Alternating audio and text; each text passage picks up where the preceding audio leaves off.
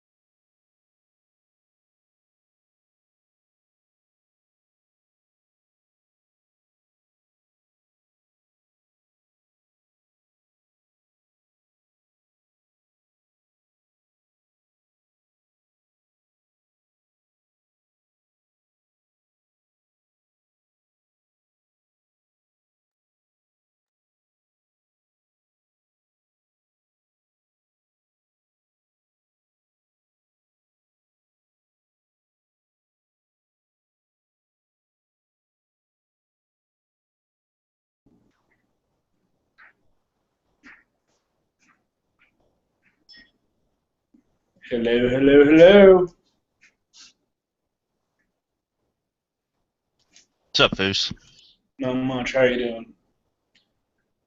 It's getting ready for work. That has to suck. Yeah, I'm on vacation again next week, so Nice. Yeah, I need one of those vacation things. I moved one to next week because I was planning the Gun Channels meet and shoot. Yeah, yeah. I guess that never came to fruition.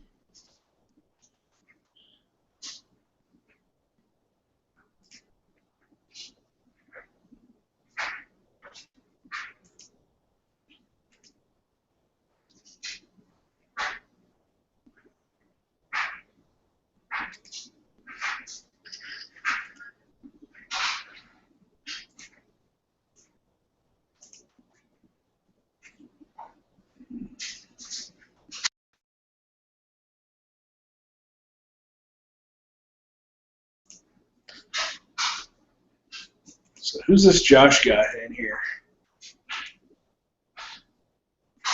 Can't remember if I've talked to him before or not. Oh, no Mike. Maybe that's why I haven't talked to him before.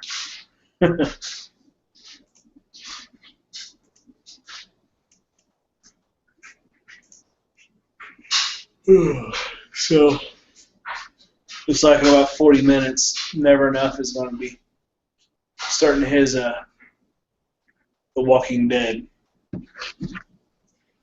Yeah, I gotta leave for work early, so that's why I went ahead and started it now.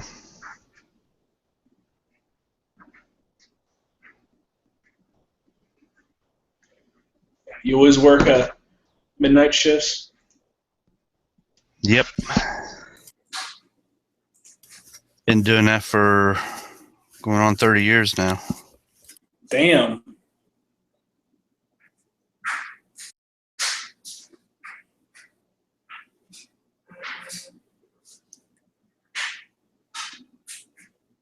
Oh, I guess you have to enjoy it. Not really, but I don't see management, and there's hardly anybody in there when I'm working, so. Oh, that's good. Sometimes staying away from management is the best thing to do. Exactly. Should I go for a third glass of whiskey on the rocks? Yeah, might as well start early. Start early. I've already started. Be my third. Oh, I thought you meant third of a glass. No.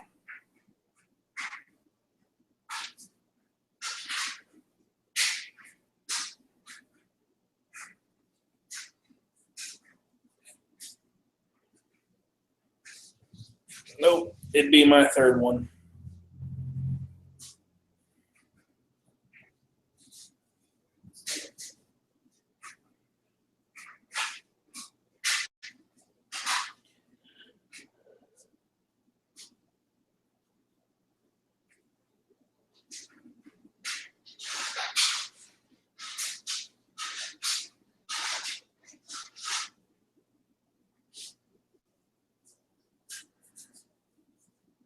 Let's see, Classic Firearms is doing a zombie defense sale. Really?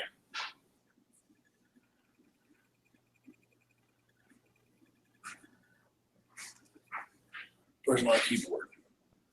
Wait, last time I drank and looked at Classic Firearms, I had a DDI on the way. Hold on a second.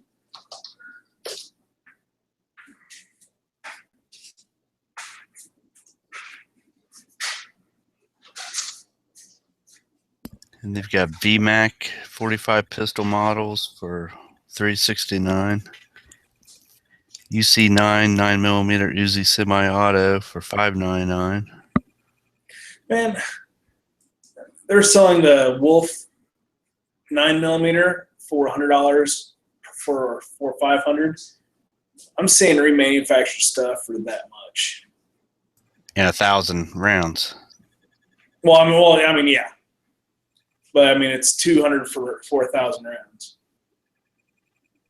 Oh no, it's been a couple weeks. Somebody posted a link for 1,000 rounds of 9 for it was close to $100. Holy shit! I forget who had that. Oh, a Barrett Barrett 82A1 on sale for $83.99. So if you want a semi-auto 50 BMG and have an extra, $8,400 sitting around.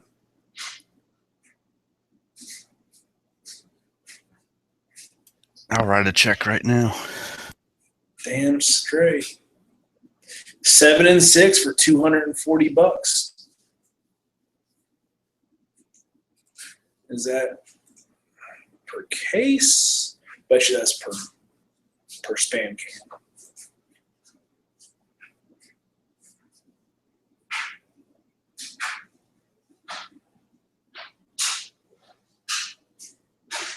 And all your straight pullback K31, K1911, and Smith & Rubin 1896 for $300.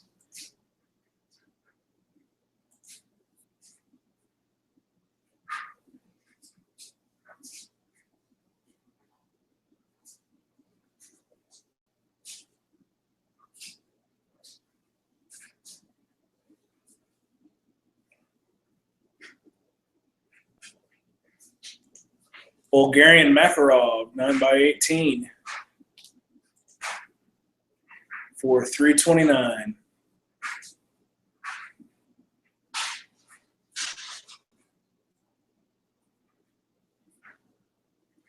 Man, if I worked in a gun shop or something like that, I'd be poorer than what I already am. For two reasons. One, I wouldn't get paid as much. And number two, I'd use it all and buy guns and buy ammo and everything else. Yep.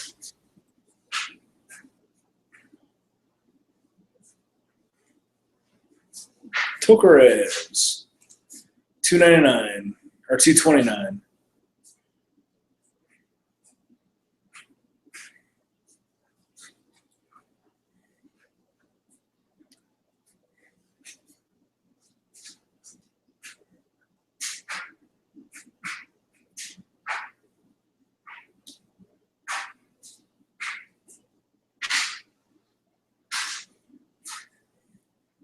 Nine by 18 Makarov ammo. $12 for 50 rounds. It's not too bad.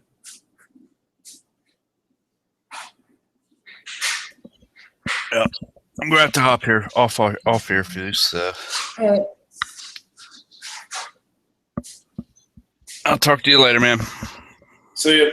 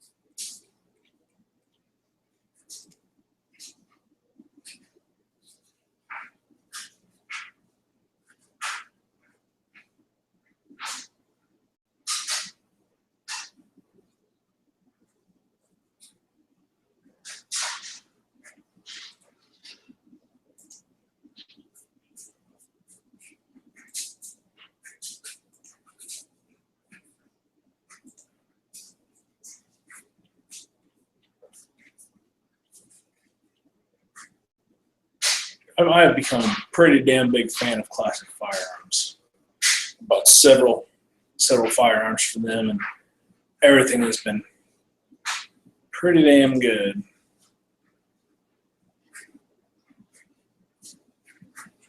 Damn. 7.62 by 25. 80s production. 72 round box for $28. Damn.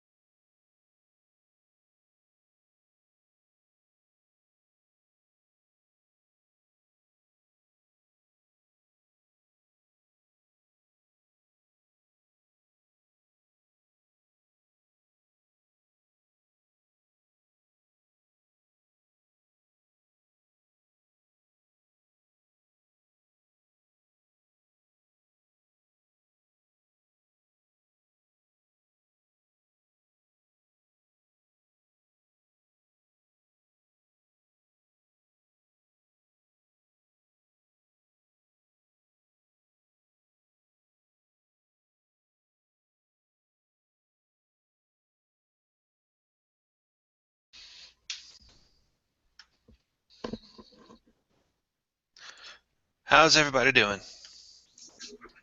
I don't know about everybody, but I'm doing just fine. You are everybody. I'm big enough to be everybody, but shit.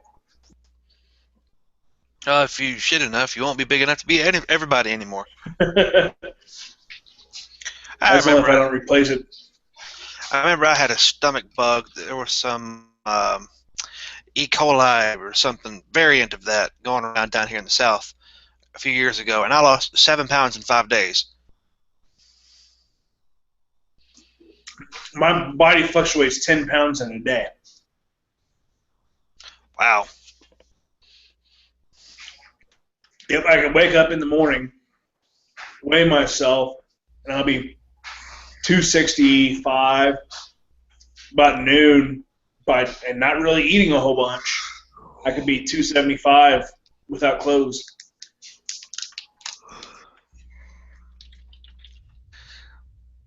Yeah, if I got down to 275, I'd call that progress. Damn. Yeah, I'm at 299, and that was when I quit looking.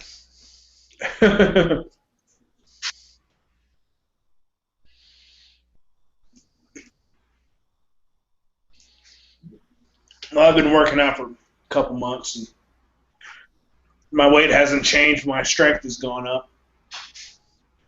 Well, that is something. If you look at the people who are all on the Mr. Universe stuff, that's not strength. They're all dehydrated and crap to have that muscle tone. But if you look at people in strongman competitions, they're big. Mm-hmm. They got to have all the extra stuff around their core to insulate their lower back and support it. Right. Today was my personal best on back squat. For in the past 2 months it was 495, and I'm getting closer to my all-time personal back squat, which is 700. So Nice. yeah. I got down on the floor and did some crunches. I did burpees and kettlebell, overhead kettlebells. Yeah. 27. Well, we did. I joined CrossFit, and we did start off with kettlebells, then burpees, and then we did 27 kettlebells, 27 burpees, 21 kettlebells and burpees, 15 kettlebells and burpees, 9 kettlebells and burpees, 6 kettlebells and burpees, and 3 kettlebells and burpees in 15 minutes, and I finished with a minute left, and I was dead. Nice. Did you know that there is a CrossFit element with guns, like competitive shooting? I did not know that, but I'm not quite sure if I want to do that. Because JJ Ricasa from Top Shot was showing he would do a workout, and then while he's still breathing heavily and got his adrenaline going, he'd grab a handgun and try to hit some precision targets. Oh, okay. Yeah, I have seen people do elements of CrossFit. Like they'll take and do like 10 burpees and go shoot. I've seen Yeah. that, but not. I didn't know if it was like a pure thing. Hold on a second. I'm gonna go get a refill on my alcoholic beverage. Alcoholic beverage. All right. Yeah. American honey or American. Oh shit! What is it? Wild turkey American honey on the rocks. Some good shit. I'll be back.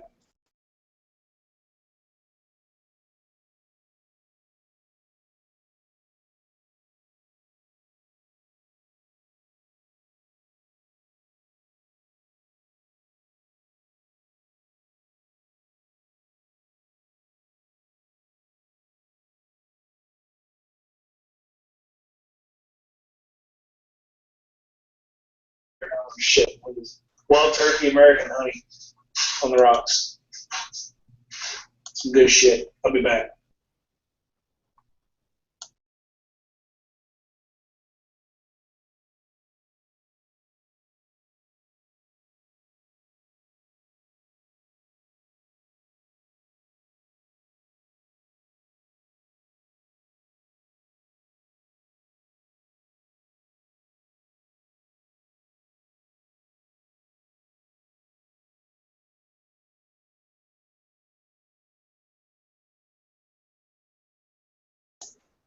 Dano!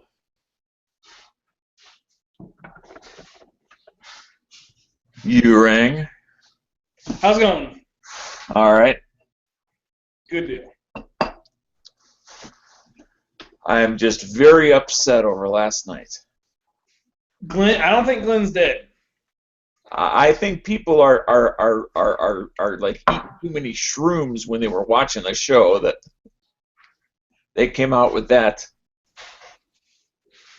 I mean, granted, you know, after I forget the name of the show in the '70s where J.R. Ewing was the lead character. But I wasn't alive in the 70s, so... Oh, anyway,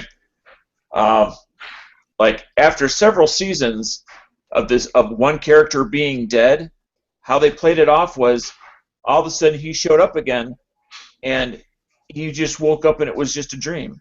And that's how they played off literally the last several seasons of a particular show to bring back a character that was dead. Yeah. Say, oh, it was all just a dream. I think this is all a dream of Rick. Well, yeah, and I forget who it was. Somebody mentioned earlier that there was something leaked out about Rick, and it's like that's ridiculous. The whole show is formulated around that one character. Yeah. I mean, unless they're just gonna go off the rails, that ain't gonna happen. But anybody else is game. It's just that, you know, there are certain characters. And what was so redeeming, of course, about the character I'm referring to is he was his ability to not forget, but forgive and give another chance, forgive and give another chance. And then what was so disheartening was the way that they did it. It's like, here's this guy that he's given multiple chances on, and he's the sole reason that what happens happens. Well, he sure played mental illness really well.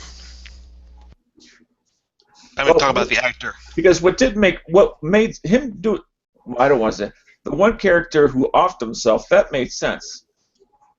But why he would do that and then do what he did right after that made no sense. It's like, if I'm going to do something to myself, I do it to me. I don't do it to me and the guy next to me. I guess spoiler was hanging on when he fell. I'm sorry, what? I said, I guess spoiler was hanging on to him when he fell. That other guy was on top. I think that other guy was on top of him after he blew his own head out.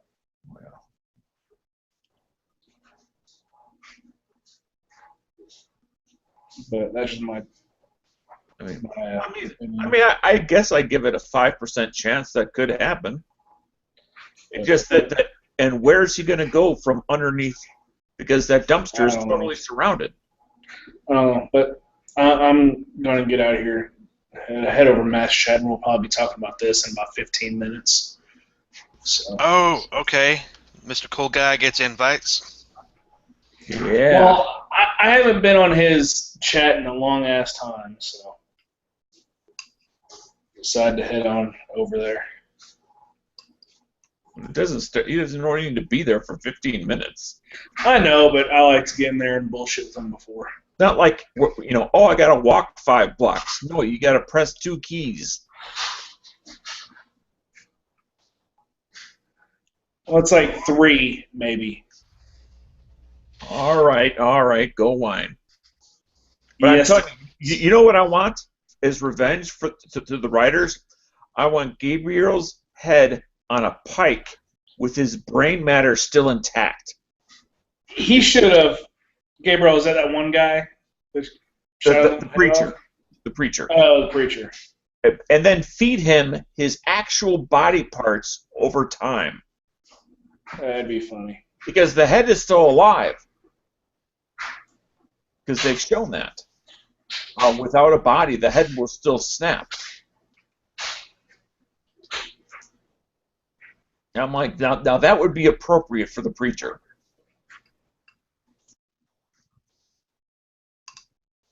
And then, you could bring him to school one day. Oh, he's gone. And he's gone, and now I'm the only one in here. Well, hell, I might as well leave then. I'm not wanted. Fine.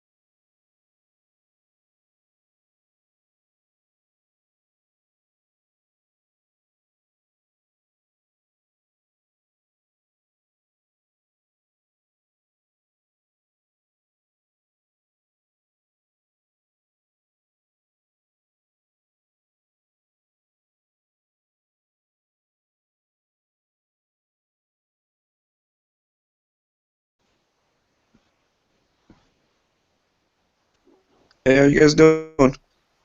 It's quiet. It's too quiet. But we're all piling in now. I said, yeah, I didn't notice anyone else joined. I had it minimized. I was looking at something else. And it didn't normal beep, when people join in. Yeah.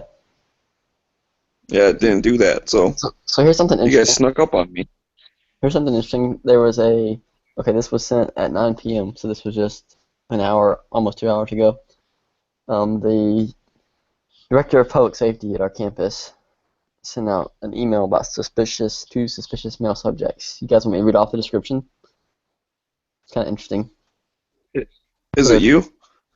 No. Well, there was one guy who drives a Honda Accord, but I drive a Honda Civic, so it's okay. And it is a white Honda, but he was described as being like in his 50s, so I'm okay. Alright, so there was two separate events actually. One was October 9th. That was a long time ago. I don't know why they're just sending it out now. It was an incident of indecent exposure. There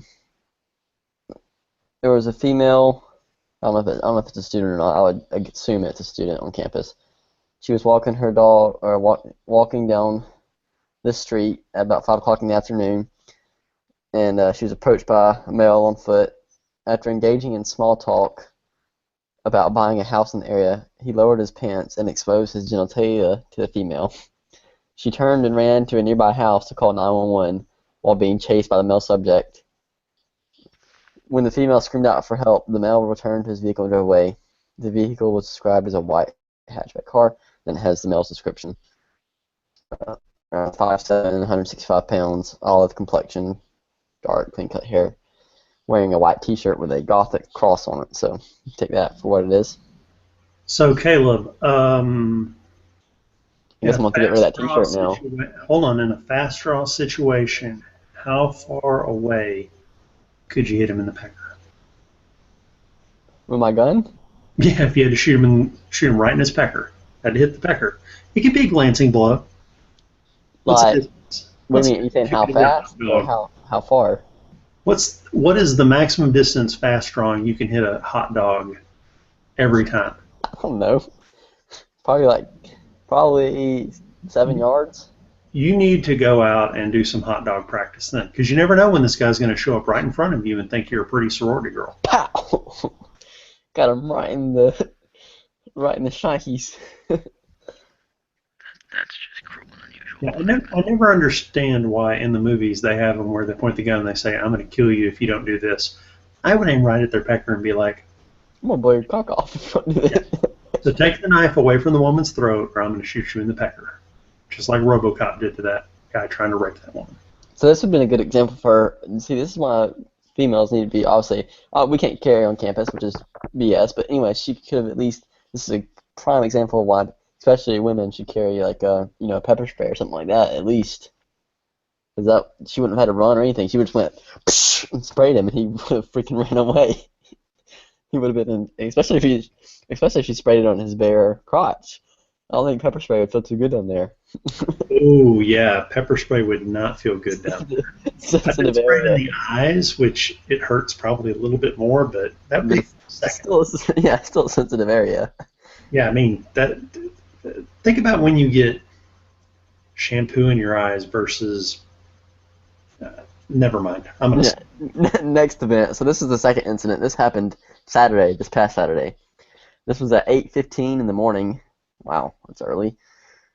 A male subject was observed watching students from his car in parking lot 33. That's the name of the parking lot. As they exited the student suites. So it's like where all the kids on campus live. All the non-cadets, anyways. The male student was occupying. Oh, not student. Sorry. The male subject was occupying a white Honda Accord. Blah blah blah blah. It says no license plate. It was noted it did not have a parking decal from our school. Anyways, after driving slowly through the parking lot several times, he left the area, and it says the direction he was driving. He was described as a white male, possibly in his 50s, heavyset, approximately 200 pounds, light hair, light or no facial hair, and unknown clothing description. Now, the only person that fits that would have to be Yankee. I mean, possibly in found his, you. possibly in his 50s, approximately 200 pounds, white hair. I mean, he just had white hair almost, whitish gray.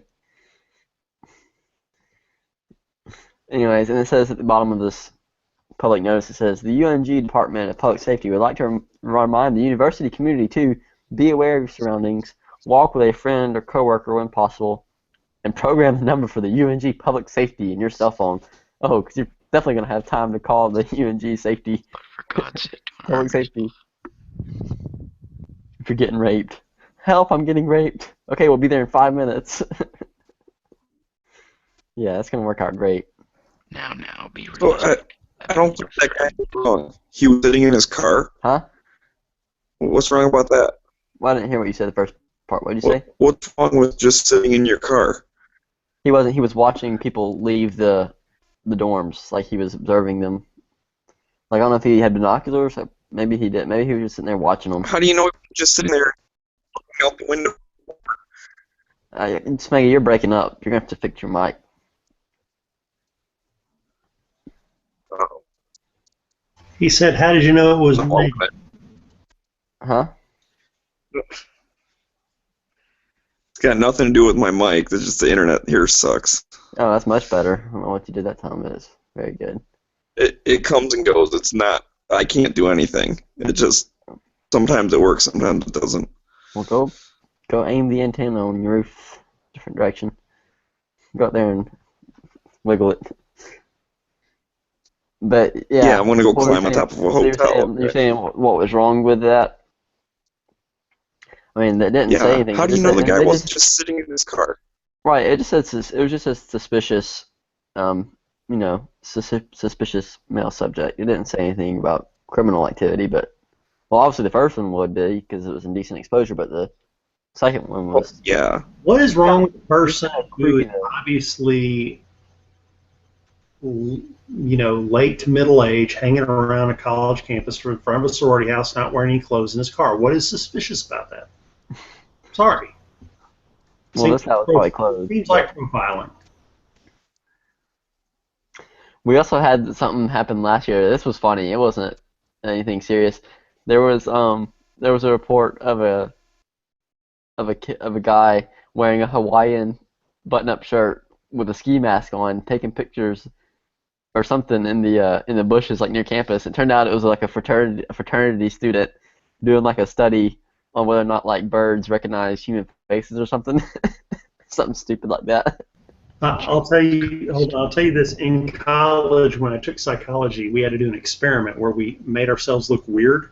And this one girl I was friends with, she painted her face in the green makeup face stuff and went to a grocery store and freaked people out. Just green cover-up makeup, right? Yeah. What I did was I put on a pair of shorts, a pair of flip-flops, a shirt, and then threw on my robe over the top of it and just walked around in a bathrobe around campus with a clipboard. And everyone who stopped me, I wrote them down and wrote down my observations. Wait, like people would stop you and ask you what you're doing? Yeah, about everyone looked at me weird, but about 1 out of 5 would go, "What are you doing?" And I said, "It's a psychology project I gotta do." And they're like, "Oh, okay." Yeah. Just walking around my bathrobe. I've been part of a psychology project because like one of the buildings where all the psychology department is on campus that I have classes in, this was actually last semester they were doing this, they had a sign on the door that said, if you're a male or something like that, it said something about, I think it had something to do with gender. It said, if you're so-and-so, use this door. And I was like, and then I saw it and I kind of thought about it for a second. I'm like, oh, it's a project. I'm like, I'm going to follow it just because. I'm like, I should have went against it just to mess with their data, but I was like, yeah, I'll just follow what the sign says. They'll probably mention how many people actually followed the sign. They're counting on human observation, which probably failed most of the time these days. Yeah. Looking at their phones and just walking through the door they always walk through. Oh, I did a little experiment the other day when I was sitting outside that same door, actually, coincidentally. This was just a few weeks ago. I was sitting there. I got out of one of my classes earlier, so I was just sitting outside at one of the tables waiting for my next class to start so I could go in and go sit down inside. So I was just sitting outside. I'm like, I wonder how many people I can count walking out with their phones So like I was at least like probably 20 or 30, probably more than that, probably like because it was right when their class. Like I said, I got out of class early. What percentage was that? Well, let me finish. I don't know. I didn't like write it down. I was just counting with my eyes. So it was He's not good at maths. it was a spur Are of the you moment. passing? Are you in college? My mama said I'm special. That's So- not funny. I had a special friend in college. We hated him, and he always abused the system to help special needs people. Hated that son of a bitch. I fully He was So- my roommate for a semester too. Oh, I couldn't stand Stryker. So, anyways, I was out. Like I said, I got out of class early, so I got to see everybody get released from the class that I was just in, like that time frame. So a bunch of people were coming out that door, and I was sitting there. I'm like, wow. I'm like, I wonder how many of these people aren't on their phone versus are. I'm like, I probably counted like out of the 30 or 40, probably more than that, but I would say that's a good number to start at that came through. Like it was crazy. It was more skewed towards females too. I noticed like it was a lot more. Not saying that there weren't a lot of guys that had their phones out in front of them, but it was mostly like females. Like it'd be like every 10 that walked through, like only 2 of them or 1 of them wouldn't have their phone out in front of them, like looking at it. And even those people would sometimes usually they had it in their hand holding it. They just weren't using it. And so like the males, it was probably a little. I'd probably say it's a little over half. Like probably out of 10, probably 6 or 7 of them had their phone out in front of them, and the rest didn't have it out or just were holding it in their hand. And I was like, man, I could just go up there and just like freaking, you could just like knock those people, knock them out. You just smack them right in the face before they would never even see it coming. So I had something like that. I was looking at my phone. I was actually looking at the map to see where this store was, and I was riding down the elevator. The door opened up. I walked out. I started going down the hallway. I went to go turn because I thought I was in the lobby, and I was on the 2nd floor. You're like, oh wait, where am I at? Yeah, well, there were people standing there waiting for the elevator. That's why it opened up on the 2nd floor. So, like, I had walked past them. I was like, oh, excuse me. And I walked past and started to turn. I go, what the hell? And I hear the dude behind me just start laughing. That's funny. And it's like, so they basically, they let the elevator go just so they could see me realize that I wasn't in the lobby. And so they could laugh at me. Oh. Yep, gotta be paying attention. I rarely use my phone and like walk at the same time. But if I'm using it, I'm usually sitting down. And I just have a habit. Well, when I people, like, figured when I would people have been walk, done with it by the time the when people elevator walk- opens up. when people walk into my area, like where I'm at, like within. Obviously, if I can see it on the hallway, I'm not gonna be looking down all the way down the hallway, watching everybody in the hallway. But like as soon as people like come in, like if I'm sitting like at a junction of 2 hallways, there's like a little area there to sit, like a couple of desks or whatever. There's places like that all over campus. And someone gets within like 15 or 20 feet of me at least, probably a little bit farther, I'll look up. Like it's freaking annoying. Sometimes it's like I do it without even realizing I'm doing it. Cause I just look up to see who's walking towards me. And I'm just like, God, I gotta freaking pay attention to, usually I'll be working on homework or whatever.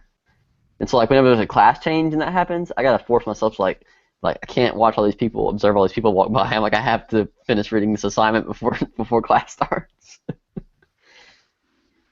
So I'm like trying to focus on, my textbook or whatever, my laptop. Plus I do it at work too. Keeps me from getting bored. Plus it helps with the situation, just knowing what's going on around you. Always, profiling people and looking at what they're doing with their hands. It's usually the main thing you watch, is their hands, because you can't do anything. Whatever they're going to be doing is going to involve their hands. So.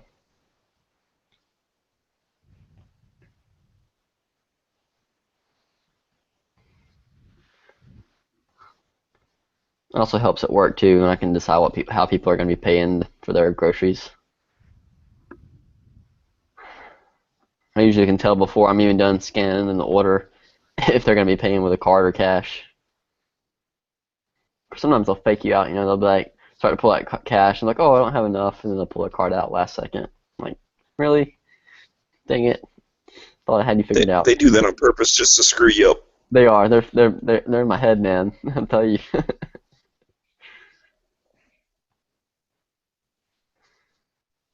But yeah, that was the safety alert. That was kind of interesting.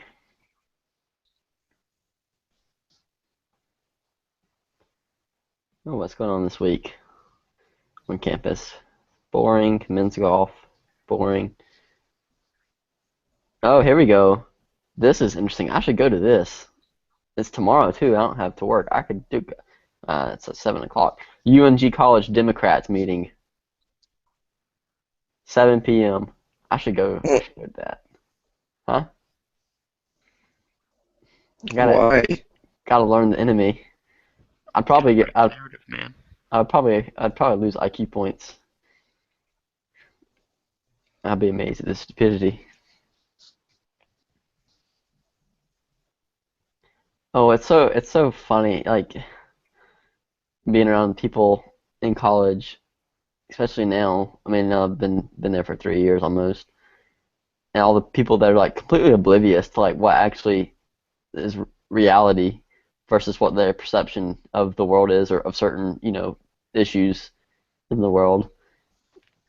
It's kind of scary and humorous at the same time.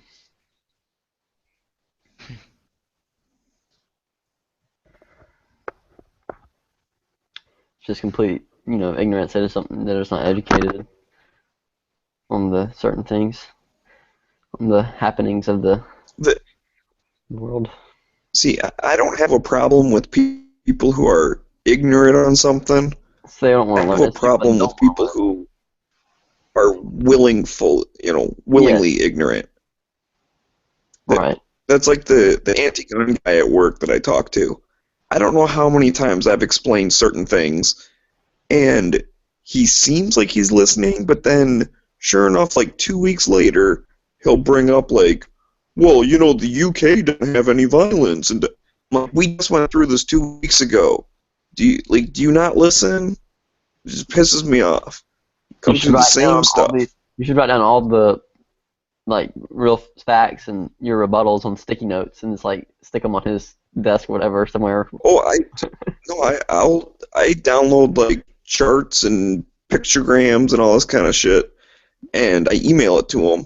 And so when he brings it up, like the UK gun death thing or whatever, when he brings up, I have a nice chart that shows, violence here in the U.S. and there in the UK. And it's like, I just send it to him every time he brings it up. They're like, here you go. You might want to know the real numbers. That's too funny. Well, it's really not. It's kind of frustrating.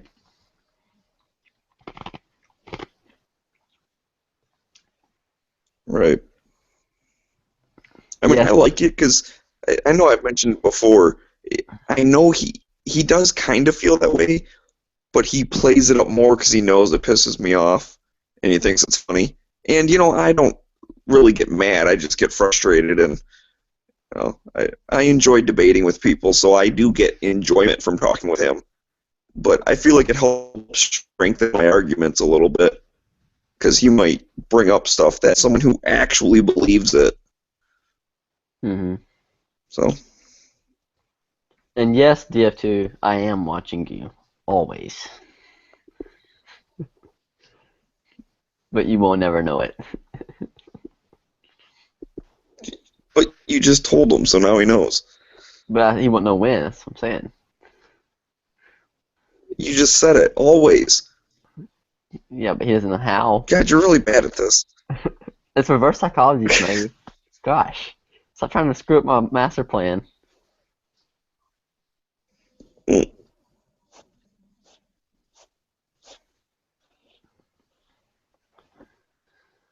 Oh, I need to do some reading assignments. You guys are distracting me. It's your fault, Smeggy. You posted the lobby link in the chat. And I was like, oh, look, a link. I'll click it. And here I am. Oh yeah, like we broke into your house and Good. grabbed your hand Grabbed and my made you wrist. click on the thing. Oh, click. And then you lock my computer on the Google Hangouts. I got so much. Well, I mean, schoolwork Al, for that's this even like, why are you even on gun channels to begin with? You should be doing research. Why do you even open up gun channels? Okay, listen, okay, here's the tabs I got open. I got Google Hangouts for this. I got Powder Valley, which is where I buy my reloading components from. I've got my student email open, and I've got my learning website, my e-learning for my school open, where all my assignments and stuff are posted. And then I've got gun channels open.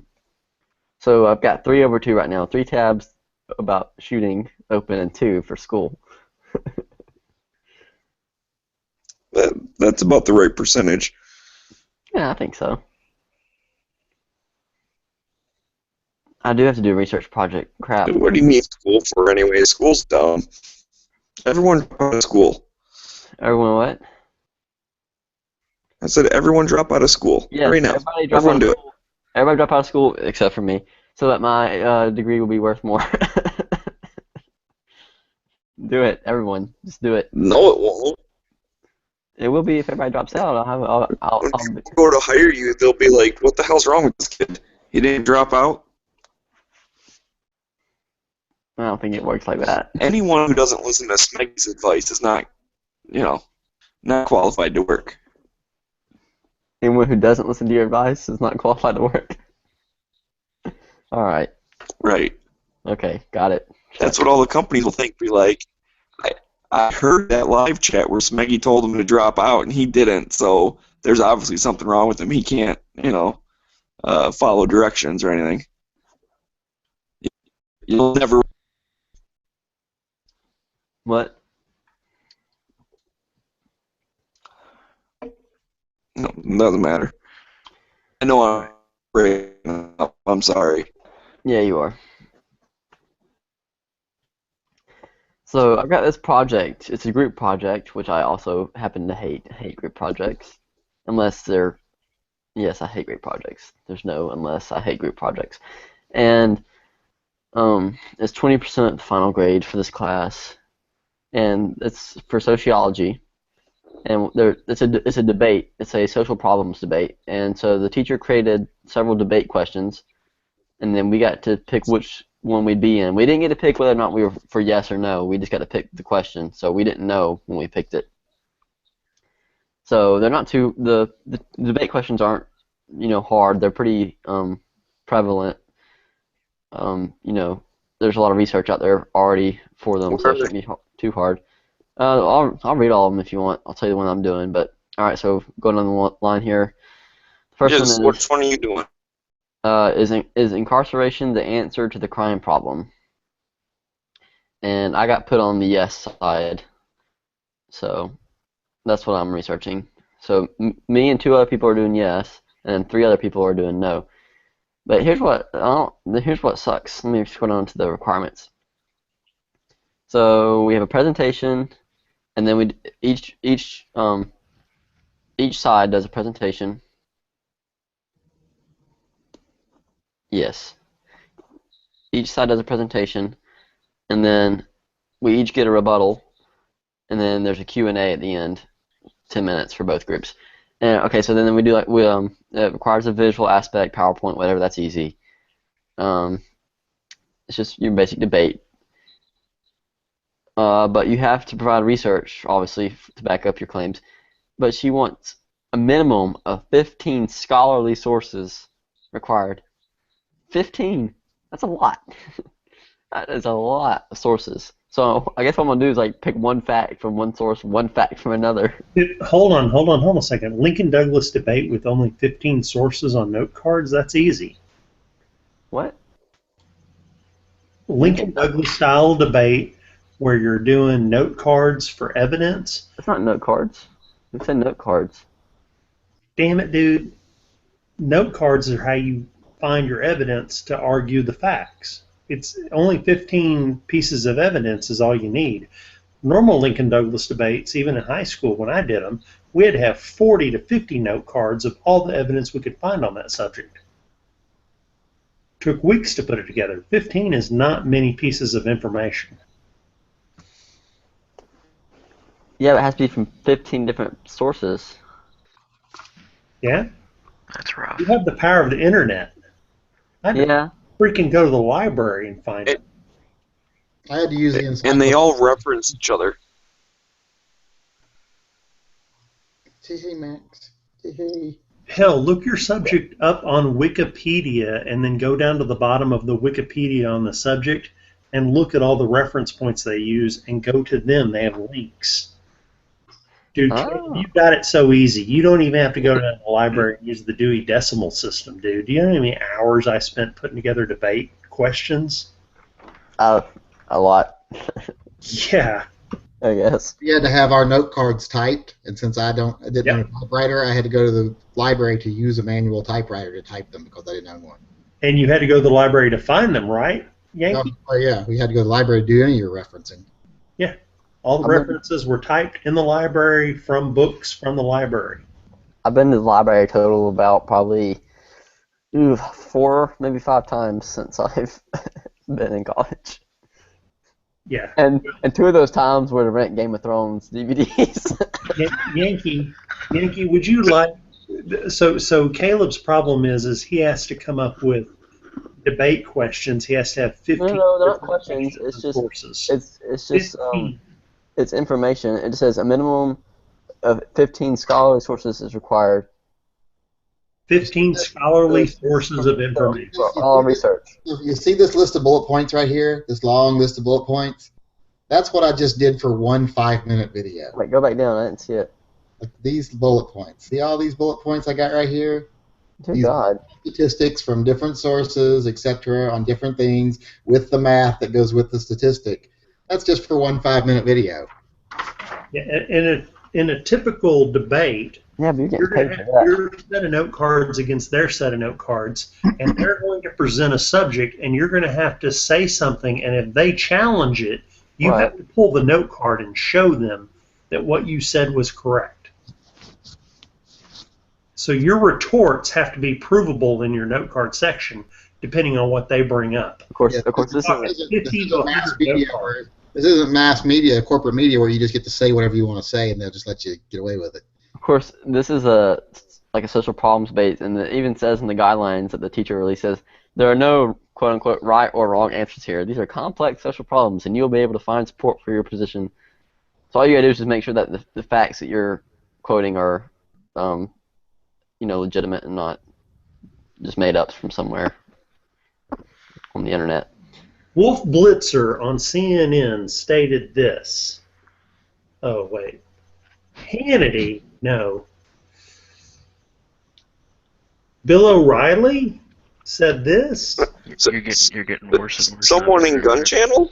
We used to have to look up information from government agencies that did actual surveys. We had to find facts. Lots of facts. Lots and lots of freaking facts. Do you think Gun Channels counts as a source? Because we'll tell you whatever you want to hear. I don't know if it counts as a scholarly source. It's a source. And based on Hey, I have a master's degree, so I count as a scholarly source.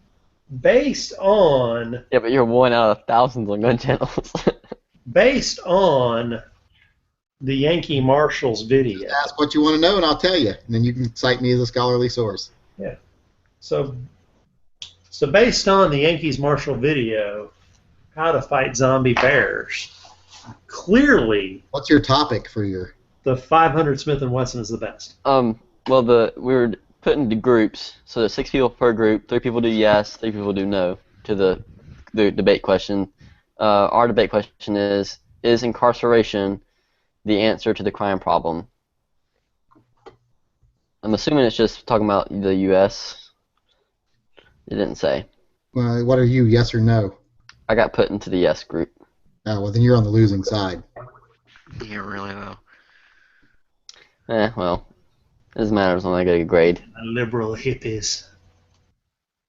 Incarceration, just the recidivism rate alone kind of shows that incarceration doesn't work.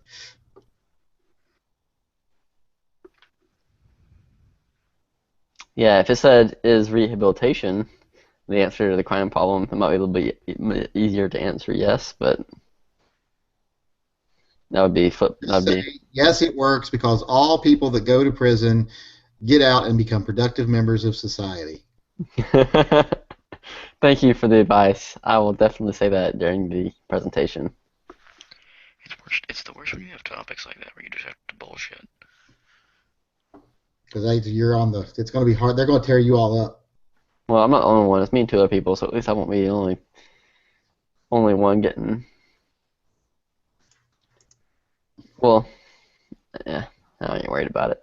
And the way they worded that question is incarceration. That's a poorly worded question that's set up for failure. Right, because it would never alone be the answer to the crime problem. You know, be part of it, but is incarceration the answer? No, of course it's not. By itself, no. Like you said, the recidivism rates proves that. Here's the rest of them. The rest of the questions that maybe I should have picked. Should Americans be concerned about world population growth? Should the internet be restricted and regulated? I should have done that one. I don't know why I didn't sign up for that one. What the heck? I must have missed that one. Does the U.S. need tougher immigration laws? Does the U.S. need a national health care system or insurance program? And does our shifts within the institutions of marriage and family negatively impact children? Talking about like divorce, same-sex marriage, and et cetera, et cetera. But those are all the questions. I don't agree with same-sex divorce in prison. I don't agree with immigrant same-sex divorce in prison in overpopulated areas of America who have access to internet. In overpopulated prisons. They're in overpopulated prisons, yeah. That's a part of it. That's my answer to everything. Boom! I win the class. Give me the freaking. Also, going back to your question, since you have to argue yes, and it just to solve the problem. Does making a bunch of money for private prisons equal solving the problem? Because it solves the problem for them. This is the question word for word. Is incarceration the answer to the crime problem? Oh, it's too bad you didn't have no, because then you could have said no. The answer is everyone carrying concealed weapons and taking everyone out who's bad. Exactly. Maybe I should. She said if there's one that we really didn't like, we could request it moved. And there's only 2 people on each side of the internet one.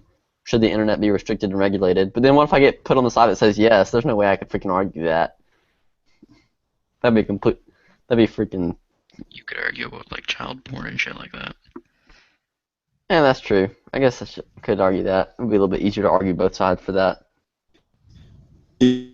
You could also say, just imagine if we could shut down all of the crazy liberal hippie websites.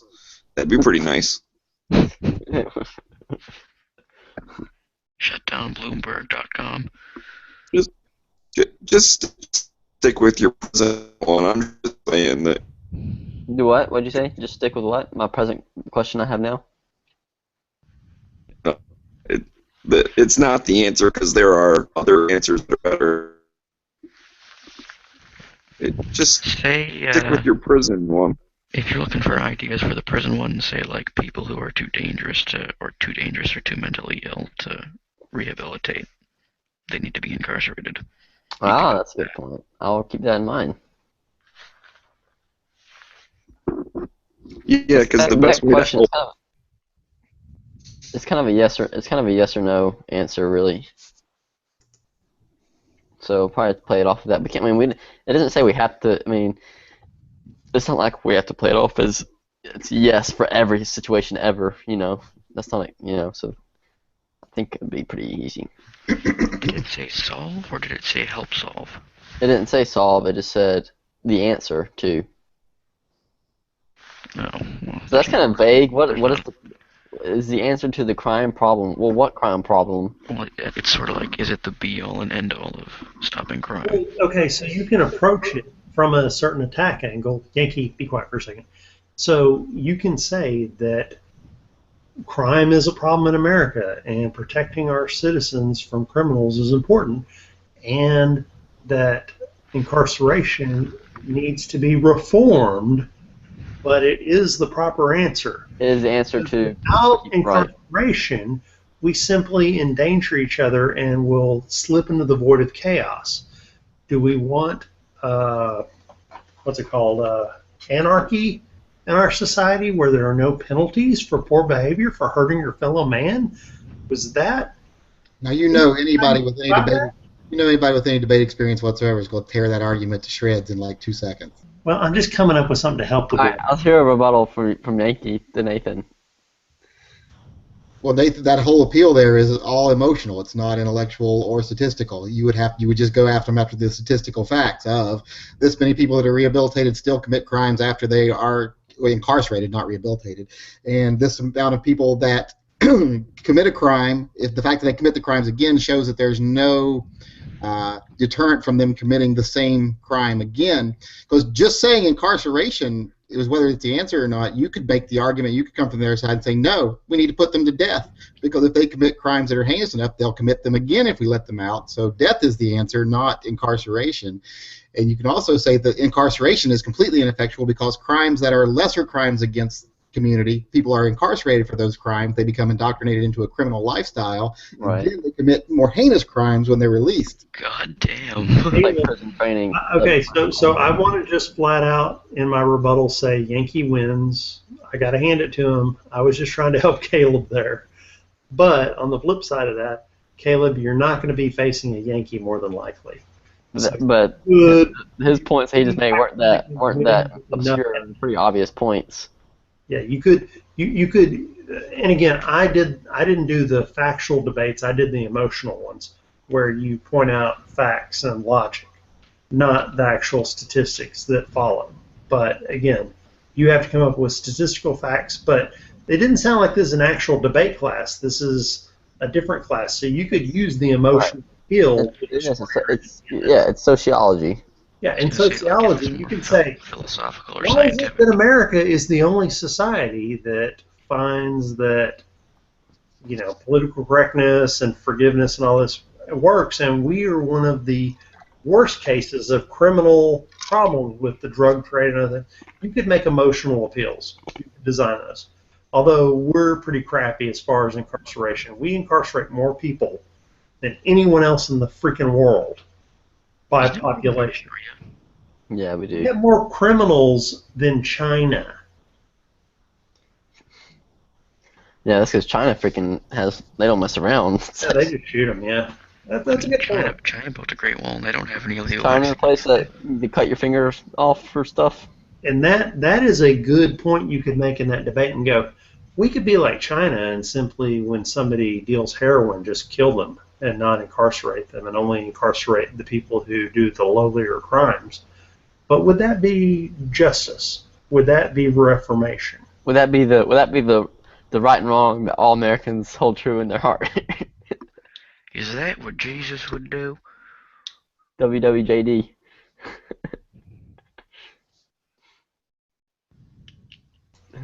Jesus would send all them MFers to the burning pits of hell. No, actually, he wouldn't.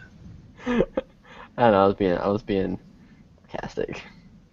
But yeah, that's the problem is the people that embrace Jesus are pro capital punishment, and that's just not right.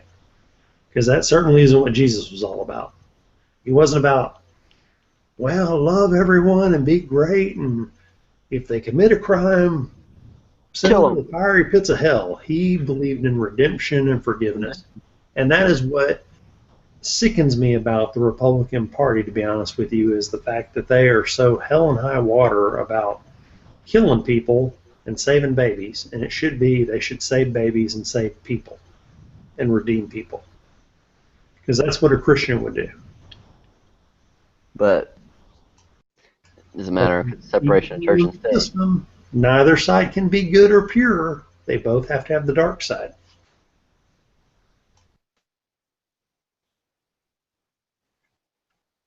And thus endeth the lesson. Yankee.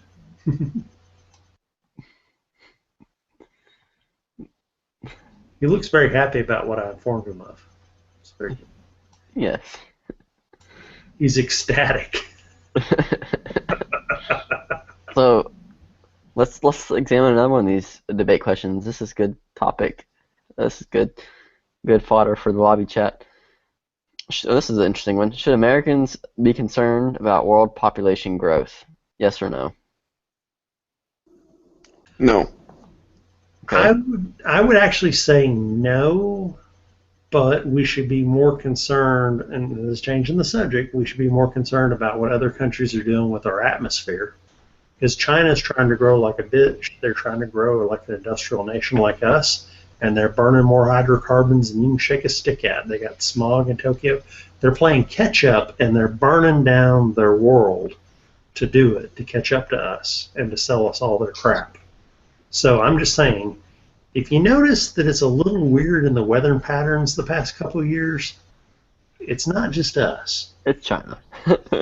Yeah, China's playing catch up, and who are we to judge them? It's communist. We showed them the what? No, it's not communist. We showed them how to do it. You burn as much fuel, you burn as many trees, you burn as much as anything.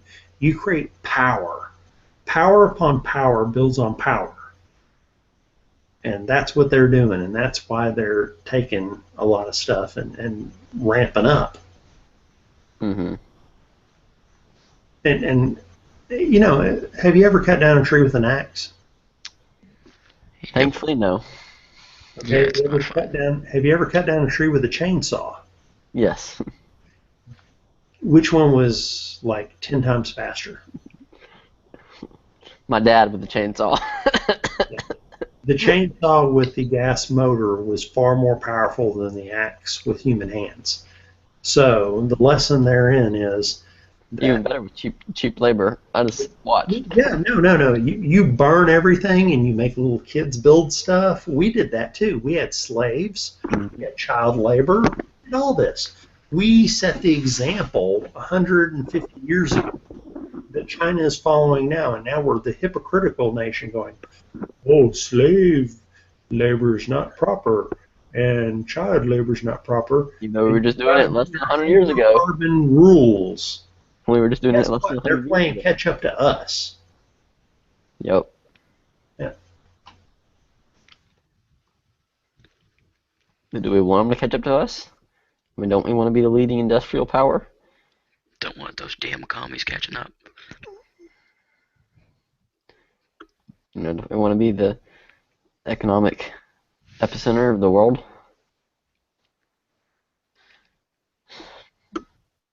All right, so anyways, that kind of discussion there about world population growth and our concern with it. We're not going to get into the internet restricted and regulated because that's been discussed before. Does the U.S. need a national health care system or insurance program? That's a good question. I really don't know how to answer that one. I'd say yes. Hell no, you want to be like Canada? Huh? I sure don't want to be like Canada. Grr. I don't know. From what there's definitely some benefits and pros and cons to both sides. Biker Bob, he says he likes it. It's pretty great, I gotta say.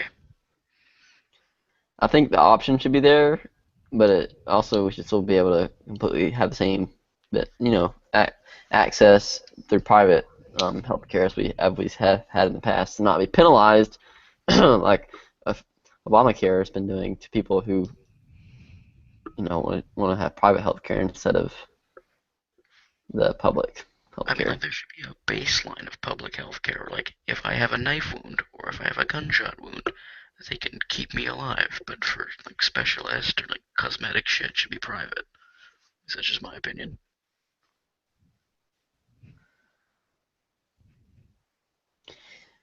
Yeah. So.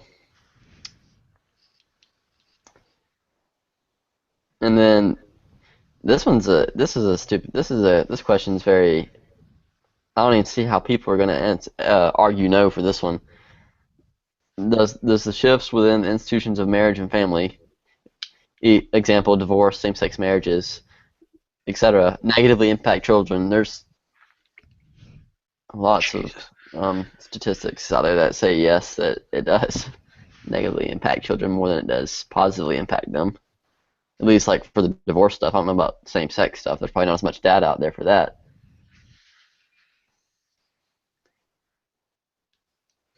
But in most cases, 2 parents are better than 1. Say, what's the question about divorce? Just, is it good? It says, she didn't write this question right. Do our shifts within the institutions of marriage and family negatively impact children? And those shifts being, like I said, divorce, same-sex marriage, yada, yada, yada.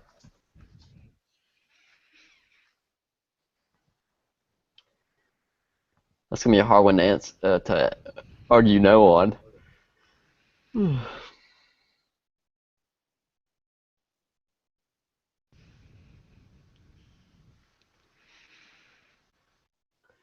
Where's this stormtrooper costume? Stormtrooper costume. That, what's his face? The Tapper wants to buy? New Hope style stormtrooper armor set. Where's that at? Jesus, the Darth Vader one's $3,000. $650 one, Tapper? If you spend $650 on that, I'm going to come to your house and slap you in the face. Take your $650 and go buy me some gun parts and other stuff. No, it does look pretty cool. I don't think I'd pay that much for it. I don't think I'd ever pay more than $100 for a costume. It's not really a costume. That's the thing. That's what? You know, it's a stormtrooper replica. Like it's a collectible thing. It's not like you take that out on Halloween for the fun of it. I mean, you might, but it's more to have it as a collector. Yeah, it's just made out of plastic. I mean, I'm sure it's decent quality, obviously, because it's... Yeah, but so are Glocks. Exactly. And they shoot bullets. Even cooler. You can actually use them and look at them. And wear them. Wait, this is $1,600. Wait, what? No, thank you. I don't know which one he was looking at. Yeah, that's the only one on here. Wait, why did it say 650? Then when you click on it, it changes to 1,600. Oh, it's kit with completed helmet. What's the difference between the completed ensemble and the kit with completed helmet? I don't understand. Some assembly required as like to ship as whole thing, probably.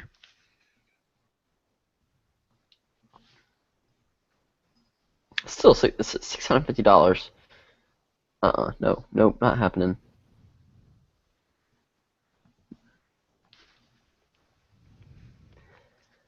Oh, I can't wait to buy my new gun, my new competition gun. What are you getting? Which one? Your super expensive race gun? Yeah. After you're just talking shit about spending money on a Star Wars thing, and then you're like, oh, I'm gonna go burn a few $1,000s on a stupid ass open gun. It's not gonna be open gun, thank you. It's iron sights, and I'll be actually using it like every week. And like this costume, I'll just like be hanging up and looking at it. I mean, unless he's planning on wearing that thing to class every day or work every day. Just buy yourself like 20 Kel-Tecs and only use one per stage. Oh my god. That is the worst advice I've ever heard. No, I'll take it back. It would be even worse if you would have said Bursa or Taurus. Real men don't need good guns to shoot well. They can shoot the crappy ones good. I'd like to share something with the group. Who's in charge of this, Caleb? No, that'd be Scott, Pink Panther. Scott, can you link in on my screen? Well, considering he's not in the chat right now, like present, he's at work. Probably not. Okay, hold on. I don't need screen share. You need to look at my. Everyone, be quiet for a second. I mean, we can. We're talking about Star Wars costumes and money and pricing and everything. I have you all beat down. Look at this. This is sexy Princess Leia dress with wig, 1995. Ooh, bargain deal. Yeah. Hot. You're gonna look great in that, Nathan. I'm telling you, I got a woman who can wear this. So, And by woman, you mean Yankee. it's just gonna take a little chloroform. So we know, we all know that secretly when you mailed Yankee his holster, you mailed one of those with a note that said, "No, I gave you this free holster. You got to put this on and take some pictures for me." So all I did was that arrived today, and I showed my wife. Oh, look, I got your costume. She goes, "I'm not wearing that." I went, "No, it's just for the wig. Seriously, honey, it's for the wig." The wig was more expensive than buying the whole set. Hope to God she's really asleep. Otherwise, y'all might see me get attacked. Have y'all ever been witness to that? We're just gonna see an Asian hand fly out of nowhere and pop inside your neck, and you're just gonna like be put into automatic like sleeper hold or something. There have been a few chats where I've said the wrong thing, and she's come in and been like, "You just see a hand over the computer hit me." That's funny. Keeps things spicy. I'm trying to remember who it was. Someone got like yelled at in a chat the other day. I think it might have been Stone Guy or something. I forget who it was. But someone got yelled at recently. Occasionally, I got yelled at in a chat a little while ago. Mom, I'm chatting with my gun friends. Leave me alone. Pocket. Give my PB&J. Son, God, why the that's like fuck 5 are you minutes up at ago. 3 a.m. talking to people on the internet? Sweetie, would you like some cheesy poofs? Hell yeah, I want some cheesy poofs. What are Mom, meatloaf now. Mom, bathroom. Ma, Oh God, that episode was. Hospital told the kids.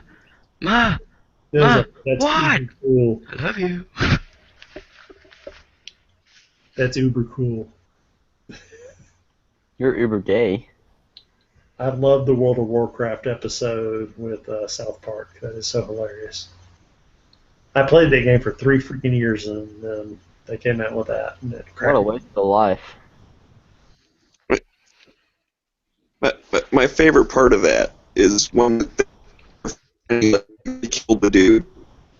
Say that So, again. I have to ask, What Nathan, if how much money Well, did you now play in that game? and start playing the game.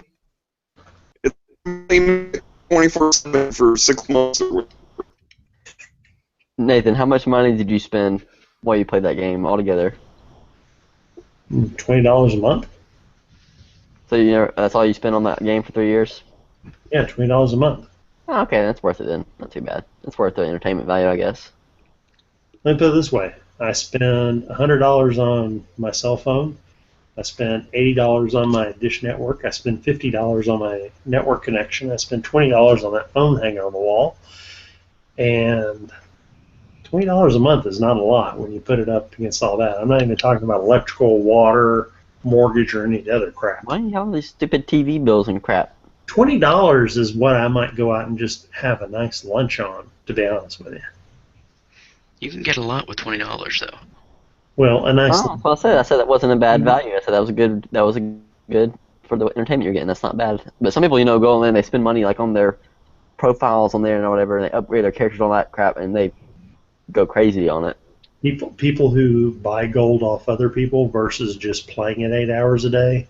Yeah, I don't know who won out on that. Yeah, that's true. My 8 hours of mining per day and then raiding versus them who just spent their hard-earned money on some Indian guy who. Oh, Nathan, If only you had been introduced to bots and letting your computer idle. It wouldn't idle because I was on it all the damn time. Obsessive compulsive disorder. Whoa.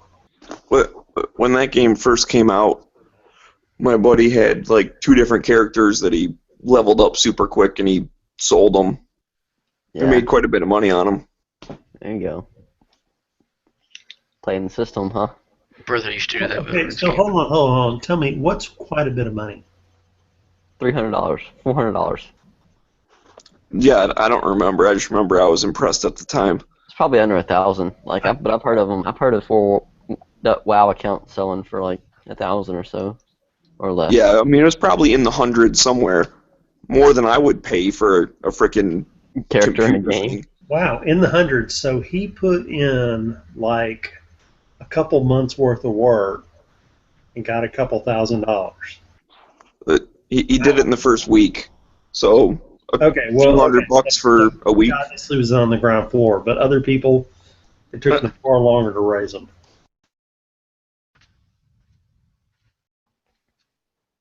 Yeah, I left the gaming world and I haven't went back. So especially once you get like one level 60 or whatever, then powering up your other dude is a lot easier because you just go on like the super advanced raids and let the strong guy kill everything or whatever. He had a system. I mean, he had like 3 computers in his room. He was playing all at the same time. Ain't nobody got time for that. It was kind of insane. Yeah. Yeah, it's You know, ridiculous. I'd say something about spending so much money, but I'm the guy that's about to go drop $300 on the Pip-Boy edition of Fallout 4 and then probably blow another 3 years of my life playing that game. It sounds a lot like my friend back in high school who always bragged about 2 things. How many times he was in the hospital with broken bones and how much he won at the rodeo. And one day I finally asked him, I said, if you took all your winnings from the rodeo, would it pay for the hospital bills? And he went, no. That's funny. It would if you lived up here. Too bad they don't. Too bad all the Canadians are too nice to ride bulls. Yeah, y'all ride bulls in the snow. That doesn't count. You, my friend, have not heard of the Calgary Stampede. They ride mooses. Mooses. Oh, they ride elkses. Yeah, There's a lot more horns, man. There's a lot more horns. So in that Hobbit movie, that was just some Canadian with blonde hair on an elk, right? Remember the dad of Legolas rode an elk? Come on, people. His name is not Legolas. It's Legolas. It's Legolas. Oh, and that man's name is Elrond. I've never heard anybody say Legolas. It's Oh my not god. Elrond. Elrond is not Legolas's father.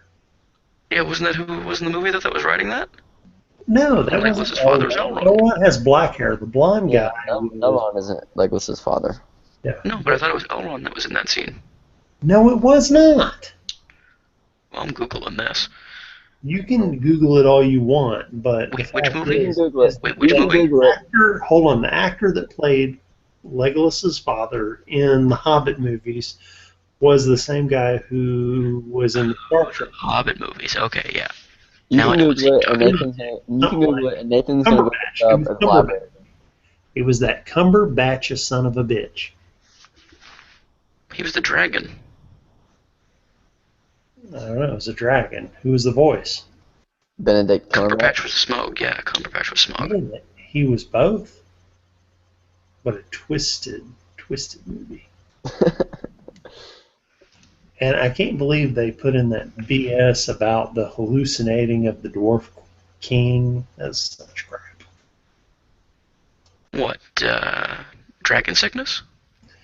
Yeah, drag it out sickness. That's what it was. Drag out the movie sickness. It's already 12 o'clock.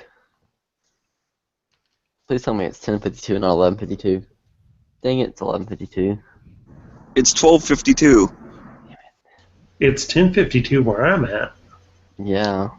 It's 1 a.m. where I'm at. I gotta be awake in 7 hours. But Canada's in another country, so it's got to be different. Yeah, those are metric hours. They don't count. I need to put this laundry up. I'm gonna step away from the mic for a few minutes. He's going to put laundry up. Yeah, I've got it folded. I just gotta hang it up. Should only take like 5 minutes, maybe, Okay. or so. I don't know. Okay, so wait, hang on a second. Island is saying Agent Smith is Legolas's dad, which Yeah, yeah, that's he is. Elrond. That is Elrond. That's Elrond God, I Legolas. forget his real name. Elrond. Here, I'll find him. He's the same guy that does the Red Skull. Don't tell me. Oh gosh, Hugo Weaving. I would not have known that if someone would have mentioned it. I would. No, I didn't know that. That's his real name. Wait, okay, you didn't know Elrond was from The Matrix? No, I knew he. Yeah, but I didn't know his real name. That's what I didn't know. I knew it was the same guy. I didn't know it was what his real name was. His real name is Hugo Weaving. I didn't know that. Yeah, he's like, "Welcome, Mr. Anderson. Would you like to take this ring to a fiery volcano?" That's not One how he thing I didn't know talks. about Hugo Weaving is I did not know he was V. No, that was a Anderson. perfect imitation. No, it wasn't. Replay that. Hello, Mr. Anderson. Yeah, you're spot on. My name is Neo. And then he just gets off the train. He's like, "What? You didn't kill me." And then Neo's like, "Oh crap!" Oh crap! He morphs into other people at random. Crap. And then runs. I love it when I learned something I interesting do love it recently. when he kicks 100 of their asses on a basketball court. Yeah, saw like something interesting CGI recently. to the max, like times 1,000. There's a theory that was confirmed by the creators that rubber Neo dolls is flying not everywhere the one on in the the basketball Matrix. court. No one cares. So yeah, I didn't hear. What was your theory? Well, there's a theory that was confirmed by the two creators that Neo isn't actually the chosen one. It's Agent Smith. Bullshit. I'll link you guys to the video. But If he was it's pretty convincing. if he was the one, then why would he be helping the machines? But he's not, remember? Because he's trying to destroy the Matrix. Remember how he assimilates everyone? Yeah, that's only after the first movie though, and he gets corrupted or whatever. After Neo jumps into him or whatever. See?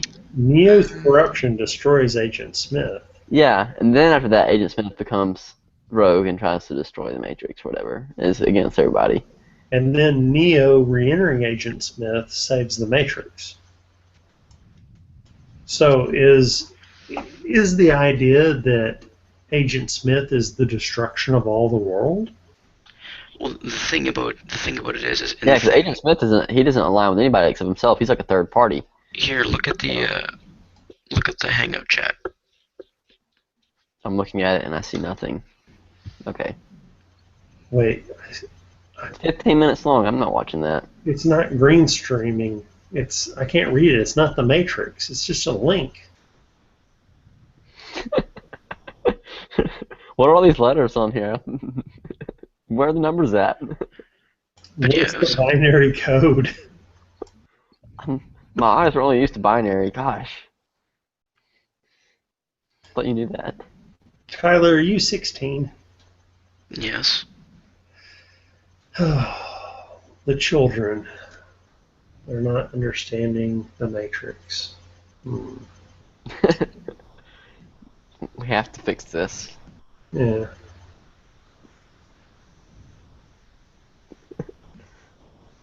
Have you please watched Scary Movie 4 and seen Queen Latifah? Morpheus? That's the best.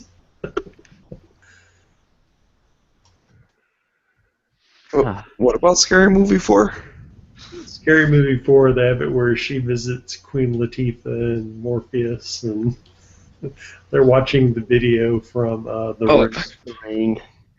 Oh, you know Yeah. what's really funny? That movie, The Ring. Latifah's beating the girl. When did that movie come out? The Ring. It was like right around the same time as Lord of the Rings, right? I think it was before that. Like, I think The Ring is a really old movie. Okay, 2002 was The Ring. Let's see when Lord of the Rings, Fellowship of the Ring was Lord of the in Ring was 2001. Yeah. Okay, so this is crazy. Or maybe it was when did the second one come out? So anyways, okay, Two Towers, that was probably it. It came out in 2002, same year. So we had one of my dad's friends from work, whatever. He was talking to him. We were like actually hanging out one Saturday, and he's like, "Yeah, it's like we've been watching that new movie about The Ring or whatever." And that's what my dad was saying. We were talking. He was talking about. My dad couldn't remember what it was called, Lord of the Rings. That's what he's talking about.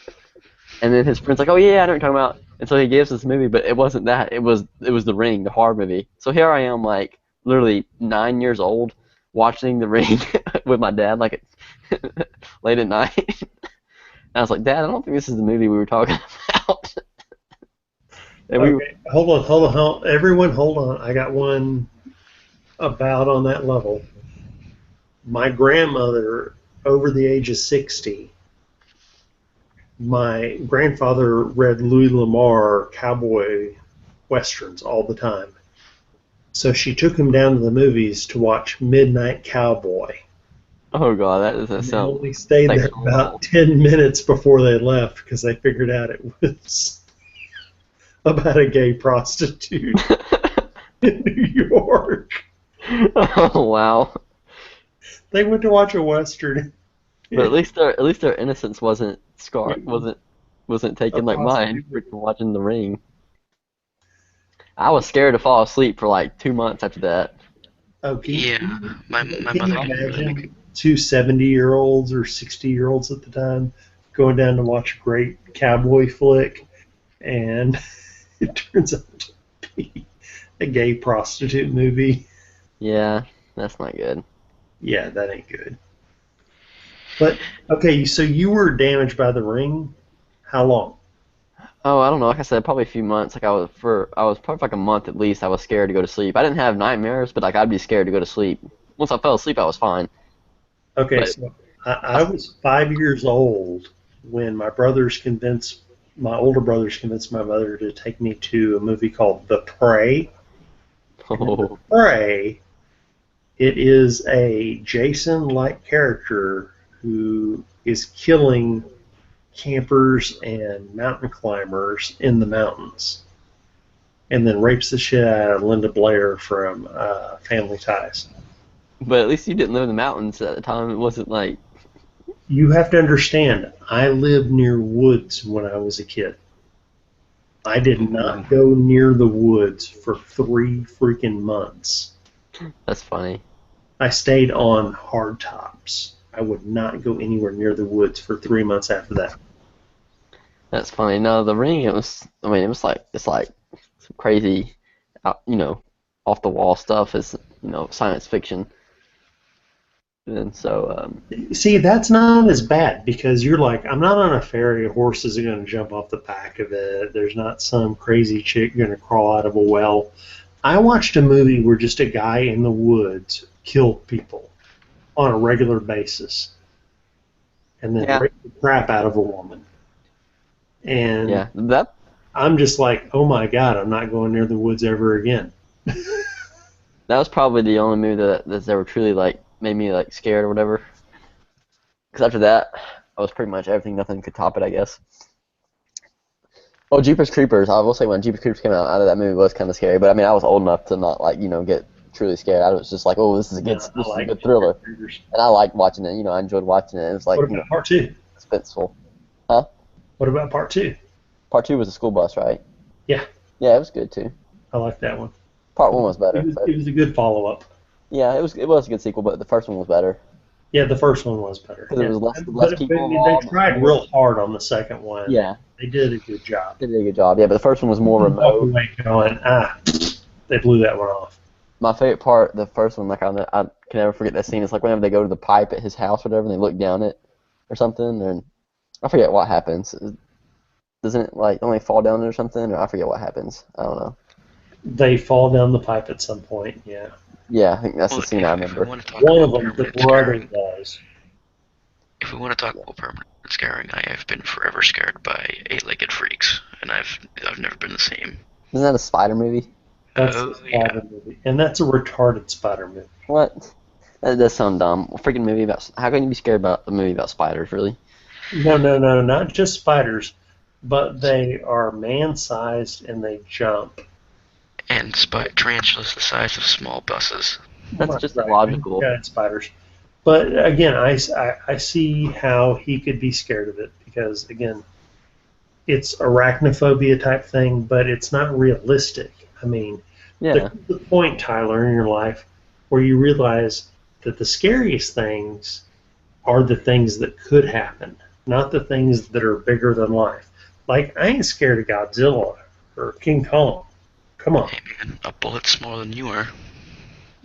Come on. I mean, King Kong, Godzilla, I don't care. Like, whatever. That's all made up, all that. But it's the things that are closer to human size and the things that are closer to human looking that scare humans the most, actually. Because it's closer to being actually a possibility. And that is why zombies are more frightening than vampires and wolfmen. Well, I can't remember what it was, but there was a post along the lines of it was talking about how fears are passed down through genes. So it was wondering why as humans, like what species of animal in our past had sharpened teeth, black eyes, pale skin, sunken eyes, and claws that were humanoid that looked so much like us, where it's a universal fear amongst all humans. Tyler, it's a combination. It's the fact that human beings are genetically scared of snakes, spiders, and being attacked by other human beings. I've never been scared of snakes. Hold on, Caleb. I'm trying to explain this to him.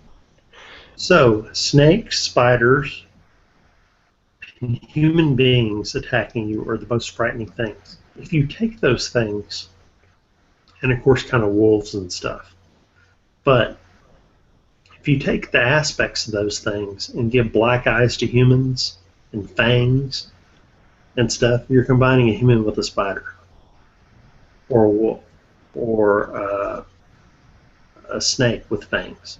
2 fangs with a snake, right? Like this is just universally fucking terrifying. Yeah, I'm just saying that the concept is we have a genetic disposition to be afraid of spiders and snakes and humans attacking us because those are the 3 biggest things that are a danger to our lives and our health. And it's genetically inbred into us through thousands of years. So when you start on film combining those things, it's scary as motherfucking hell. Who's scared of Frankenstein? Seriously? Scared of Frankenstein? Green guy? What, the electrical dude? Yeah, not really scary. Bolts in his neck. No, not really. Yeah. That's a humanoid attacking you. Zombies are humanoids attacking you. Very scary.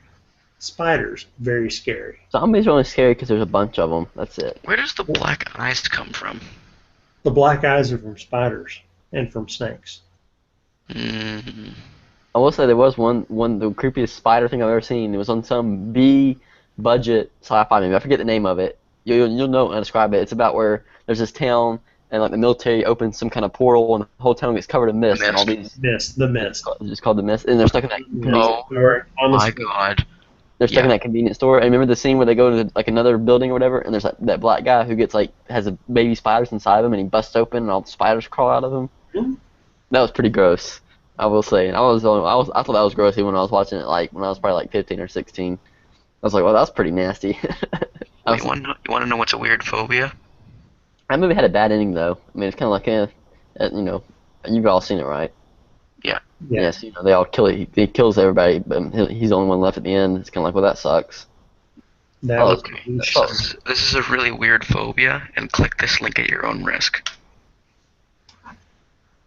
All right, I'm gonna go in. I'm going down the rabbit hole. I'm not taking the red pill or the blue pill. I can't. You know what that makes me want to do? It makes me want to scratch something. It makes me want to scratch something. I don't know why. Oh yeah, it's bad. But it's all fake. There's like most of those are like photoshopped. Yeah. Nah, that's crap. That's crap. That's a cantaloupe. It's a cantaloupe. Nah, I'm leaving that crap. I'm scared of the Easter Bunny. It's hard to scare me. I've had a lot of transvestite peckers emailed to me for the past 20 or 30 years. It's not so much that it's scary, it's just like, I don't really know how to describe it. Makes Like, your it's skin just crawl, kind of. cringy, yeah. Nah, Yeah, I've seen it now. It doesn't bother me. that's nothing. It doesn't make me want to It makes me want to scratch it though. I'm like, oh my gosh, like it looks like it just looks really itchy. Dude, I don't want to scratch. I ain't my balls. Not me. I'm just throwing it like that. Like, I don't want to scratch your balls either. okay, thank you, Nathan. I've been meaning to ask you that. I'm glad we cleared that up. There was no. No. No what? No. And why is it that I'm the only a-hole on here that actually has my camera going where I can look at someone, and I'm only looking at pictures of people? I'm too tired to turn my camera on. My hair is messed up. Oh, I'm doing you a favor by not your turning arm my hair, camera on. your forearm hair is messed up or something? Because you look like you got a lot of forearm hair in that picture. Oh, that's because it's got a filter on it. I don't have hardly any arm hair. And then you're wrinkly as a motherfucker and you drink some water. Here, I'll turn my camera on for Wrinkly? you. Yeah. He photoshopped it so it looked like he had hair and he hit puberty. Yes, exactly. You got it. There, it's so much better, right? This is like so much more interesting. I see blue lights. Why are you like in the total darkness? It's 1 a.m. Because it's past his bedtime. And that's why he's talking and whispering really quietly. I swear he doesn't take a. I swear he doesn't. I swear when he talks, he doesn't take a freaking breath for the whole sentence. He's like, and then he stops. Are you wearing a Vader helmet? I'm wearing a headset with blue lighting. Okay.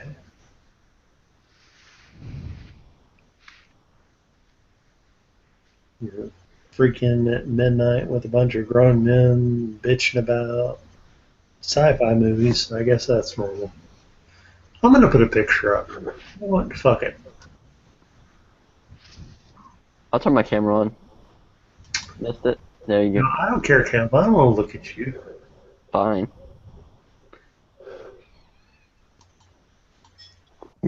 I don't have my camera on just because I'm on my phone. You never. And this Wi-Fi really sucks. Hold on. I'm gonna try to find something good. Let's see here. So what were we talking about? Science fiction movie. Yeah, and also, you know what I thought was stupid about that movie, The Mist, or Mist, whatever it's called? The freaking guy who was in the grocery store, and they found the gun or whatever, he's like, oh, I'm the best shot, or whatever. Ow, Nathan, how'd you do that? Are you covered in something, or is that, like, where you got scratched? I got sunburned, and my wife convinced me that covering myself in tomato paste would help the sunburn, and then she took a picture of me. No, it happened. No, I'm saying no, that I don't think that would help. Did it help? No. I didn't think so. Yeah, the only thing that I works was for that. just covered in tomato paste and The only, tomato. thing, the only thing that supposedly works for that. Actually, that was tomato sauce, not tomato paste, because you can see her hand with the spoon. I think this was the best practical joke my wife has ever played on me, except she's never admitted it was actually a practical joke. The best thing that works is either that aloe stuff that has the aloe vera. cooling, you know, it I makes know what aloe vera is. I'm 30 freaking 8. that, and then what also works is like all natural vinegar or whatever. Oh, good God! Vinegar on a sunburn? But Oh. Jesus. it doesn't burn. Not like white vinegar. I'm talking about like the kind that's like it looks like apple juice almost. It's like the natural vinegar. That's called apple cider vinegar. Apple cider vinegar. That's what I was thinking of. Hurts a lot. Trust No, me. it doesn't. I've used it before when I had sun poisoning. Sun poisoning? I mean, Is that what they call it when the sunlight actually breaks through the clouds in Canada? I don't live in Canada. I'm sorry, I was not. You know, did you think I was Tyler? Sorry, Caleb. I Oh thought God, I'm about to Wow. punch this computer screen. I made apple cider vinegar one time, but it's only because I was trying to make hard cider and forgot about it for 6 months. So the water in the bubbler dried up and the oxygen got in. Interesting story. Yeah, I had Yeah. sun poisoning. I went deep sea fishing one time for like a 10-hour day, and it was cloudy. I was young and dumb and didn't wear sunscreen. I didn't think about it. Because usually I put it on first thing in the morning, so I don't think about it the rest of the day. I forgot, never did do it, and came back. And after about an hour after being back on the dock, after I started to cool down, my whole face started to like scab. Like my cheeks and everything, my nose, my ears, the tops of my shoulders. I mean, it would hurt. It would hurt to freaking like I could not. It killed me to take a shower and get water on my face, hot water on my face. Have you ever got like the really bad like full chest sunburn where it's just everything is itchy? Ugh. I guess so.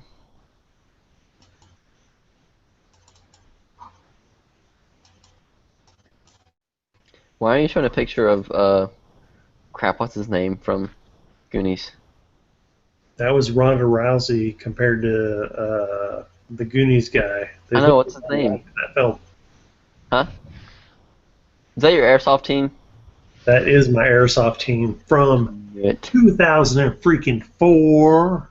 Thank you. That's you in the prison outfit, isn't it? Prison outfit. With the striped sleeves. Oh yeah. That we were going as. That's you, isn't it? We were insurgents, and the prison sleeves is the jogging outfit.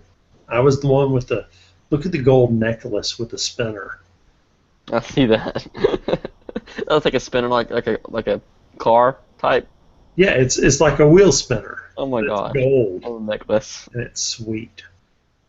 Looks like you had an M4 there. Got my little light goatee going on like an Eastern European. Yeah, but you're white as a freaking cork. As a Oh, Midwest. I'm sorry. You see any other people in this picture with Okay, a lot of color? this guy in the back in the white jumpsuit, whatever, with a long beard, he's got it going on. He just needs all he needs is a chest rig, and he'd be set. Yeah, that's Rick, and the reason he's wearing all white and a beard is that's a Jesus costume he got Oh after my Halloween. I'm serious. He That's funny. bought a Jesus costume, and that's the beard and the white kind of. Well, that would make sense. That's the part of the world Jesus came from, so He's carrying AK. that would make sense. If Jesus had a gun, it'd be an AK. And Okay, nail the gun. funny thing is we went in to this competition down in Fort Hood, Texas. There were 300 people fighting this competition, and there was this one part of the competition where we had our guys go in to protect the bad guy, and the bad guy general had to be hidden for 2 hours. They dressed him up in Rick's freaking costume with the beard and the other costume, and nobody figured out it was the general because they dressed him up in his outfit. They switched clothes. Well, what were they supposed to do if they did figure it out? Well, they're supposed to shoot him or capture him, but the fact is that and the funny thing is they put the general and his defenders in this building, and they held us back while they got attacked for 20 minutes. And then we had to rush in to save our general. And they basically dressed him up and snuck his ass out of that building. And nobody was the wiser for 2 hours. They couldn't find the enemy Why general. don't he just hide in the foliage? No, actually, they dragged him out, and they thought they were taking him to the highest hill to defend him, but they misread the map, and they took him to the lowest position. They don't know how to read. They didn't know how to read a topographical map, did they? They took him to a hole in the earth. Wow, that's the ultimate fail. Yeah, and but it kept him alive for 2 hours, and we won the competition because they dressed him up, snuck him out, and hid him in a hole. I'll tell you the best place to hide if it, like especially in my woods around here.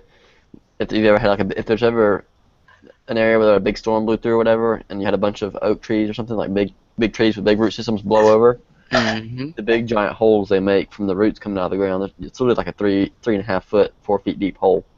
You can literally lay down in it, and just if you can cover up with leaves and stuff, no one would ever know you were there until they jumped in on top of you using your hole for cover or whatever. What I like to do is jump in the hole and then just pull the tree back upright on top of you. Oh, right, yeah, totally. And just leave a little gap there and you can just shoot out of it. Yeah, great idea. Well,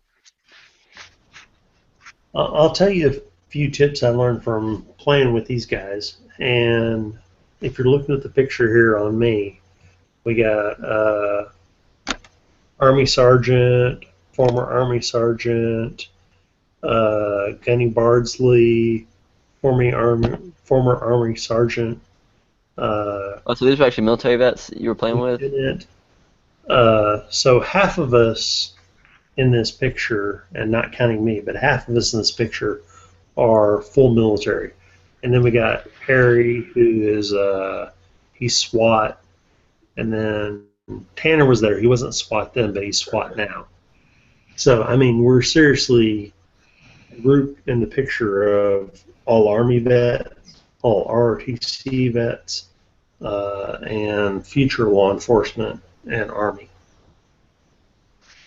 So I mean, we weren't. How do I say this? We weren't the toughest people there. We weren't the youngest people there. We weren't the fastest people there. But the difference was we had radios and we talked to each other and we communicated as a team and we did it SWAT style when we attacked a building. Nice. And it was all military style. I never got into airsoft real big. Like, how do you tell when you get shot, like, if you're out or not? You just be honest about it or something, or? Yeah. Yeah. You're honest about it. And the person who gets hit who isn't honest about it, he has someone in their face screaming at them. You what? I've seen people who have been hit who claim they weren't hit, who've had people in their face screaming their heads off at them.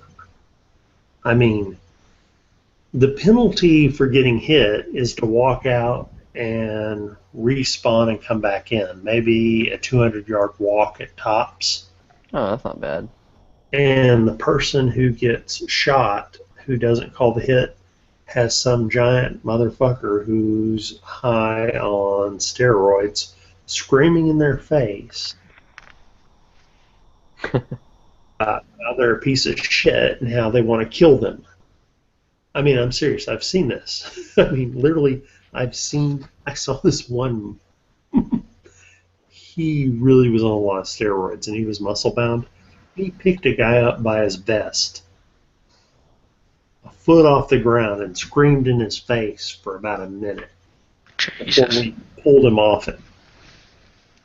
I mean, it's kind of like it's not worth the trouble to not call your hits.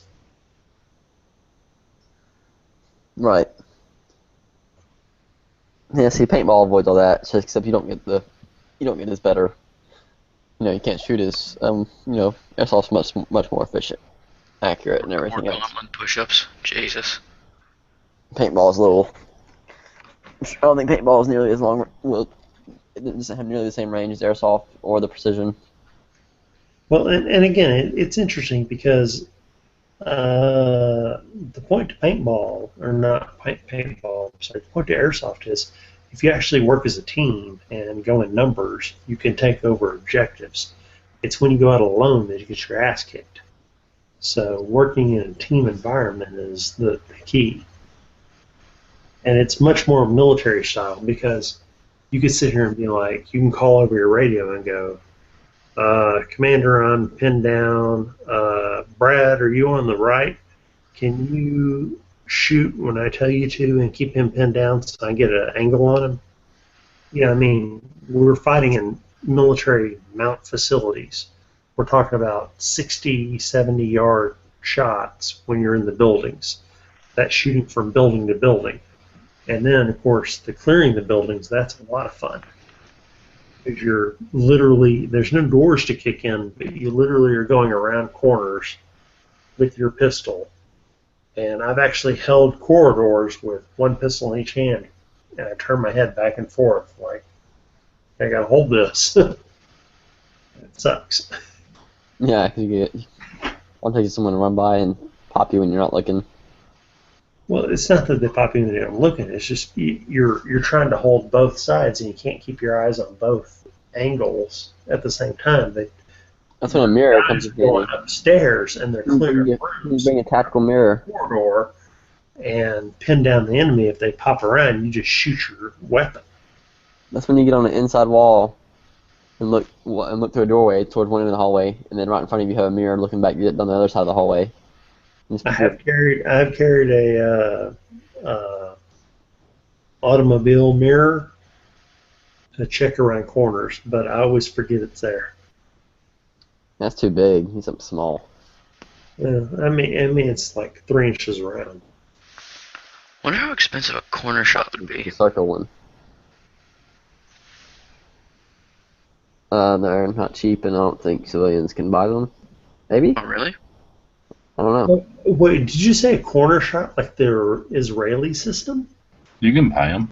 Yeah, I thought it was just Like, like a is thing that it you a put a gun bacon? into. I've never looked at it. That's Last bizarre. time I heard about the corner shot, it was on freaking Future weapons. CSI Miami. Oh. And that was like Have you guys seen the new tracking point stuff that they came out with? That Yeah. they have the HUD on their glasses? That's really cool. That's like futuristic stuff right there, man. Yeah, I mean, why do you need a corner shot if you can stick a camera around or put a camera on your gun, right? Well, that's what they have the Well, I tracking was gonna point. say, I'm pretty sure that's what. Yeah. Tracking point does that. It'll fold over, and you fold the gun around, and it has a GoPro? camera. And you have you have a display that reads out on your glasses. You can actually see what the gun's seeing on your glasses as you're holding the gun around the corner. You can mark targets, and then the gun will fire when you give it the proper. Too bad they went out of business. Who did? Tracking point. When?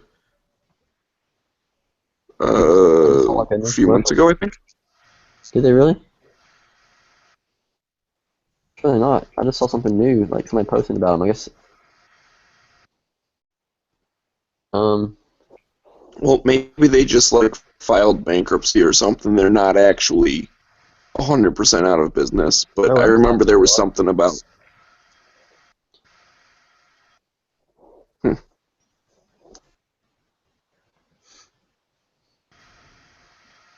Let's see.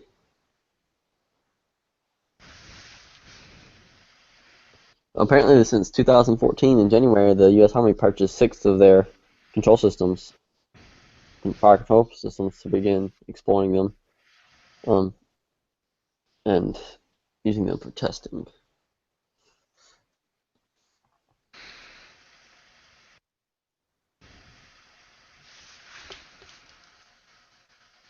I think it's really cool, but I also personally think it takes some of the fun out of it. Of course, when you're talking about military applications, it doesn't really matter if it's fun or not. It's whatever.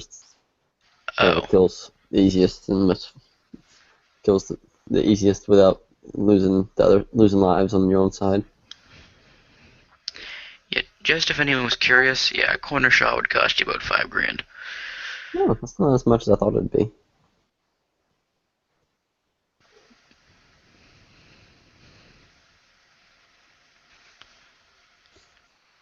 That's what you need, Nathan, for your airsoft is a corner shot. Or like a piece of PVC bent at a 45-degree angle with a rope and a GoPro on the end of it. Yeah.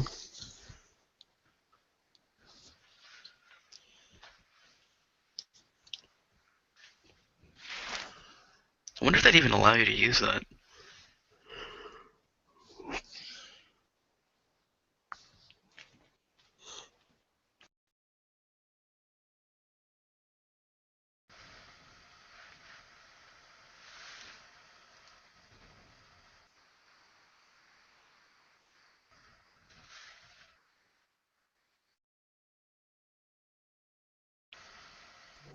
Okay, so apparently over the summer, they stopped taking orders, and it was thought they were going to go out of business, but they basically said they're putting everything on hold to try and work some stuff out. And then I just saw a thing in September, they announced that they're like back in business. And who would that be? Tracking point. Oh.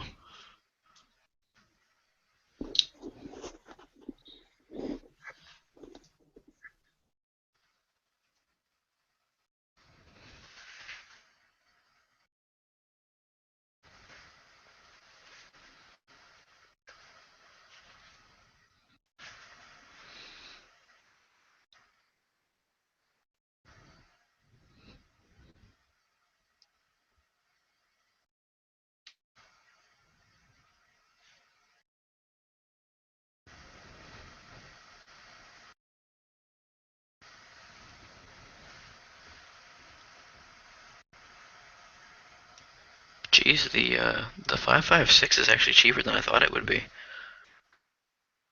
That's because it's the best, right? That's a joke. The AK-47 rounds used to be cheaper, but the importation bans make them suck balls. Importation ban? Well, they stopped letting us bring in the steel core AK-47 ammo, so and the former Soviet Union bloc is running out of ammunition itself. They exported most of it, so prices rise. They're making that ammo at cost, not just giving it away.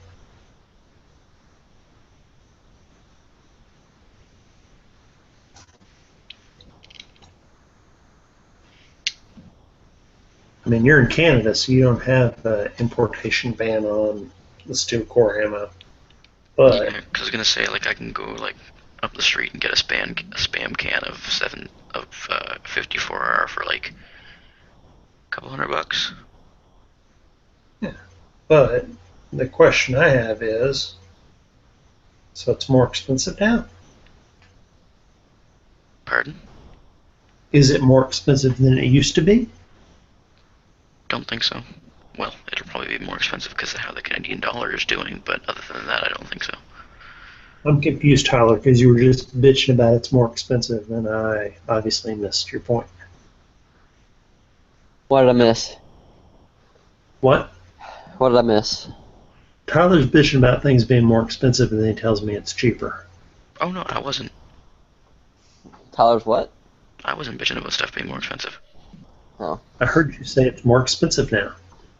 Hey, G-Webs, you there? He's probably. Did you? Yeah. Oh, How are maybe I misspoke. have you heard anything else about the October patches?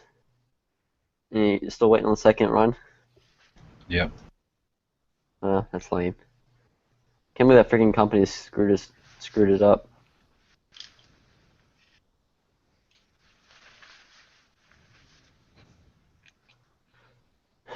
One of those things, I guess, is. So obviously, Glocktober patches aren't as perfect as Glocks are. Well, it's not patches. They come out in November. What did you say? They won't be here till November. I said they're so perfect they come out in November. Yeah.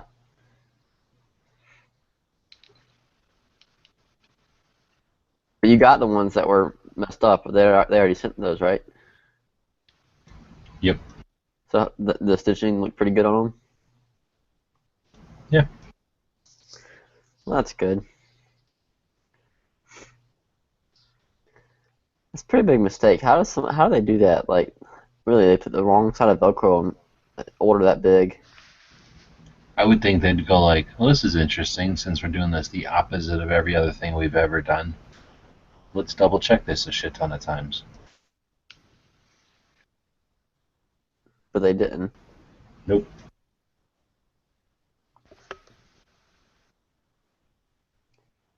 What kind of patches does that company normally do? Just like informational type patches, like that most people actually use, like for uniforms and stuff, like boring, stuff that's not as interesting. I don't know. Don't give me like some sort of documentation about their other projects, really. Well, hold on. Universally, just the entire patch industry has to know you do male patches on the patches and female on the receiving side of the uniform. I mean, come on, we've been doing this like 40 years. I mean, wouldn't I know that?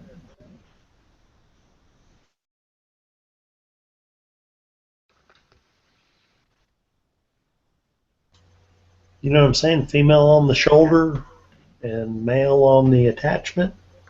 So male Right. backing.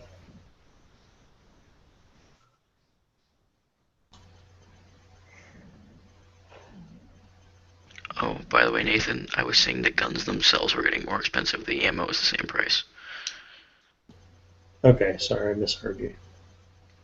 Yeah, speaking of which, they're apparently the liberals, they're gonna pass some kind of a UN bill where guns will have to be stamped with a secondary serial number, and the stamping process to make these guns compliant with that will make each gun about $300 more expensive, every single firearm.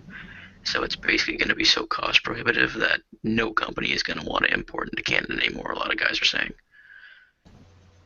Why would okay, so let's break this down. Because they have to buy new tooling to put it on, because it's apparently some kind of proprietary stamp. Okay, so they're demanding a second stamp to make sure it's a Canadian gun. God forbid a non-Canadian gun makes it into their territory. No, it's not. It's the United Nations bill, so to Oh, speak. United Nations, yeah. Well, no, that's going to get effed because it's not going to happen. If Canada just wanted to pass that bill and be douche nozzles, it might pass, but it's not going to get through the United Nations because No. The UN has already passed it. Canada's just going to sign on to it. Well, the U.S. did sign on to it. The U.S. has already signed on to it. It's just never been acted upon. This is what's so frustrating about all our political systems. Don't you love those websites that have more? We just signed on to it, but we denied. We consider ourselves exempt.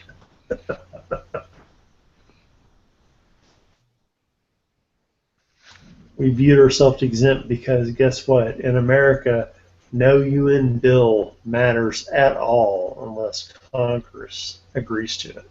Check this out. These are 13 impenetrable strongholds that will protect you from the zombie apocalypse. Oh yeah, I saw that one before. It was cool. I've seen this one before too. There's anything on here that I haven't seen. Blah blah blah. Here's one from Austin, Texas. That's beautiful. Apparently, it's only accessible by this bridge, I guess, but that's not very secure. Zombies could easily tear that down. No, you cut the bridge down. Get it? Yeah, but then how do you get supplies? Helicopter. Well, it's a zombie apocalypse. Fuck it. How are zombies going to tear that bridge down? A bunch of them are going to get on it and tear it apart and bulge up the sides, bust the wires. Hold on. I'm going to call BS on that being a living residence right now because you can't park your car there. You can't park your car there. It says a 200-foot wood and steel bridge leads to a boathouse, providing the perfect emergency escape. That's what's on the water. Okay, so the actual house is not on the water. It's just got a bridge going to the boathouse. I guess. Yeah. So you Okay, got to here's one in Arizona. It's just a castle. That doesn't look very defensible. It's spooky-ish. Yeah, you could hide in it. I definitely wouldn't want to be. I definitely wouldn't want to be in the zombie Wasn't a apocalypse. castle made out of wood? Doesn't seem right. I mean, Huh? when it comes to a zombie Can't make apocalypse, a castle out of wood. you could conceivably lock off the entire landmass where I live because there's about a 12-mile stretch where it's connected to the Okay. land. Other than that, it's completely water surrounded. This I definitely wouldn't want to clear this building if I thought there were zombies inside of it. I'd be like, nope, we're not gonna check there for supplies. I'd be like, yeah, set it on fire and let's walk away. Yeah, too many closets and hidden staircases. That's apocalypse proof, kind of. If you can get supplies, that's the only thing. But Yeah. if you have a boat with plenty of fuel, Zombies don't float over the reef. Or a sailboat. Alright, let's see what else is on here. I don't care about the description. We know what it looks like. Oh, it comes with its own helipad. That does have a helipad. This one is nice. I like that. That is Some downright alligator. Huh? What? That is downright royal. I mean, that is like some Miami. freaking. Dude, when Princess Elsa owned that castle, she could ice skate around all day long. What is this? That doesn't look very. It's gay. Looks like some just like modern home. Oh no, it's owned by the. It's owned and designed by the founder of a company called Safe. Strategically armed and fortified. It has 2 panic rooms. So the house itself isn't safe, just panic rooms and a helipad. That's it. Okay. 2 panic rooms. Yeah, boring, cramped. No air conditioning, maybe. Who knows? Yeah. Now this. Log cabin on top of a missile silo. I like that. It looks like a missile silo. There you go. Very interesting. Let's see. 'Cause what happens if the zombies get in there and through another way and you don't know it, and then you're trapped? We need another way. Like, Like you they're know, gonna dig a hole into a missile silo? Huh? Like they're gonna dig a hole into a missile silo? well, if there's like some kind of opening over here and it gets left open or something, or you know, huh? There ain't though. No, there's not. It's just the one entrance over here. Yeah. Oh, Well, okay. there's 2. You know where they are, and it's not like zombies accidentally work their way into a missile silo. They must trip and fall in.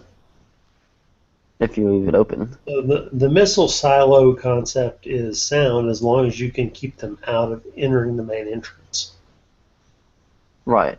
Like And this the area. secondary lock box entrances to get down into the missile silo, which your missile silo doesn't actually show living areas in the missile silo.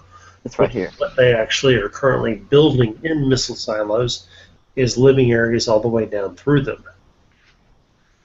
But they add in water and fire and other things. Global seed vault. Oh, this is what I was talking about the other day. This is where they keep all. Wow, that's what it looks like. It's where they keep. It's pretty cool looking. It's where they keep like, in case there's any time, this is a real thing. If there's ever like some kind of international disaster and all of, certain crops get completely wiped out, they keep like the original pure genetic seeds of certain crops here in these vaults. Oh, I'm pretty sure it's one of everything.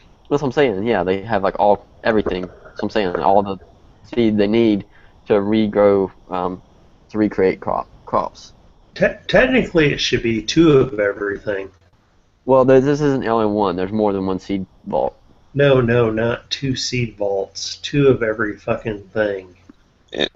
I'm sure there is. I'm sure there's multiple. It's not just one seed, but they have that.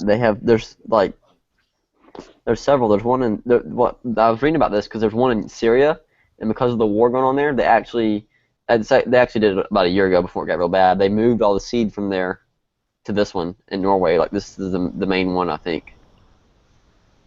And you have to realize that they only have so long that they can store the seeds, a certain number of years for that to replenish them and change them out. So it's an ongoing process, but it's I'm sure they have, type scenario type thing. And that is a hell of a nasty island cliff to try to climb up. Was that a house right there? Yeah, it's a house. I forget what country. Norway. They just actually gave seeds to somewhere sometime earlier this year because they needed some like drought resistant thing because the country got hit so bad that it killed off like all of their crops. Mm-hmm. There's lots of seeds in the world. So it was the first like withdrawal from the seed bank. I forget when this was, what part of I think it was either Germany or Russia, but there were a bunch of scientists who were responsible for making the seed vault, the first one, who had all of these seeds with them during a shelling of a city, and they didn't manage to get onto the bus to get out of the city, so they were in this building with all of their seeds, and they actually starved to death because they couldn't get out of the city, and they refused to eat these seeds because they knew it would be better for humanity to let themselves die out. I forget where this actual story is. I'll find it if I can. Where is this? The Greenbrier Bunker. That's the bunker for Congress. Used to be.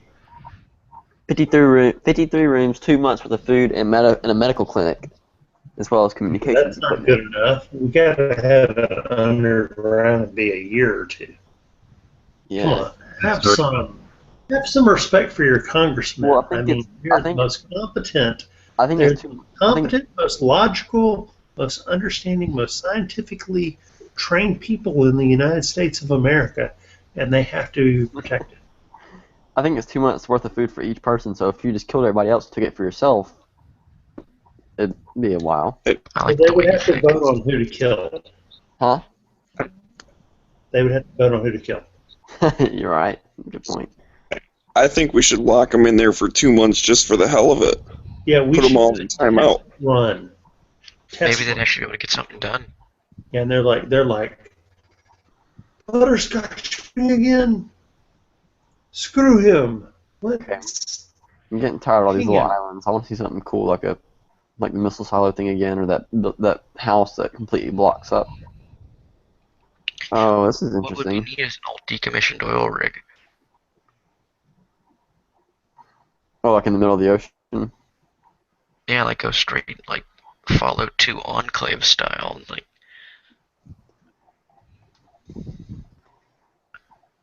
$1.7 million. Yeah, not too bad. What? What happened? Surely that wasn't the end of it. Did I just click an ad or something? Nah, it's storage container homes. Go back. No, that was it. That was all of them. I still think this is the best, one of the best ones. That and the missile silo. And that one in Miami, Florida. It's like a giant mansion inside that giant pool. Those three are my favorite.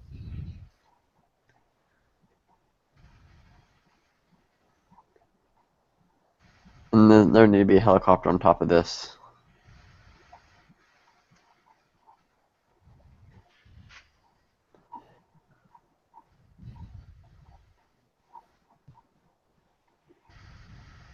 Oh, here's somewhere I can just scroll through them. Perfect.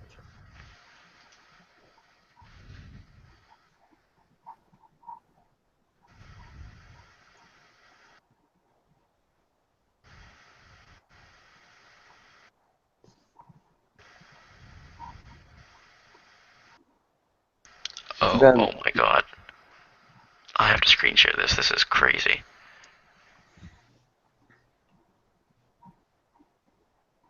Where'd Nathan go? He left. He got sick of this.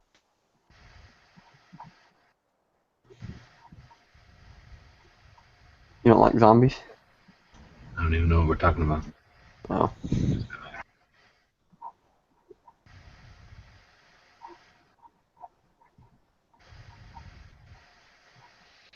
So yeah, apparently you can actually buy an old oil rig and like make a hotel out of it. Where? Like this is just a website of like different old oil rigs that have been repurposed into hotels. Where's the we don't see anything. What do you- Country. Where? You put the link in the chat. How much are these things and where are they?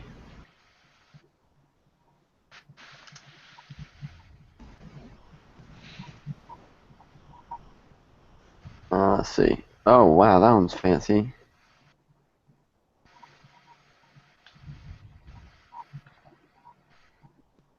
What the hell? That's more than an oil well, dude. That's like some sort of like concrete island. That's a freaking 19th century British naval base from Napoleon's Third Navy. That's more than an oil rig. Holy crap. Keep scrolling down though. Holy crap. There are hotels.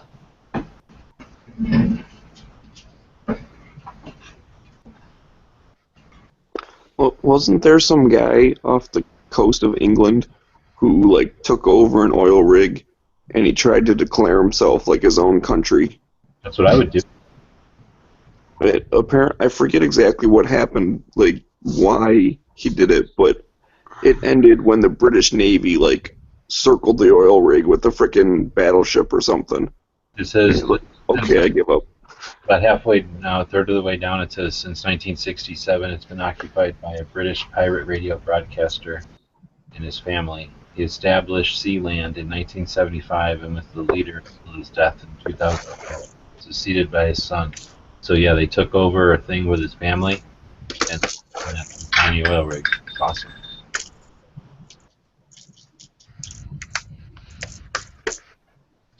There's a picture of it. It's basically a... Yeah, that's in the Guinness World Records book, I think, for Ripley's. It's called Sealand. How does he...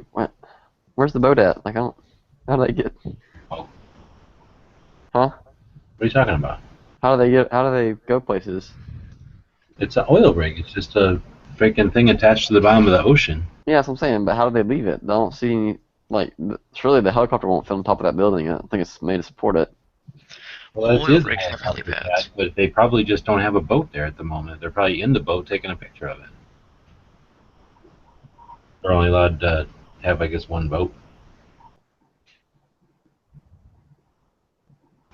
Oh wow! You can be a lord, lady, a baron, or a baroness for only $50 or $80, $50 to $80. For $300, you can be a count or countess. $85,000 for that one. Oh, and then $100,000 to repair everything. Where are you seeing that at? Same website? Place down. It's called Frying Pan. Oh yeah, see that. There are 4,000 oil rings in the Gulf of Mexico that will be decommissioned in the next few decades. Hell, fucking yeah! I'm gonna go get me an oil ring. Screw the hotel. I want a freaking international shooting range on there. Oh dear God. Oh wow. There's an Italia of Sealand. And then you could have all kinds of drone things to shoot at. Fish, somehow. Maybe like raise fish to shoot at them or something. Or pull around other types of targets, maybe. You have trained dolphins that swim around dragging your targets. There you go. Like, you know, when you go to a dolphin show, they knock around a ball. Oh, yeah, they can knock around little drone targets or something.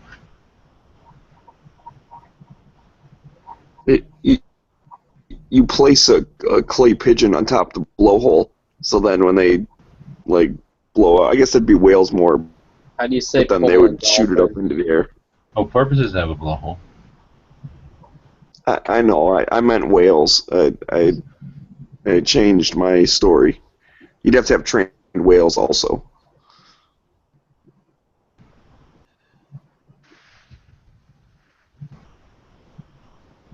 These people buying all these awesome things off the internet from. I don't see no awesome shit on the internet for sale ever.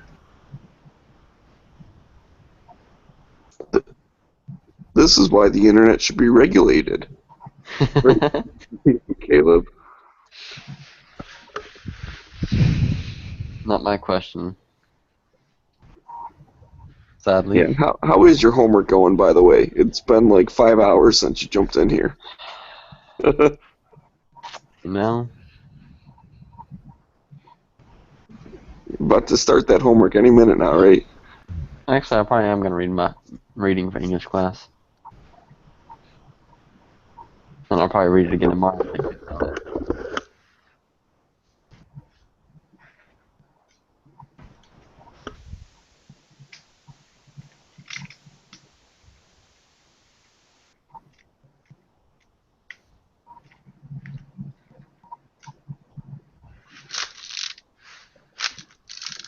Would you rather have an offshore oil well or oil platform or a silo?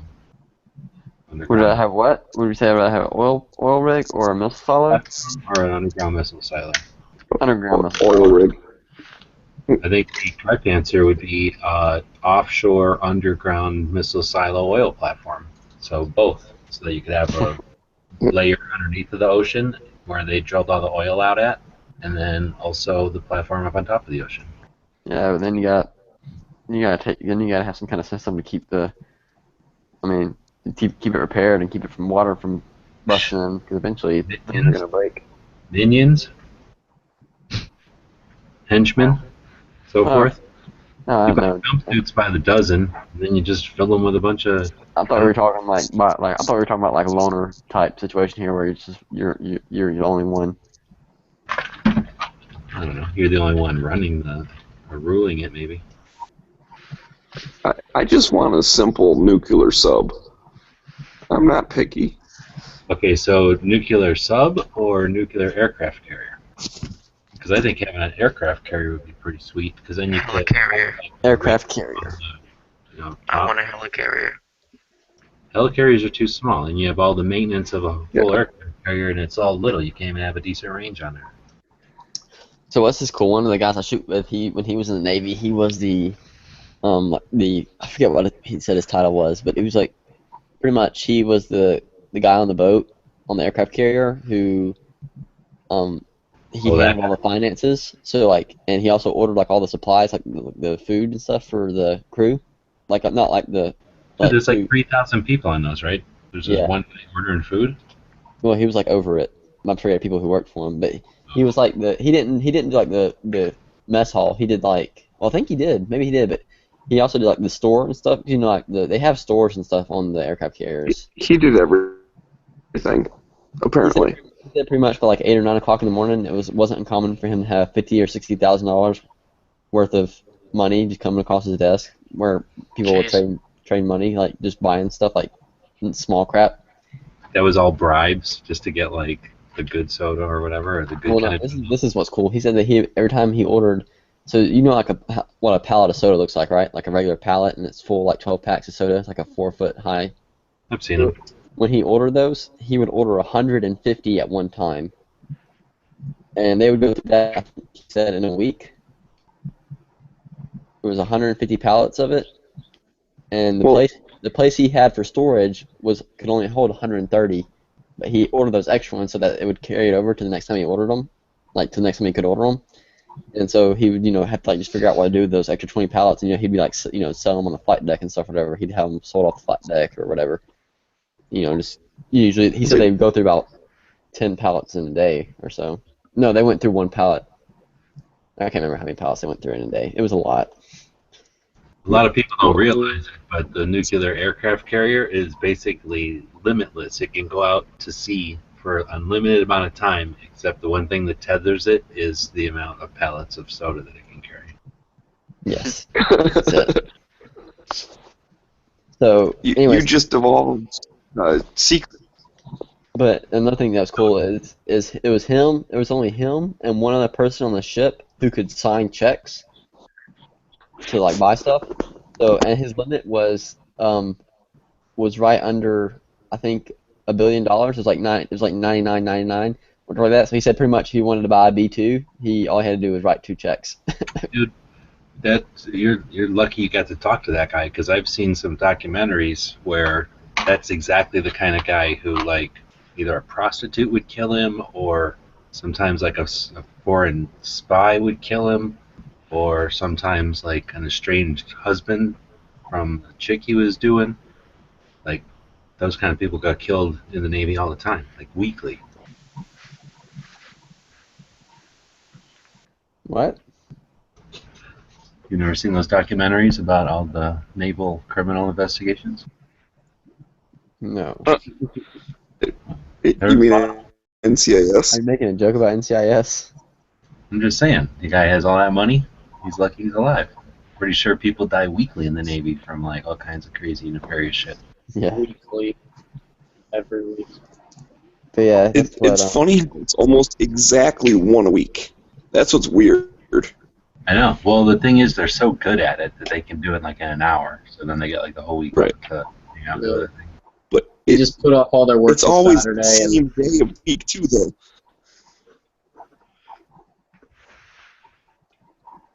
I think I would just stay home every Tuesday or whatever the hell day of the week it is. Yeah, seriously, have a way better job. That's why we never see any of these other people in these documentaries, because they're all smart enough to stay home on Thursdays or whatever other day it is.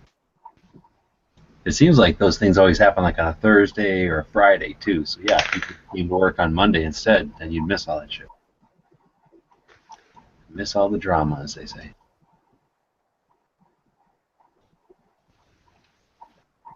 Yeah, I can't remember if he ordered the food for like the regular meal food too. I think he did as well. But I know he ran like all the other stuff that they sold on the ship. Like I was saying, like they sold electronic. They sold all kinds of stuff on there because you're living on a ship, you're bored, you got to do something. So they sell little TVs, like electronics, music stuff, food, snack food. Did he happen to mention how often they got resupplied? 'Cause I'm just kind of curious about that. I think he did, but I don't remember what he said. Probably all the time, really. Because, I mean, those things are floating out in the middle of nowhere, so it probably takes a while to ship stuff to them. Yeah, but we got boats flying around all over the place, and I'll bet you they have that all, like, what do you call it, figured out with computers or whatever. Well, like, I think this is we're when going to he this was. extra case of soda to that ship, so you're going to go to that ship, and then you go to that ship. I think that's what he was doing when he was deployed. So they weren't actually that far from land at the time, probably. How do they resupply those? I assume just like with a C-130 or something like that. I don't know how many cases of soda C-130 can eat. Probably a boat. I would think that they would just bring another boat out, or like a barge or a freighter or some shit. Yeah. But yeah, But I don't know. That's why I'm curious.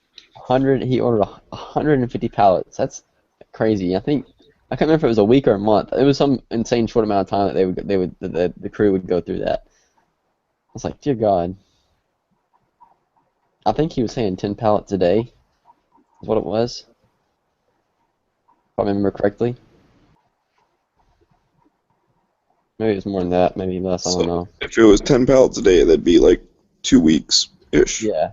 That's probably I think that's what he said. That sounds right. But I don't know. But it was a lot. It was something like that. It was something crazy. You wouldn't think. I bet you those aircraft carriers go out for more than 2 weeks at a time. I thought they go out like a 6-month tour or something. Oh, but they probably go to another port every 2 weeks or something.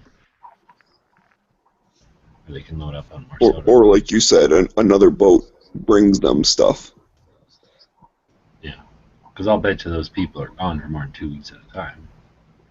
And I'll bet you the guy that has to order all this crap that they sell or whatever, that's just quartermaster guy, he probably don't even have to be on the boat unless it's, in port.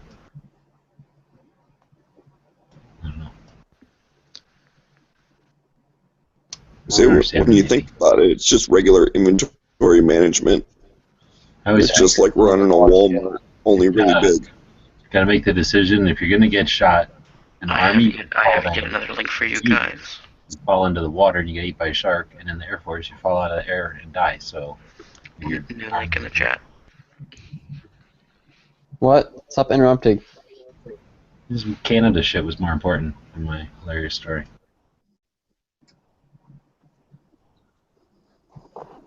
God, kids these days, manners. I tell you. I'm just saying, when I had to make the decision, I figured if you're going to get shot in the Army, all that happens is you fall down. And then in Navy, you get shot and you fall in the water and get eaten by a shark. And if you're in the Air Force and you get shot, you fall out of the sky and die from falling out of the sky. So it was a no-brainer. I cannot argue with that logic. Army is the safest way to get shot. Suppose. You could just be minding your business in the Navy. Haas was telling me one time, in the Marines, they got to go everywhere in the Navy because they're associated with them. So he was on some boat trying to take a nap or something, and then a big wave came by out of nowhere. Just mind your own business, and then a big wave comes by and splashes him. And almost, he said, if he wouldn't have had his shit together, it would have washed him. There was enough water to wash him off of the damn boat. Who, Sean said that? Haas. Oh, Haas. Yeah, that's pretty scary. Basically got slammed into some railing, and then had the mind or whatever to grab hold because it was something, and then when he came realized what the hell was going on, it was hanging on for dear life on the side of a damn boat. He was way up in the air from what he said, so yeah, I don't understand the Navy. It doesn't make any sense to me. I understand we need it, but I wouldn't want to do that. Well, in the Navy, ends all world wars. That's really all we need. Yeah, I mean, they're definitely the heroes of all, but too tough a job for me. I wouldn't want to risk drowning just for, like, anything. Like, everything you do, you could fall over and drown from. I'm tying my shoe. Whoa, I fell over and drowned. Did you see my comment earlier about the Glock 24s, about how I had a dream about them one the other night? Vaguely. I don't scrutinize every comment you make about your dream. Well, I did. It's pretty rare. I usually don't have dreams. And I actually remembered this one, but I remember I was at a gun show. I think I was with a friend. I can't remember who it was.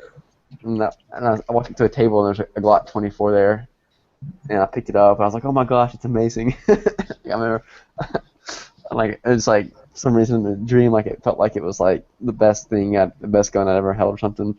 How rare are they? They're not super rare. I mean, you can find them, but they don't make them but every so often. Wow. Yeah. Oh, they're still like in production. They just make them and run. Right. It's whenever they get bugged enough, and then they're like, all right, fine, we'll make some. Then they'll make an announcement, and they'll be gone right away. Yeah. Yeah. And so, But then you'll just see one laying there at a store once in a while, so they're available. And I'm sure there I've aren't. seen 17Ls. I've never seen a 24. Nobody wants a 17L. It's a pathetic gun. I don't even think a 9mm can make it all the way out the barrel of one of them. That's probably why you see them for sale all the time. That's why they always got to have holes whittled out of the end of the barrel. So Why don't you like 17L? I mean, let's see if there's too long. Let's see if there's any Glock 24s on Gunbroker right now, and how much they are. Okay, here's a custom Zev one, so not stock, but it's 1200. So it's been all fancied up. Hey, if you check out my Instagram from, I don't know, probably October 1st or whatever, but I'll call that a Glock 24 if you want. I'll sell it to you. Yeah, I don't know what it is. I'll have to look at it later. Wow. It's a pile of boxes. Oh. Like new custom Glock 24 Zev Dragonfly cut slide, titanium nitride coated KKM barrel, Savigny sights, rare factory plus trigger bar. What? With factory competition connector.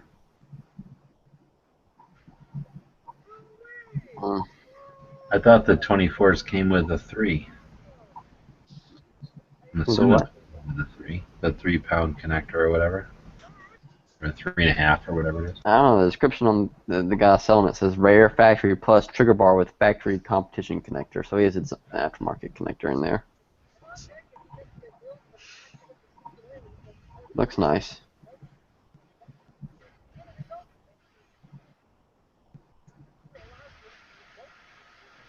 One of the guys that shoots here, he lives in California, but he travels to Atlanta to work a lot, so he knows a few of the guys around here, and I've shot with him a couple times. He bought like a lot of KCU Sebio. He shot for Glock.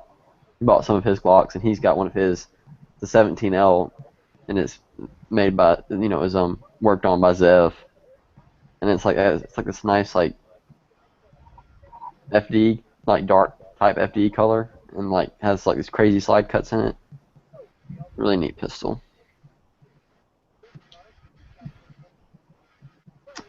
That's about the coolest one I've ever seen in person. Like I said, I've only seen 124 in person, and that was at a match in South Carolina. I was like, what is that? I'm like, is that 30? I'm like, that's not a 35. I'm like, is that? Now, actually, at the time, I didn't even know that the 24 existed. I knew the 17L existed, but I didn't know that there was a 40 caliber model. And then I was like, oh my god, I'm like, they have that in 40 cal? I'm like, that's freaking awesome. Should have asked the guy to let me shoot it. I'd be like, can I shoot it?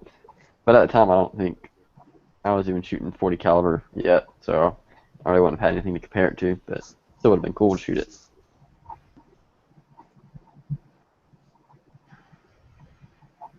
Does anybody make aftermarket barrels for those? Like, well, obviously this one has a KKM barrel in it, so I guess if you request it. Technology to be able to turn a barrel to that length and make it truly accurate. What did you say? No one has the technology to be able to turn a barrel that length and make it truly accurate, except for Glock. Oh, okay. They get mowed at the end, or they like have knots in them and stuff. Right. Obviously. Let's see if they're on the KKM website. There's probably something you gotta like special order. It's not like you're gonna be selling a bunch of them. Let's see, Glock. No, it's on here. Glock 24. There it is.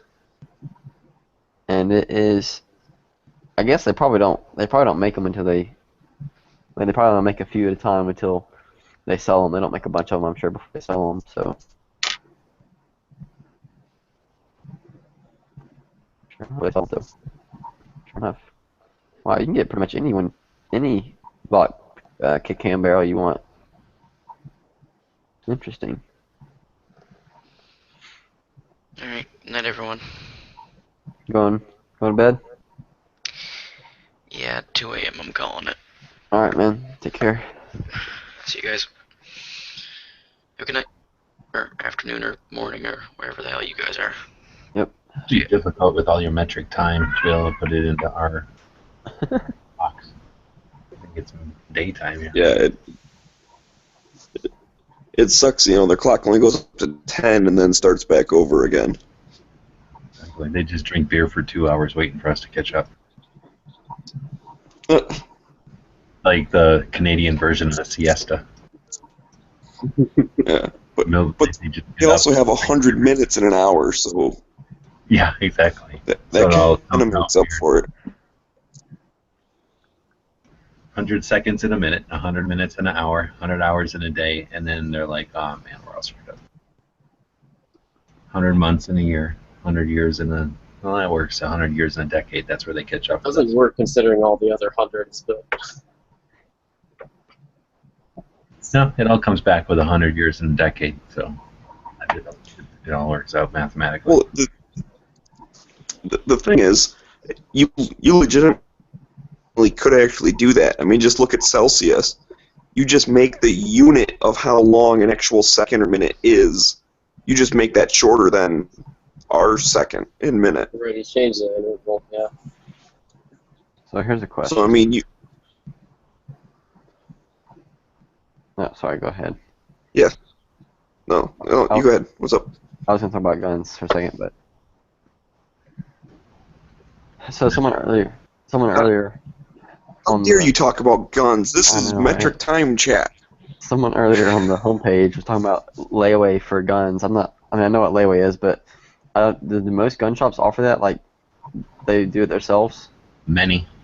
Most Really? I've heard of, yeah. Pawn shops, most in my area, it's just like pawn shops will do that, not actual Well, that's stores. interesting because the gun store near me, probably what I would consider my gun store, the one I usually go to first pick for, like, if I were going to have a transfer or something, because I trust the people there. Anyways, they just started. I just heard from one of my competition friends that they're now STI dealers. If you guys know who STI is, they're the guys who make Texas company makes 1911s or yeah, competition 1911 company, and they just became an STI dealer from what I've heard. Cool. So who knows? Maybe sometime after Christmas, I might be stopping by there.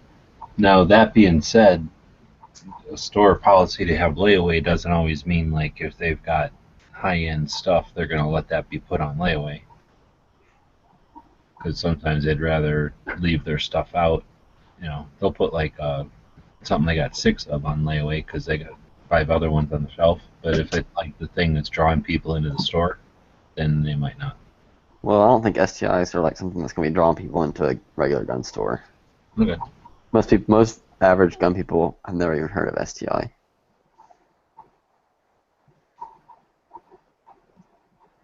And if they have, they're kind of like, oh yeah, I've heard of them before. They make 1911s or something, right? That's not, I mean, they're not going to be yeah, like... I only know them as a brand. I don't know any of their product line. Right. It's purely competitive. Mostly, it's all they cater to. It's very small, actually a pretty small company. Are they related to like Strayer Void or something? Like Yep. the remnants of Strayer Void or... It used to be Strayer Void Right. International. My friend was like a huge fan of Strayer Voids just because he thought that they looked super cool. Well, yeah. Well, no, Like that's full now length Strider, disc covers. right now. Strider Voight is Infinity, Yeah. and they still call them SVI, but it's. I mean, that's what people still call it by, but I don't know if that's the actual name of the company. I think the actual name of the company is Infinity Pistols now, or something like that. Yeah.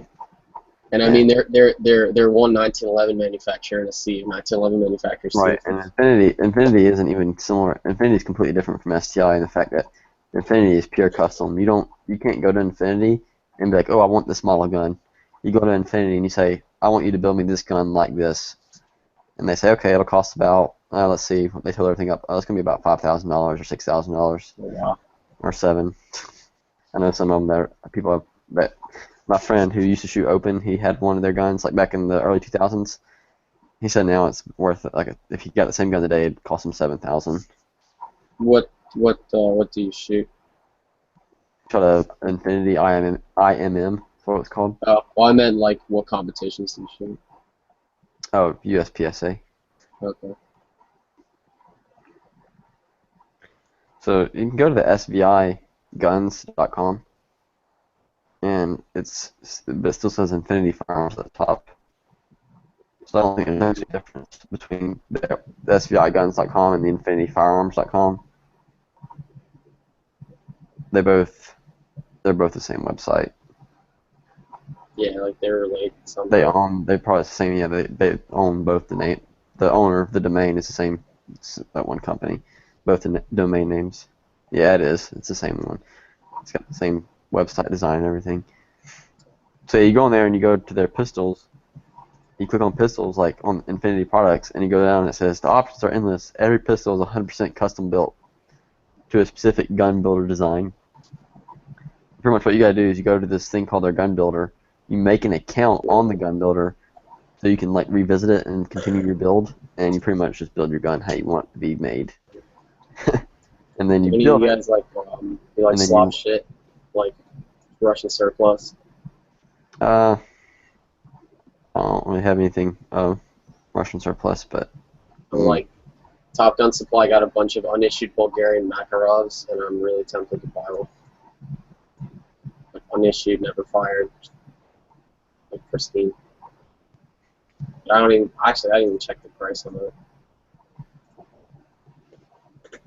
So here's another question. Talking about all these high-end guns. Yeah, I know.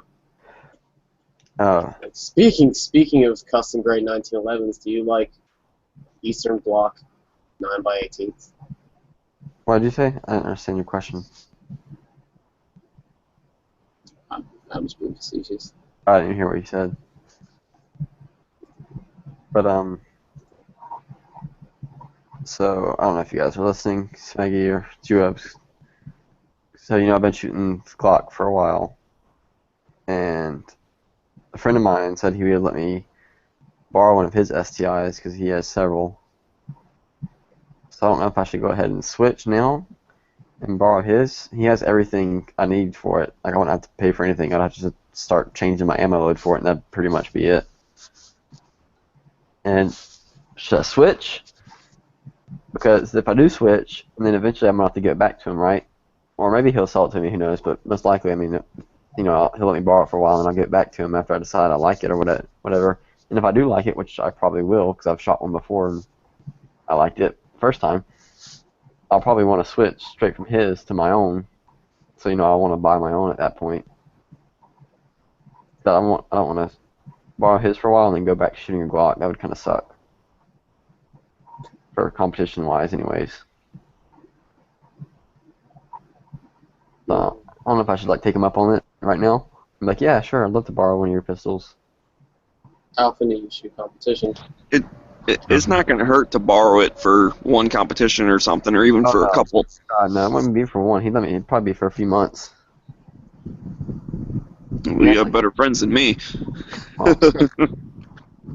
Well, most people like that in the competition world. I mean, he has 3 of them that he doesn't use, so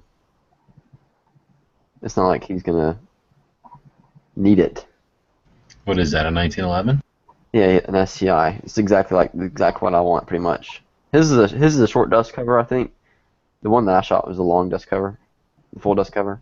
But yeah, he pretty much has it with the magazines, and he even says that he has holsters that he can let me use. That way, if I don't want to buy my own, because like the holsters for those, like the holsters you got to use for them are pretty much they're like $200. So I mean, yeah, give it a shot. That sounds fun. I don't Yeah. know why you wouldn't, because then Right? if you, Yeah, it's like free. It's like you're gonna just not take free stuff. if you get it and find out that it sucks, then you didn't waste a bunch of money investing in it, and then you got to take a loss. So I would think there's a no-brainer. The worst oh, I'm that definitely gonna take him up on it. But I don't know if I should do it like right now or wait. No, Because if I do it right now and shoot through the winter, I don't want to switch back to Glock right at the first of the year because I'm gonna have three major matches coming up in the spring. making way too much into it. Just borrow it and see how you like it. I mean, do you have to be 100% vested into it? Just go take it out and shoot it, no? Yeah, all I have to do is just change up my my load a little bit, which is not a problem at all. It's super easy, and go shoot it. You shoot a Glock 22 normally? 35. Oh, okay. this is. Do you load 40 and 45, or is it a 40 cal 1911? Oh, it's 40 caliber 1911. Yeah, no, there'd be no point in shooting 45 STI. Yeah, no. Yeah, I shoot limited division. So 40 is the dominating caliber. Shoot 45 You just- if you're under 45, right? Oh, I mean, I don't know the intricacies of it. Just asking. I'm pretty sure that's a rule. But if you're under 45 years of age, you can't shoot under. Right? 45 is for the old guys only. Only Fuds can shoot 45. Exactly. Well, then he shouldn't be shooting a 40 yet either. Yeah, Fuddy. Well, I'm over 9, so I can shoot a 9. I mean, 40 Yeah, technically 9 the is for youngest 9 Fudger. years old and younger, and then everybody Yeah. in the middle shoots a 40, and then there's 45 for when you get really old. I love your 9mm hate, G-Webs. I just love your comments. I'm just not brainwashed by the Nazi caliber like a lot of people. Oh, wow. There's an agenda there, and they're going to keep brainwashing you because they want you to keep buying it. Then we'll just get all this nice. It's okay. That's okay. We'll get all this nice, cheap 40 cal ammo. Exactly. We'll just 40 keep letting the police 40 department buy stuff in massive, massive piles, and then we get to reap the benefits of it because Yeah. they're brainwashed to buy the little. And then 40 will be like the new 22 rimfire as far as like availability and well, not new. You know, like 22 used to be. It'd be like exactly like that with cost and availability. It'd be like everywhere. Like 40 has always been. It's just always around plentiful. It's, yeah, like even during all the scares, I could always find boxes of Behind all that pile of 40, there's a box of 22. Yeah.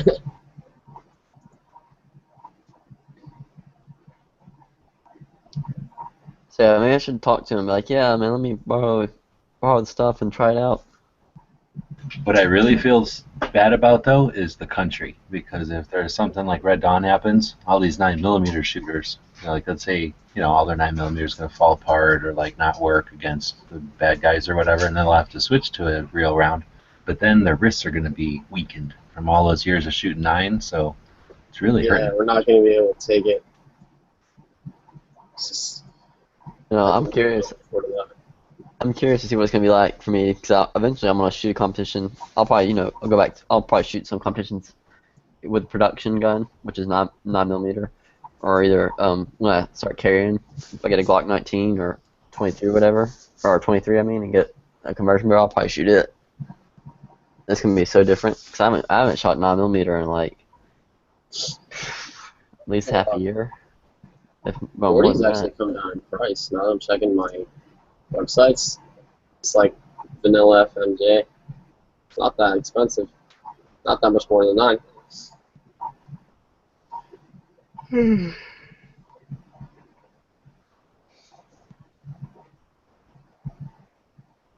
So yeah, maybe I'll send him a text and be like, hey, remember how you said you'd let me borrow one of your guns? I'd be interested in trying one out. And the cool thing is too, all I'd have to do is take my holster off my belt and put his on there. And my magazine pouches are actually already fit. Those magazines have changeable insert in them, which literally takes like not even like 15 seconds on each one. So I'll just change all those out, and I could use my magazine pouches and everything. Changing the holster would be kind of a pain because mine's not like a snap-on; it's like a slide-on holster. It's meant for like a regular belt. What kind of holster is it? It's the Comptech International. Oh, okay. So it's like a belt attachment, but you can't. It's like slide on from the end of the belt, and with those Velcro. I've been trying to, for concealed carry, I've been trying to find like a holster mount that's secure but easy to put on, which basically doesn't exist. I just deal with belt slides. It's so annoying to like remove your belt. Yep. Total first world problems, but it's still like I'm just like there must be a better way. Like, what's really annoying is I think if I remember correctly, I have to take off all my magazine pouches, take off my holster. Oh yeah, if it's like a whole comp rig, you probably have things everywhere. Yeah. Yeah, because the thing is like I said, it slides on the belt, but it's a Velcro belt and like double nylon, so it's really thick, right? So one end of the belt has more Velcro than the other end, and I'm pretty sure that's the end that's past the magazine pouches. So the empty end is too thick for the holster to slide off of, so I have to take off all the magazine pouches and slide the holster off.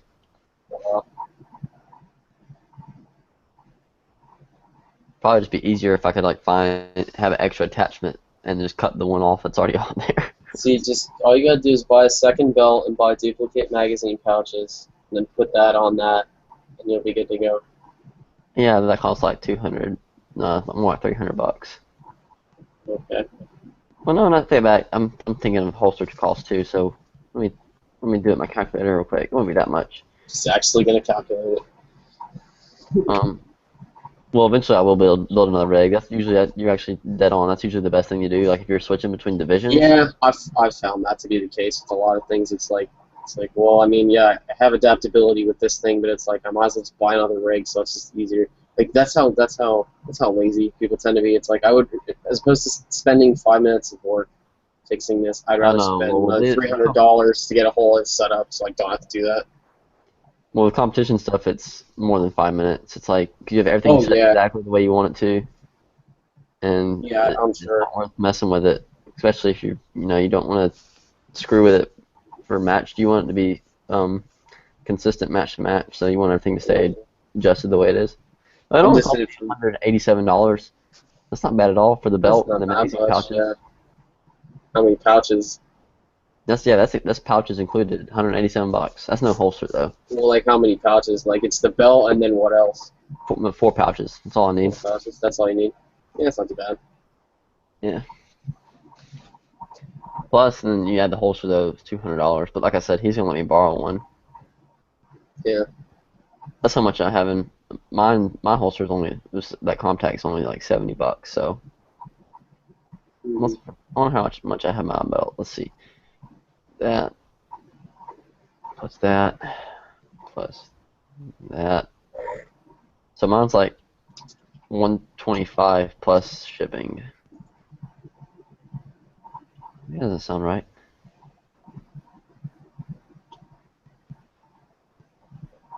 No, that was wrong. I did something wrong. Yeah, that's not right. Magazine pouches cost $130 by themselves.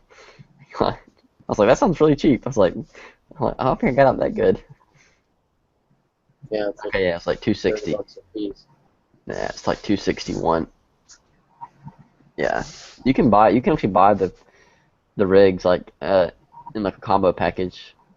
It's a little bit cheaper if you buy it all together. Yeah. From the companies. Yeah, they sell like a whole package deal. I've been looking forever for a new concealed carry mag pouch. I can't find anything I like because it's like people generally don't make stuff that snaps on and off your belt. You have to take your belt off. Just get one of those nylon ones that like has a little snap button on it. Like what? Like the same kind of snap that they use like on any kind of nylon gear, like you use on riggers belts. Oh well, yeah. I mean, obviously, but like if you have a specific brand or product in mind, let me know. Because I'm running a Safariland right now, and like the suede they use in it makes it, it's just basically impossible to get the magazines out quickly and consistently. Like sometimes they'll hang up on the suede, and I've loosened it like all the way, and it still does it. unless I pull a mag straight up, like directly up, it binds up. The back one always binds up. The front one not so much, but it's like do not want that to be a problem. Here's what I'm talking about. Hang on, let me pull it up. Perfect. Yep, let me pull up the, well, they don't have a very good picture of it. A lame picture. Let's see what it looks like. That's a much better picture. Alright, let me put my screen share on. Alright, see that? Oh, like, well, I want something open top. I don't want something that, like, I don't want to, and I don't want to do, like, something Molly compatible for my belt. Like, I want something that's going to cinch onto my belt. Oh, Like, yeah. I looked at all those types of options and stuff. I've looked at pretty much everything. I guess that's the I just front of it right wanted, there. like, a Kydex. I just wanted, like a dual magazine Kydex pouch with belt, like, not belt loops, but just some sort of quick detach system. The one I'm running is a Safariland 079. My friend had one that he used for his 1911, and I really liked it. I think it was Black Hawk too. I can't remember. Yeah. They had these. I bought like a long time ago before I really got into like gear. I bought my friend as a gift. I bought him 2 of the little Black Hawk like the single mag pouches with the little spring retention. Those things. And those are, I mean, for what they are at their price point, they're not bad. But it's like it's still injection molded plastic and a spring. It's not going to last forever. Here's what I was talking about. Hang on, let me find the right link. But like, if Safariland just made this pouch better, like it would be perfect. It's just the quality control is just not there. Well, you get one of these. I could get I could just get like a leather pouch. This is what my friend has. Yeah, I like these. Right, yeah, it's a Surface Snap one. Yeah, it's simple and it works. Or like the double that they make. I wanted that for a while too. That's kind of bulky. I don't know if I'd carry that. I don't like the gun you're using, but like if I was carrying a full-size gun. This is for my PT-28. How many rounds does that hold? 13 plus 1 in the stock mags. 13 plus 1. Yeah. I don't know. Kind of on the The mags are fairly short, and I mean it conceals just fine even with a t-shirt. I wear baggy clothes, so I've been slowly easing myself. Like when I first started carrying it, I would always wear my jacket, but I've slowly eased myself into just like now I just wear a t-shirt, and then it's like no one pays attention, so no one cares, and it doesn't even print that bad either. Like it really doesn't. But I mean I kind of dress around. It's not that I dress around it. It's just what I inherently wear is just inherently good for concealment. Right. So I can wear like big stuff. I want to get a 226R and get a light, and then get a holster and see if I can carry that. Just like, then fuck it, I'll have a full size pistol. That's what a friend of mine has. They're nice guns. They shoot nice. Well, I just don't like all of the changes they've made with them over the years. Like I don't like the long extractor. But like they made like a certain run of them. They made like a PT-26 special, and it had like the short extractor and a Picatinny rail as opposed to the little proprietary rail, and then it had rosewood grips. But like who cares? I can sell those on eBay and get plastic grips. My friend has really the want Navy this. edition. Is it the Mark 25 or is it the 226 Navy? I have no idea. It has an anchor on it. Well, they like over the last 10 or 15 years, they've done different variants where they had like a 226 Navy where it had no rail and an anchor. Then they did like a later version that was the R Navy, and now they do the Mark 25 that has the anchor as well. And I was just gonna get a Mark 25 until I found out about this special variant, because the Mark 25 has a short extractor and it has everything that you want. But I honestly don't like the anchor. I just feel like it's tacky. Yeah, it's really small. You can't really notice it that much. But Yeah, it's not that big of a deal. There are worse things. Like the M11A1, they put like a giant SIG watermark on the top of the slide. It's just incredibly tacky. And it's like most people Most people are like, why do you care? It's like, no, it's just kind of. I can't remember if he has a Mark 25 or not. He just got it, so it's brand new. So If it's brand new, it's probably a Mark 25, which is fine. Yeah, I shot it. I was gonna get one of those. It does have a threaded barrel, so. Oh, he got a Mark 25 thread barrel. Yeah, that's what I was gonna get. Is a Mark 25 with thread barrel, and then stick an X300 Ultra on it. Yeah, that's what he has. It's nice. Oh man, I'm mad jelly. Double action is long. It's smooth, but it's really long. But it's.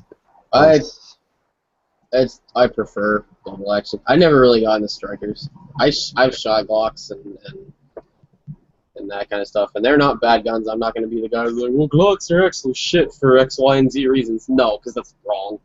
They wouldn't be as ubiquitous if they weren't good guns. I had a friend who I don't talk to anymore. He just nonstop. He would always shit on Glocks and shit on AR-15s for like the stupidest reasons. And he loved his crappy little AK and his crappy little Jericho 941. We have like a Wasser AK or something. It was I don't know what it was like. It was just some off-brand off-brand gun built on like a Texas receiver. Yeah. On a Romanian parts kit. It wasn't bad, but it's not like an Arsenal. It's not like. But like he just had his ego sunk into his guns, despite the fact that they weren't really good in any sense. And like all of his guns are broken. Like he had an auto ordnance 1911, like right after they got bought out by Car Arms, and the slide cracked on the face where the firing pin hits the primer. There's a crack there. Mm-hmm. His Jericho 941's the extractor spring is busted, so it doesn't extract reliably, and the rifling's shot out, so it keyholes. And then like his AK is the only gun he has that works, and then he has this like Rossi 38 that works from like the 70s. That's it. Like that's what he's defending his homestead with right now. That's surprising. The Rossi still works. Probably because it's an older one. Probably had.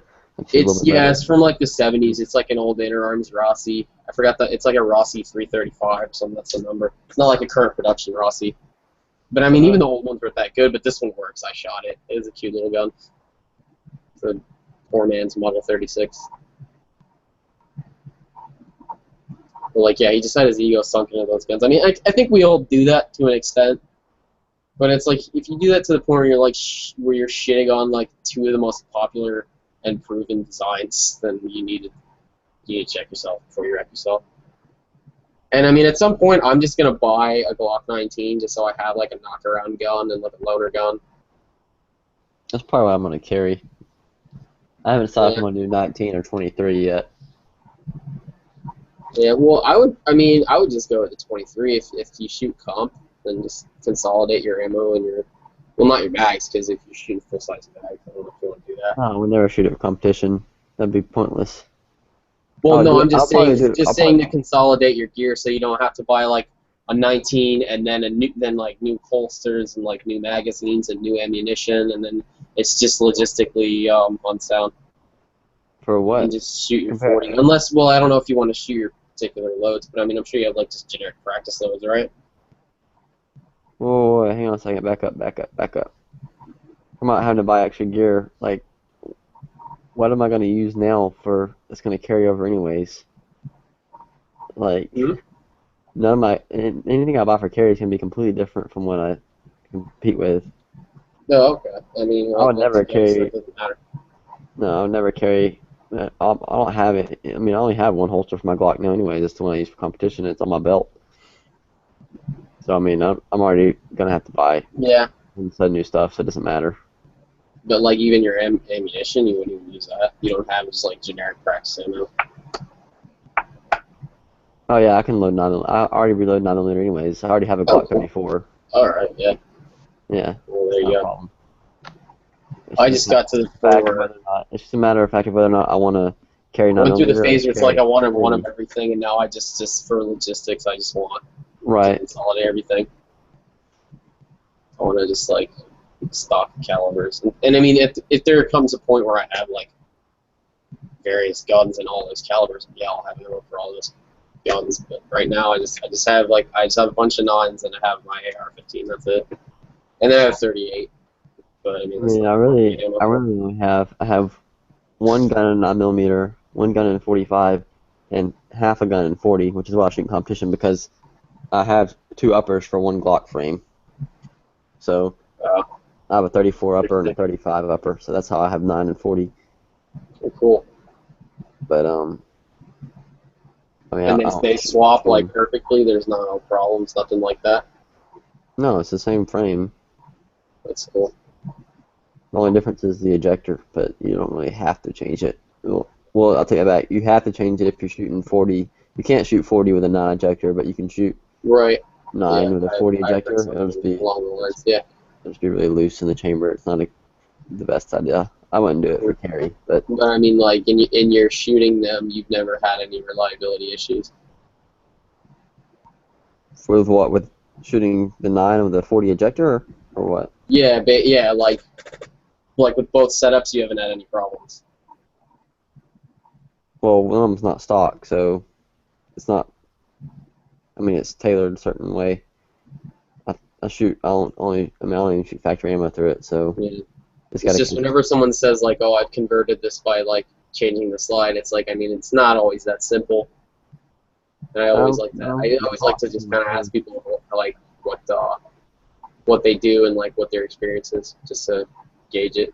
So I was talking to a guy yesterday. He's got a 92. He's got 92S, the old Beretta, and he says that he had a problem with the slide, so he just threw an FS slide on it. Current production FS slide on like a 1970s, 1980s 92S, and it works. And it's like, I guess not until you buy it. It's just like back in the day, whenever what was it, the Sigmas, the Smith & Wesson Sigmas that would work on a Glock frame. That's the one they got sued for. That. Yeah, that's one that Smith & Wesson got sued for. Like, oh wow, so like this, wow, so the rails were like interchangeable. I didn't know that. I knew about that. I knew about the whole Sigma controversy. Yeah, it was that similar that you could take. There were people taking Glock. I think they're taking Glock slides and putting them on Sigma frames, or yeah, I think that's the way they were doing it. They're putting Glock slides on Sigma frames. Total ghetto. And they would work. They would fire. I mean, obviously it's not the smartest thing to do because. Oh yeah, obviously. It's not tested or anything, but the fact they were that similar. That's why they got sued. But. Yeah. So I mean, yeah. That's cool though that you can just like swap the slides on it. Yeah, you can do that with any of the Glocks that are like 17 and you can do that with 17 and 22 as well. I know the frame size are the same, but they're supposed to be like the same ergonomically. I just didn't know if the rails and like the actual interface surfaces were identical enough. Oh yeah, and like the ejector. I don't think there's any different. Well, there's only 4 contact points on the frame of the Glock. Right. So yeah. I don't think those little rails are any different, unless you're buying like completely different. It's just like it's metal parts moving at relatively high speeds, and if it's ever so slightly off, then it can mean catastrophic failure. You can like shear the rails or something like that. It'll wear one way or the other. No, I haven't had any problems with mine because mine's a 34. It was a 34 by stock. Yeah, because I mean, people in like the AR world, it's all kind of interchangeable because it's like just pins and like similar bolt carriers going in the similar hole. That's interchangeable, but like putting a slide on a frame with all those contact points, it's not the same animal. Right. It's not as like picky with the Glock, because it's tolerances aren't nearly the same. Right. It's not like you're having to fit a slide to a frame like you would like with a 1911 or something. Because it's only, it doesn't have full rails. It just has, like I said, it's 4 little points. Yeah. And I mean, I come from basically like everything but Glocks and like striker guns, and so I'm used to seeing like metal on metal, like thick frame rails and stuff like that. And so to me, it's just like, I wouldn't do that. I wouldn't do that with my high power or anything like that. No, you won't take it to a gunsmith and get them to fit it for you. Right, I'd make sure there's the tolerances are correct. There's actually. It's cool though. I think it's like your upper. There's a guy on YouTube who does like a lot of competition type stuff, mostly on his channel, and he has an STI that he had done that way, or it was either his or his friends, but it was an STI, and I think it was originally 40 caliber or something like that, but he had it sent to a gunsmith, and he bought a 9mm slide for it. And so he had the gunsmith fit both slides to the one frame, so he could literally just change over. If you wanted to shoot like 3-gun and shoot 9mm, he could. And then if you wanted to shoot USPSA and shoot 40 caliber, he could. That's cool. It's kind of neat. Of course, that's pretty expensive, but Yeah. not in the Yeah, and grand it's scheme of like- things, it's not. That's but- the thing too. It's like it becomes expensive to the point where it's like, would I rather just have a second gun?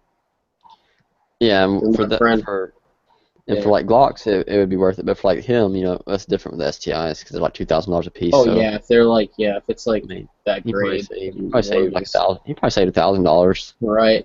Buy a bone stock AR-15. But yeah, my friend was like ranting and raving. He loves a 6-hour P320, and like he's ranting and raving about how modular they are and like you can swap the frames and all that. But it's like it's only $100 more to buy an entire new gun. It's like, why not just buy the gun? You have 2 guns. I saw one of them fail. Really? I think it was a 320. I was positive. How did it fail? It didn't. The trigger went dead. It wouldn't drop the Oh striker. wow, Yeah. catastrophic, like the gun broke, huh? It stopped for a second, and the guy was sitting there pulling the trigger like 3 or 4 times, and then it started firing again. It was weird. It was at a competition. I'm like 90% sure it was a 320. It's been Wow. like So 4 or maybe 5 like months. the trigger bar probably just came out of alignment or something. That's weird. I guess I don't know. He might have messed with it, it being a competition gun. I don't know if he Yeah. screwed with it or something. So that's also possible. But Right, exactly. Like, yeah, I mean, if you polish the bearing surfaces or something, then, no, he could have put it in aftermarket parts. I don't know. Just yeah. a variety of things. But yeah, I'm that's kind that's of, interesting.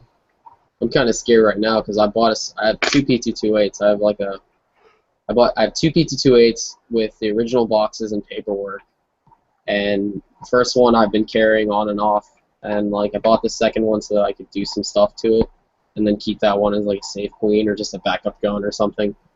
And when I got it, I opened it up and like all the bearing surfaces had been polished, and I don't know if it was done by a professional or some bubba, but I mean it shoots fine. But then when I went to go shoot it, I bought a brand new case of ammo, and it was like I had like 4 light primer strikes in one box, and I had older ammo that I shot through. I shot like 200 rounds through it without a problem. Then I started shooting this ammo and I started getting light strikes and like crap. You I don't probably know got if an it's ammo or the gun. probably got an aftermarket striker. I don't know if you can do this with SIGs with that model, but it possibly is. I mean, aftermarket, striker It spring. doesn't- it's probably not aftermarket. It's probably worn out. But I had a Smith look at it, and he said like the spring tension seemed fine, and the mainspring seemed fine. Like I'm assuming it was ammo. And I called Federal. I'm like, hey, your ammo sucks. And they were like, okay, well, if you get any more light primer strikes, you can mail it to us, and then we'll verify that it sucks or that your gun sucks, and then we'll fix it for you. So I gotta go shooting again sometime. Yeah. But I don't know. Like I've never used I just bought a case of American Eagle just because it was cheap, and I never used it before. I usually use other stuff, and I mean I never have problems with anything else. But it's like four duds in a box. It's kind of ridiculous. I've never shot factory 40 ammo. I've shot factory 9mm ammo a little bit. I've shot before I started reloading. I probably shot like 300 rounds of it, maybe total, or 200 rounds. You like only reload, huh? And then I've shot a good bit of factory 45 because I've had it for 4 years, and I've only been reloading for like a year and a half, I guess, or 2 years. Like seriously reloading. I've been reloading since I was younger with my dad, but pistol stuff I've only been doing for about 2 years. I just don't want to get into it because I don't want to void. I mean, not that I have any warranties on any of my guns anyway. I still want to like give myself any more chance of like blowing up my guns. And like not only that, but the reason I bought this case is because it's ballistically identical to my carry load. So it's like the same exact stuff. It's just not a hollow point bullet. So I was like, oh hey, so it's gonna be like the same thing. And then of course it doesn't fucking work. So that's what you get for trying to be smart. Yeah, I mean, most reloads are usually better than factory ammo, anyways. Yeah, and there's like a certain reassurance knowing that like you loaded that. Yeah, they're You not were the one hard. who tested it, not some guy in the factory that you've never met before. Plus the warranty thing you're talking about. That's what I was trying to think to say is how they're gonna know. I mean, what if that? Have you shot? And I've never heard of, No. and I've frankly never heard of like a warranty case going through. And I mean, yeah, exactly. Like, how are they gonna know? So I mean, if they test it and they find that like the gun blew up from like an overpressure load, they just be like, well, it's overpressure. So you obviously didn't use factory loaded ammo because it's overpressure. So you're an idiot. I've never heard of someone actually getting their like a new, like the MSRP for their gun back anyway. And it's like, all my guns are out of production. Like, so it's kind of pointless. But it was really just the ballistic identity. That's all it was. It just seemed like the smart thing to do. Well, I don't know. I'll see what happens. If it's crappy ammo, then I think I'm gonna go with one of my buddies, and then like have them bring one of their stock guns, and then I'll like trade a box of whatever they got for that, and then have them throw a box through it, and see what happens. I gotta get some sleep. I'm late. Yeah, alright. I got it, yeah. But you gotta do homework. Yeah, I'm actually looking at what I gotta read tomorrow. Yeah, I gotta read some stuff for class tomorrow too. Okay. Let me see. Test. Oh, we already had that test. That scared me. Alright, where is this? What's today's 27th? Is tomorrow? Or 26th? It's 20, yeah, it's the 26th now. Or no, it's the 27th now, because it's 2 Oh, yes! Yes! This is the week we have no class. Yes. Not tomorrow, but Thursday I have no class for this class. Awesome! Oh, and it's an intro. I don't have to read for anything tonight. Oh, cool. So I didn't have to read it. I was wrong. Well, not for that class. I do have to read for another class. Congratulations. Let me go look at it real quick, see what I got to read tomorrow. I have like an hour and 45-minute break in between two of my classes, and that's like the time I used to do all my homework. My classes are really short. I don't have any breaks. See, I have like a 6-hour break on Monday where I just sit around and look up LBE on the internet. That's gonna suck. At least, it's at least on my shitty. campus, we have a lot of study areas, and if I have time like that, I'll go watch Netflix or something. It's just funny for me because like I'll just be in like a public place on campus and like everyone's running about and like hang out with friends and talking about I don't know whatever it is college kids talk about, drinking and screwing, and I'm just sitting there on my computer like looking at LBE or like ammo prices or gun auctions, and it just seems so like looking at myself outside of myself. It just seems so conspicuous. Yeah, I'm in Georgia. A lot of people here like hunting and stuff, so there's a lot of people who are. It's my campus is like insanely liberal. I was having this big discussion with GWeb yesterday about one of my professors. Like the professors are very left wing, and then like the students are really more just ambivalent. Mm-hmm. It's like I mean this is I live in South Florida. Like there's definitely a gun culture, and we're definitely a free state. But a lot of the youth and like there are certain like echelons of the population that just don't focus on that. You're in Florida? Yeah, I'm in like Fort Lauderdale. Where is that at? Is that near? That's on the Panhandle. North. Right? It's north of Miami. No. I'm like south. Like I'm just north of Miami. Like 45 minutes north of Miami. Are close to Universal Shooting Academy. Are you? How close are you? How far are you from Frostproof, Florida? From what? Frostproof. Or how about Lakeland? Clark County. Let's see.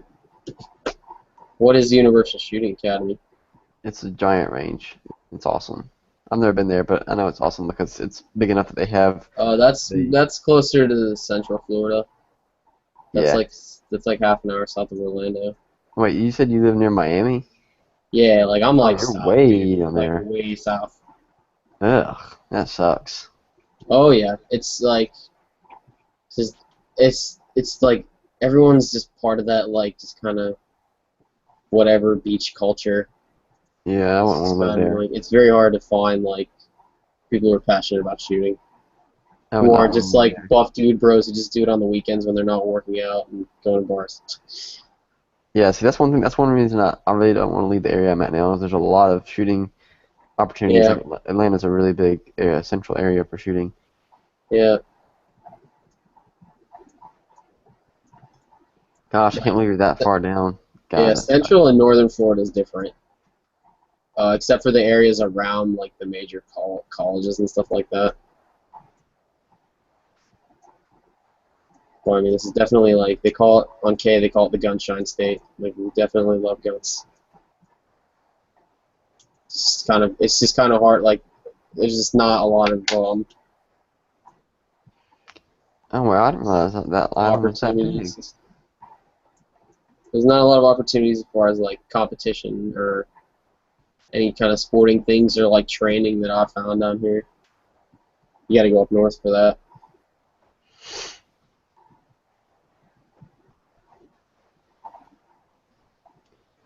Let's see, where is it at? Nope, that's not it. It's east of St. Petersburg. No, I'm looking at something else. Oh. There it is. Yucca City is actually really far from. Oh, I want the Earth view. There we go. There's my campground.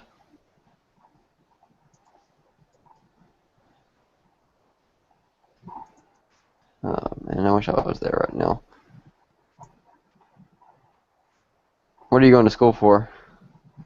My degree's in communications, and then I have a minor in film studies, and like A minor in what? you do film studies like movies, and then like if you do X amount of honors courses, you get an honor citation, so it's like a second minor. Interesting. Yeah, I'm on. This is my last semester too, dude, and I'm out. I'm No, done. nice. You about I to got my graduate. bachelor's.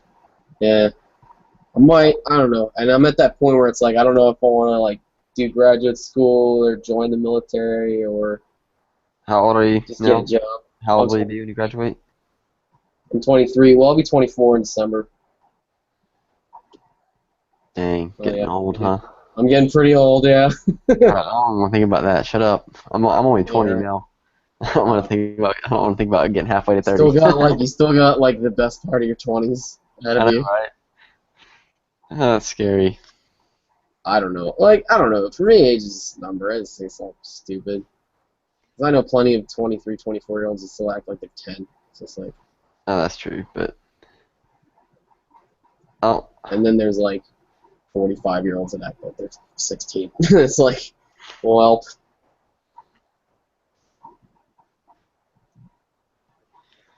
Yeah, I can't wait. to- I can't wait to graduate. I still have a year and a half left. dude, I cannot wait to be done. I've got next semester. I got this coming spring semester, and then I've got a year, and that's it.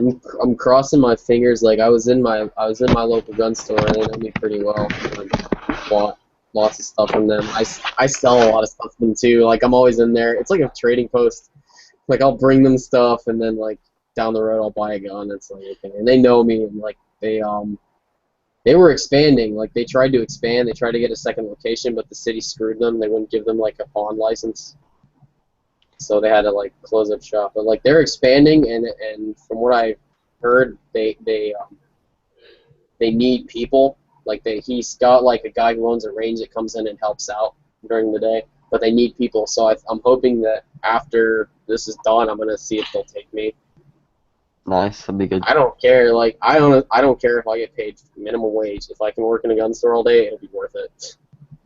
Yeah, it'd be well. I mean, And then work my way up, especially if you you don't continue to want that try to to be. expand. You don't want that to be your only source of income. It'd be good to have as a part-time job just so you could get discounts and stuff like that. Yeah. It's like what one of my friends that I shoot with. Well, that's the other thing he's- too. Is like I'm pretty. I've been doing. Like, do they have like seasonal Halloween stores where you're at? Like stores that pop up for just like a few weeks and. No. Oh well, like Spencer's in the mall. They own like the biggest chain of seasonal Halloween stores, and I've been doing that for this is my third year doing it, and everybody loves me. I'm like the only good employee because it's seasonal. You bring in like the worst of the worst, and people who just like don't care because they know that the job's not permanent. And I actually like have work ethic, and so like the upper management all love me. They're like, if we had like 10 of this guy, then everything would go smoothly. So I'm hoping that I can split.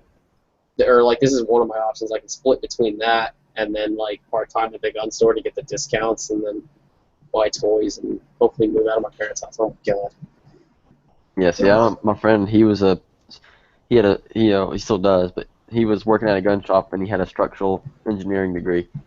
But he pretty much all his check from the gun shop went back to the gun shop. Pretty much, yeah, and that's what the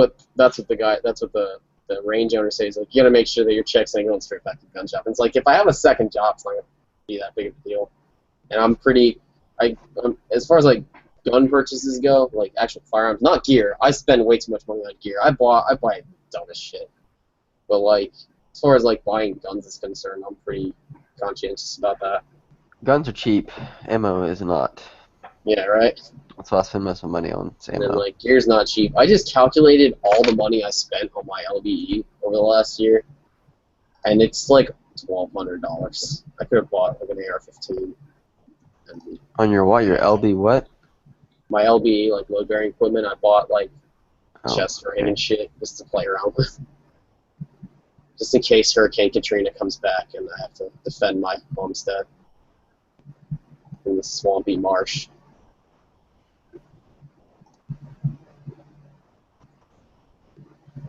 But I bought like way too much stuff.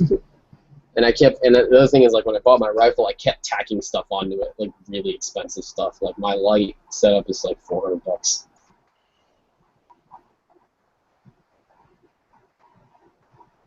I have an aim point on it.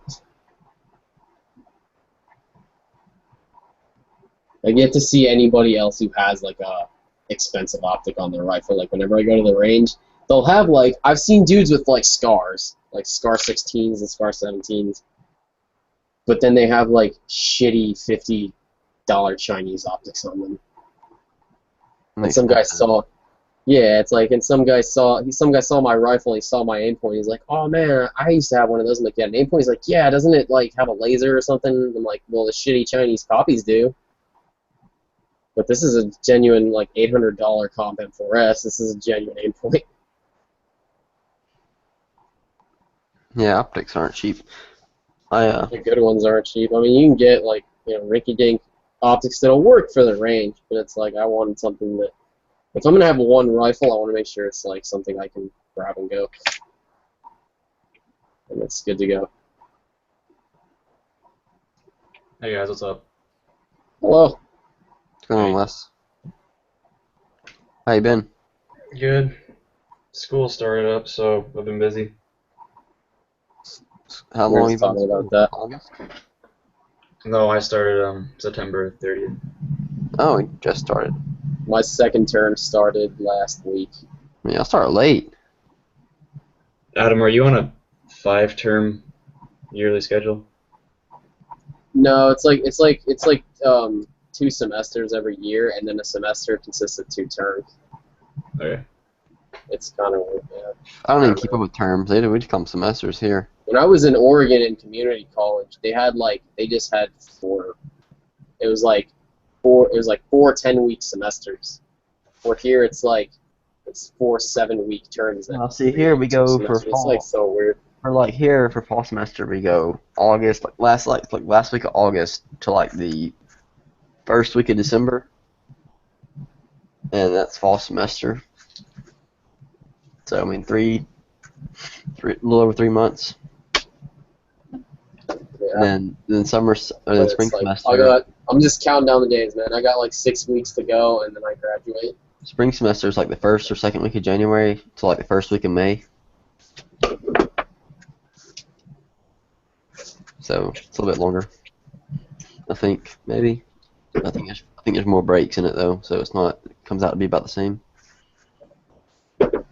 Yeah, we're just on the 10-week quarter.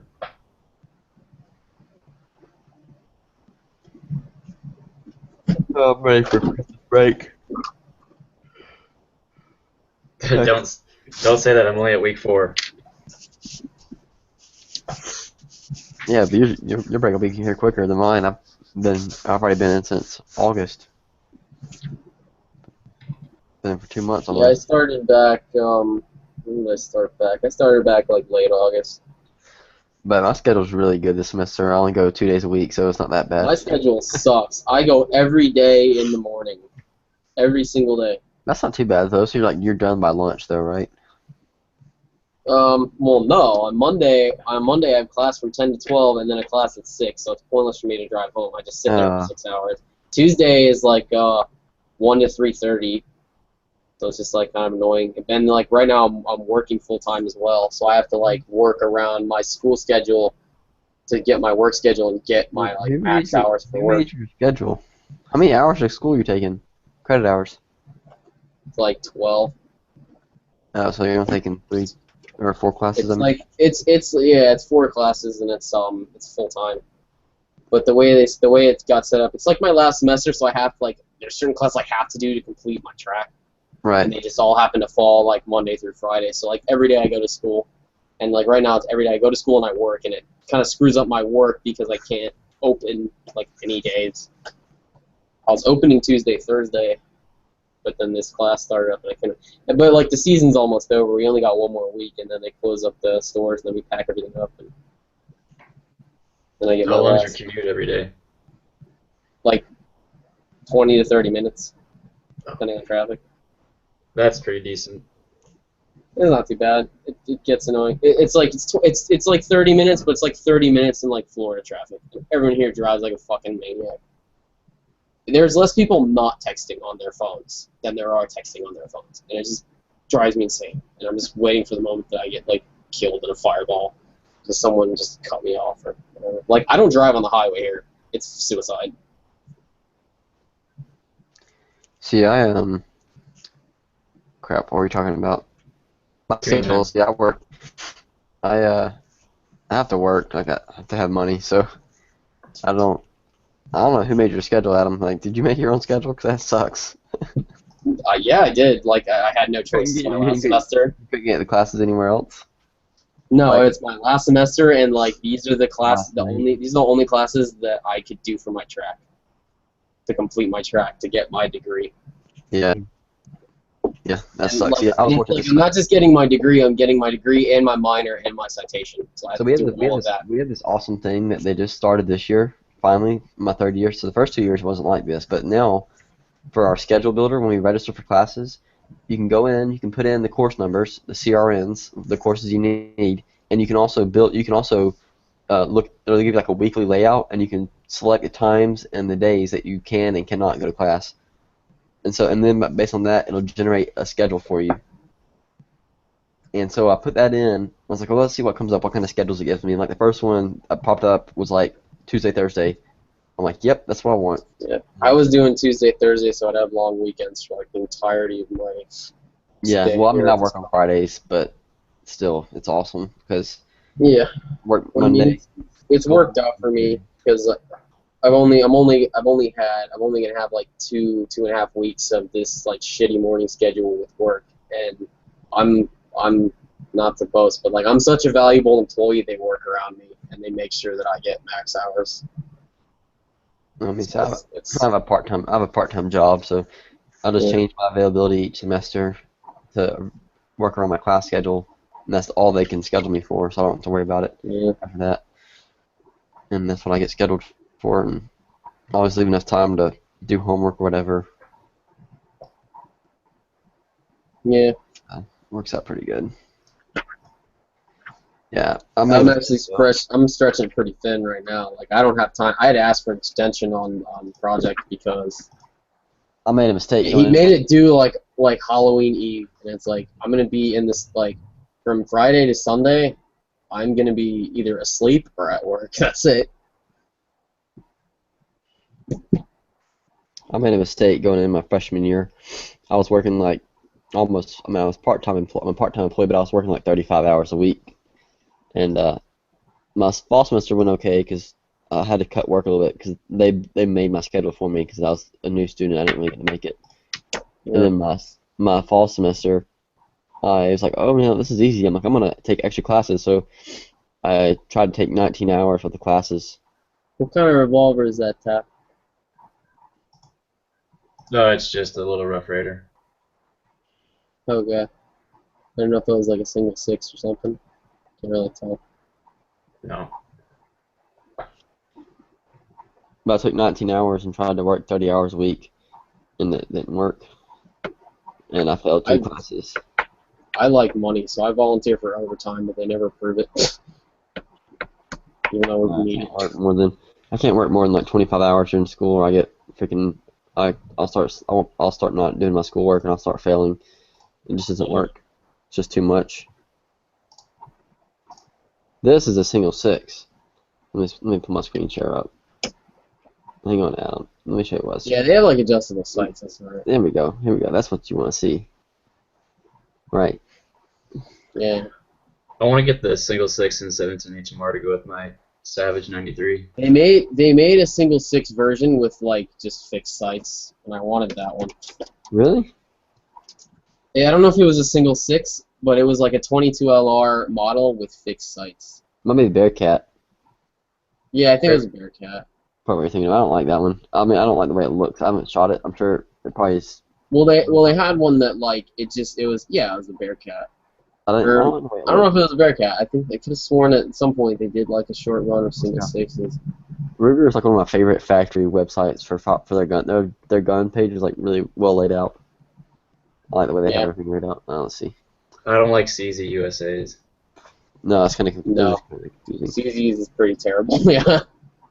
I don't like the ones like FN either because they're like law enforcement, civilian use, and civilian use is all like the weird thumbhole California compliance stuff. Check that out. So that's the 17 HMR you're talking about. That's neat. I completely forgot about that. They're expensive though. My buddy had he bought They're the same price as the regular one. 17. I have the convertible. That's what the single 6 is. The convertible with the. Always thought that'd be a neat little gun to have. That's what I have. I have the 9.5 inch version. Where is it? Right here. Boom. That's what I have. I'm very like Mine has wood. I'm very practical, tactical, and so I'm always like if I were to have a 22, it's like I want a 22 that's like so small that I can carry it. The overall length to that Like gun. or like so humongous that I actually get ballistics out of the bullet. Yeah, the overall length of that gun is 15 inches. I didn't realize that. It's a friggin' Joker gun. That's what I have. Just a bunt line 22. I have a scope for mine. The good thing is if you run out of ammo, you can poke the fucker with it. You know, they're really not that heavy. You know, Yeah, I mean it's just a 22. it's only 39 ounces, so it just weighs as much like a 1911. As much as you're not. Yeah, but I mean the balance probably isn't that good if the barrel's that long. No, that's not bad. That's cool. I mean, it's like that's a cute little novelty gun. Like They're good for plinking, squirrel hunting, for target shooting. This is what my dad has, I think. He has one too. His is a 5.5, I think. What I really want is a stainless. This is the rear sight. You know, that or fixed sight. They do have single 6 that's fixed sight. It's different yeah, from there it the is. This is what I really would like to have for 22. If they had a stainless fixed side model, I would buy it right now. But they This is don't. what I like. This is the 10 shot 22. A single 10. That's freaking awesome. Then they have the single 9, which is 22 Magnum. I want a Mark II. Like a I'd like to Bulldog have Mark both II. of these. Except Oh, 22 Magnum's expensive. The only 22s that I want are like a Mark II or like that single 6 if they made it in stainless, or like it's like a Beretta Bobcat or something. I forgot what it's called. Like a really tiny. I think you're talking about the Minx. Well, there's the Minx. I think the Minx is 22 short. They have one that's 22 LR. I thought the Tomcat was a little bit bigger. It's bigger than a Minx, but it's still pretty small. I don't like how they changed the design of the Ruger Red Box. Where is that? I don't really like Ruger's catalog, to be honest. I only like the single 6 and the 1022. They changed the design. Do you guys know if their SR556 has like is their bolt carriers interchangeable with regular ARs? I I think so. It's a regular AR-15, isn't it? I thought someone told me they had proprietary. Well, no, it's a piston gun, so it wouldn't. I believe it's a piston gun, right? It's not direct impingement, so it would have a proprietary carrier interface. Yeah. So yeah, I wouldn't take a stock. But then that raises the question of like if I could change out the gas key or whatever. But then it's still not interchangeable. So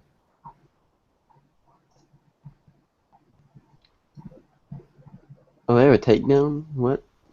yeah, it's 1022 takedown. No, they have SR 556 takedown. What is that supposed to mean? What? What? I don't Yeah, they understand do. how it's different from a regular. Interesting. That's weird. That's actually pretty interesting, not gonna lie. I like how they have a 308. That's pretty cool. It's MOE, SL stock. They have an MOE grip and then the SL stock. Why did you do that? Everybody's favorite, Mini 14. Mini 14. That gun would be cool if it took P-Mags. There's a lot of hate out there for the Mini 14. I mean, the only reason to buy a Mini 14 is to buy one with an AC 556 stock and pretend you're in the A team. That's like really. Here's one of the 375 H&H, like Nathan has. Single shot rifle. A safari gun. 30-32 Tomcat. The Tomcat is the 32, the Bobcat is the 25, and I think they also make it in 22. If not, then it's different.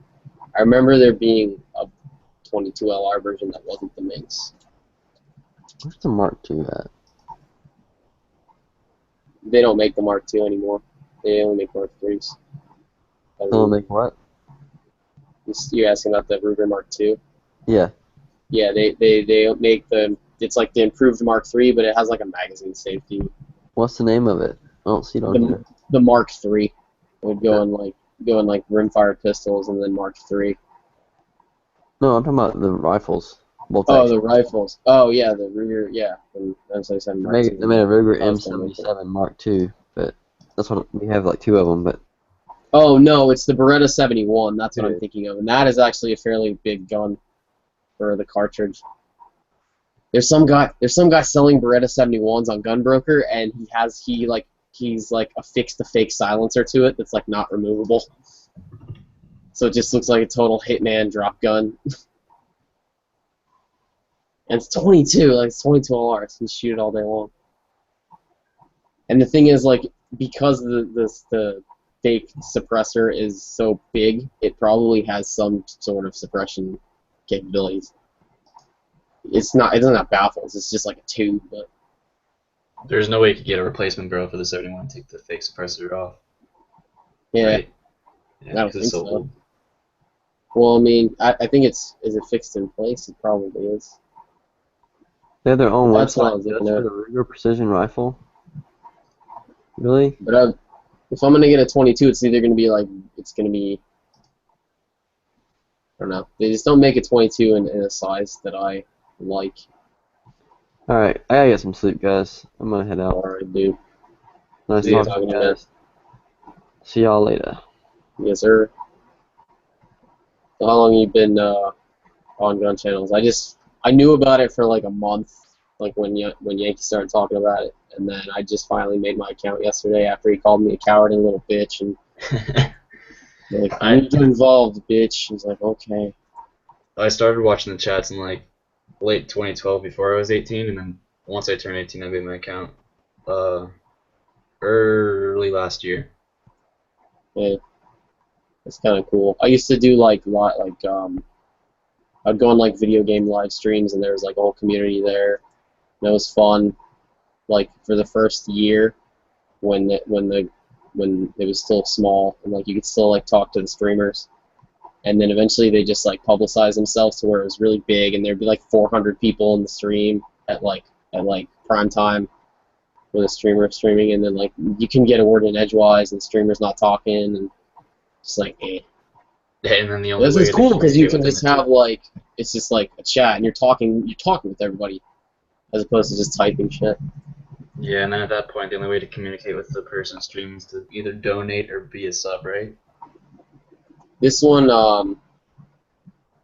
they had it to where it was all free. Like, I think you could use like the chat program that they use. You could pay to get like special privileges, but it was all free. Like you could do it for free, which was nice. They weren't shilling out that bad until later. Like it just degraded to the point where I was just like, this place is not what it used to be, and you guys are all just like shills and completely lacking in moral fiber.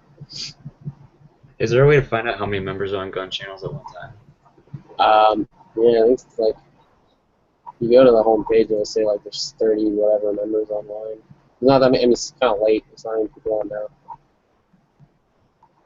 There's 8 members online, including and then Caleb's still on, so he's not gonna be on for long. I'm just like, my schedule's all messed up right now, so I can't sleep. I have to read this short story, but I don't want to read it. It doesn't matter because I've already seen the movie anyway. I noticed that once Yankee started putting up videos, we got a lot of new faces, but very few of them seem to be He's like become new fairly regulars. popular. I've been watching him for a long time. I watched him back when he like did his shitty videos with the shitty camera about like refinishing guns. That's what got me into him. Cause like I have a stainless steel Model 60, and like I would watch his video, like I would watch him showcasing his like stainless guns and like his refinishing videos. And like, okay, that's how you do that. And then I stuck around for the insanity. I totally forgot how I found out about Yankee. I think it might have been through G-Webs. I watched G-Webs for a long time too, but fairly on and off. Like I don't think I ever subbed, because like back in the days like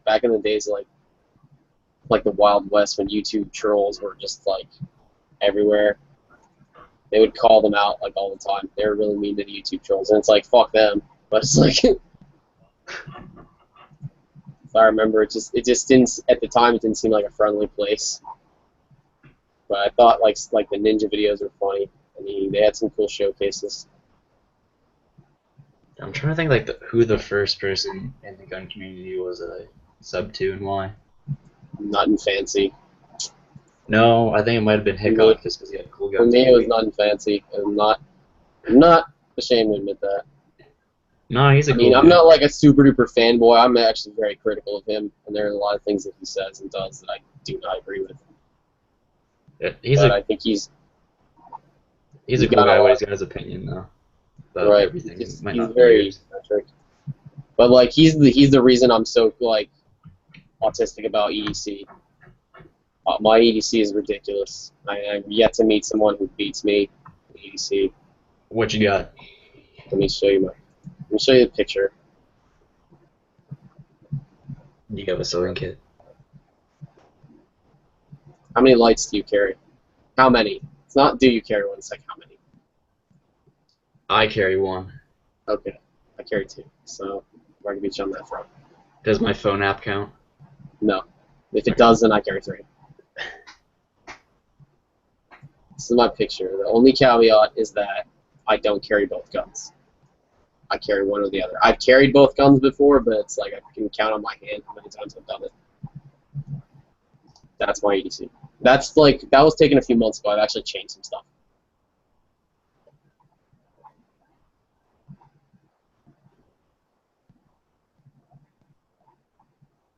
Wait. So you carry this like, you don't carry this all on your belt. You gotta have like pockets or something, right? Oh yeah, I wear cargo pants. I wear 511 Type Pros, and I use every pocket. And I usually wear a hoodie too with zippered pockets. Okay. Like yeah, but every day, dude, I swear to God, and to God. Well, I don't carry my gun every day, but the only reason is because I go to college and I can't carry on campus. I can't even leave it in my car. I know. I just carry a little thing of pepper spray now because I'm tired of like. I don't have a less lethal, so you got me on that. I've been trying to figure something out for that. I have mace, but I don't want to carry it because I don't want to like discharge it, get in my eyes somehow. I want an ASP baton. That's what I want. I want a club. Get a taser. A taser. Yeah. Someone was showing me that. I think G-Web showed me a link that some taser companies have back to school sales. Back to school sales. Yeah. Nice. I visited the taser booth at the gun show last time I went, but it's like they just have like stun guns, and I don't want a stun gun either because I feel like it's gonna go off in my pocket or something. See, I'd be all for carrying a taser, but I feel like there's one, like you get a carry gun for capacity if you want something semi-auto, and just stun guns and tasers don't really have that. Right. Like, And it's hey, I just am, like let me such switch it's like cartridge. such a niche thing, and it's so hard. It would be so hard to integrate and conceal. And so it's just like not even worth it. That's why I just want a baton, because I can just stick that in my waist, and then if shit goes down, I can be like freaking. Have you seen Observe and Report? Well, he used the Magalite. Well, no, there's a scene where he used an ASP baton, but he used the Magalite in another scene. He's like bashing on dude with a friggin' Magalite, 2D cell Magalite. I should just carry a 2D cell Magalite. You could That's not probably find conspicuous at all. You could probably find an old police duty belt and just carry all your stuff. Even a pair of handcuffs. I don't want to look like a cop. Probably better than any People campus security you got. People, yeah, for real. I remember It just blows my mind that these people think that they're in a magical bubble because there's dudes in blue uniforms with a belt that's got handcuffs on it. They Yeah, think I that remember they're like safe. I I do not get it. I remember like the first day of the quarter this year. I saw like the campus security and I kind of like gave them a look like so it was on their belt. There was nothing. Right. It's kind of a joke. I think I saw maybe when I see a cop, like when I see a police officer on campus, I'm like, oh my god, thank you for being here for like 45 minutes with your gun. Like, thank you. Yeah, it's just one cop, and ours is usually like in some office somewhere, and like how easily can you respond, even if he's right here? Yeah.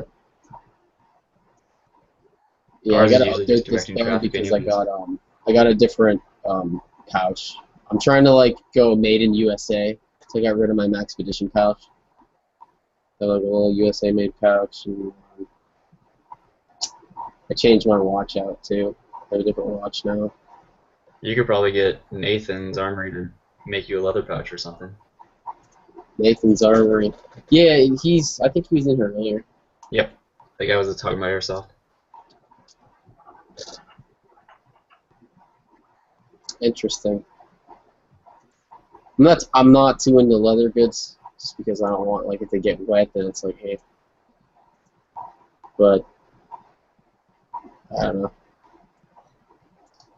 The one I have now is sufficient. I think like a mix of like Kydex and nylon like flaps would be really cool. It doesn't zip, but that's the only downside. Everything else, well, there's a few downsides, but the upsides outweigh the downsides, especially in made in USA. It's funny because like the speed loader pouch I have is just, it's like a Bianchi, but it's but like all the Bianchi and Safariland stuff's like made in Mexico now, just so they can save on production costs. But I actually ordered one on Amazon that was on closeout, and it was so old that it was part of the USA production run. It was like 15 years old, and so I got it. I got it in the mail. I got it for like $20. This is $10 cheaper than I would pay for a brand new Mexican one. And I got it in the mail, and I got it, and the tag said "Made in USA." I'm like, "You've got to be kidding me!" I was like so happy, and I'm pissed because there were 2 for sale, and I wish I'd ordered both of them. But no. Where would be a good place to start to get magazine pouches? Dude, I was just talking to Caleb about that. Like, I'm trying to find like because the pouch I have, I'm not satisfied with, and I haven't found anything better. Because most of the stuff. But now the thing is is, I Velcro, want right? something that will that's like quick detach off my belt, that I don't have to thread my belt through every time because I change between guns, right? So I don't want to have to keep threading. Well, I mean, I have to keep threading because my speed loader pouch has to be unthreaded, but it's still easier to don it and doff the mag pouch because it's got snaps on the back. But it's like, first you got to figure out what material you want. I mean, I'm assuming this is for concealed carry, and then so you have to figure out your application, you have to figure out what material you want, and then you've got to kind of figure out like what kind of features you want. Do you want quick don and doff, or do you want it to be just on there, or like what? Like, what are you looking to do? I don't know. Like, I can only really carry a handgun here when I go hunting now because of my age. But I think just something I can go on a belt and I can use it for multi-purpose. Like Yeah, a belt, like on the, like I don't know, maybe on the outside of a backpack. On the outside of a backpack, that's kind of cool. Yeah, just like kind of like close to your I guess the lower part of the backpack near your kidney, so you can like reach back and grab it. Oh, like 4 or 5 o'clock.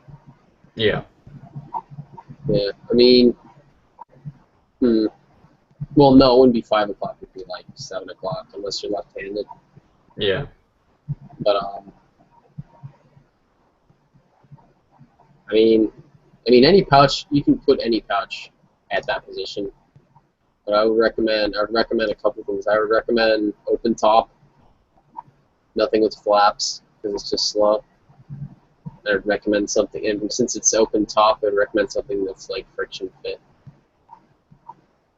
Well, I mean, all pouches can be like that. And like, I guess you're not really picky about material, are you? You don't care if it's Kydex or leather or whatnot. No, I was kind of looking at this set of 511 Sierra Bravo double mag pouch. I haven't seen their newer stuff. Like, I just found out they have chest rig. I don't buy any 511. Again, like I said, I'm on my Made in USA kick, and I wear Tacklight Pros every day. But I've been trying to find American-made pants forever, and nobody makes cost-effective American-made pants. Kind of crazy. Where's 511 made? Like Most Taiwan? of their stuff is made in like Indonesia or Vietnam or just Southeast Asian country. Oh, okay. And like to be fair, it's all good quality stuff from what I've bought and what I've used. But it's just, I don't know. There's just this like stigma toward it that I would like to wash my hands of that. But like I have 511 pouches, and I've used a lot of 511 pouches and stuff, and they're all, I mean, they use the 1000D, and they, the mollies, all the stitching's fine. It's not that stuff. And if that's not a problem for you, then yeah, probably. Let me see this Sierra Brava.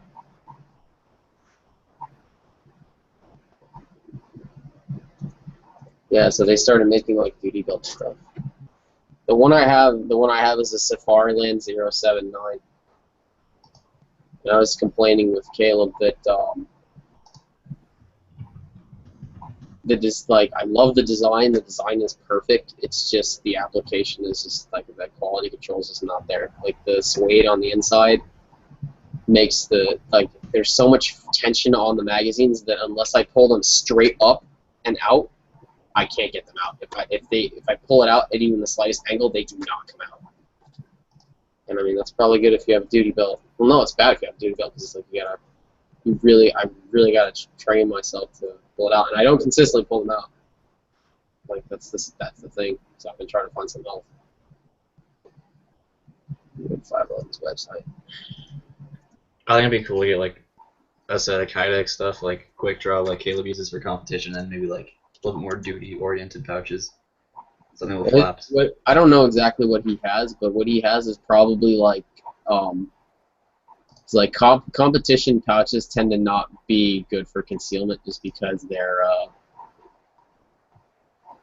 like they stick about, so they're easier to grab as opposed to hugging close to your body.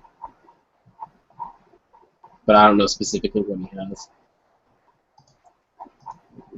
But I mean, there's like if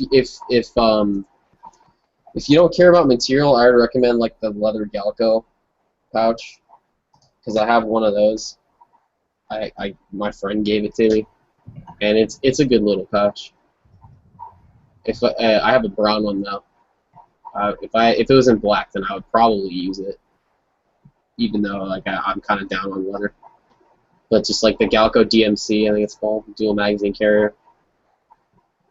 It's a bit pricey for what it is, but it's good quality leather. And I mean, compared to like custom leatherworks, it's not that expensive. You can probably find it for like $40, $50.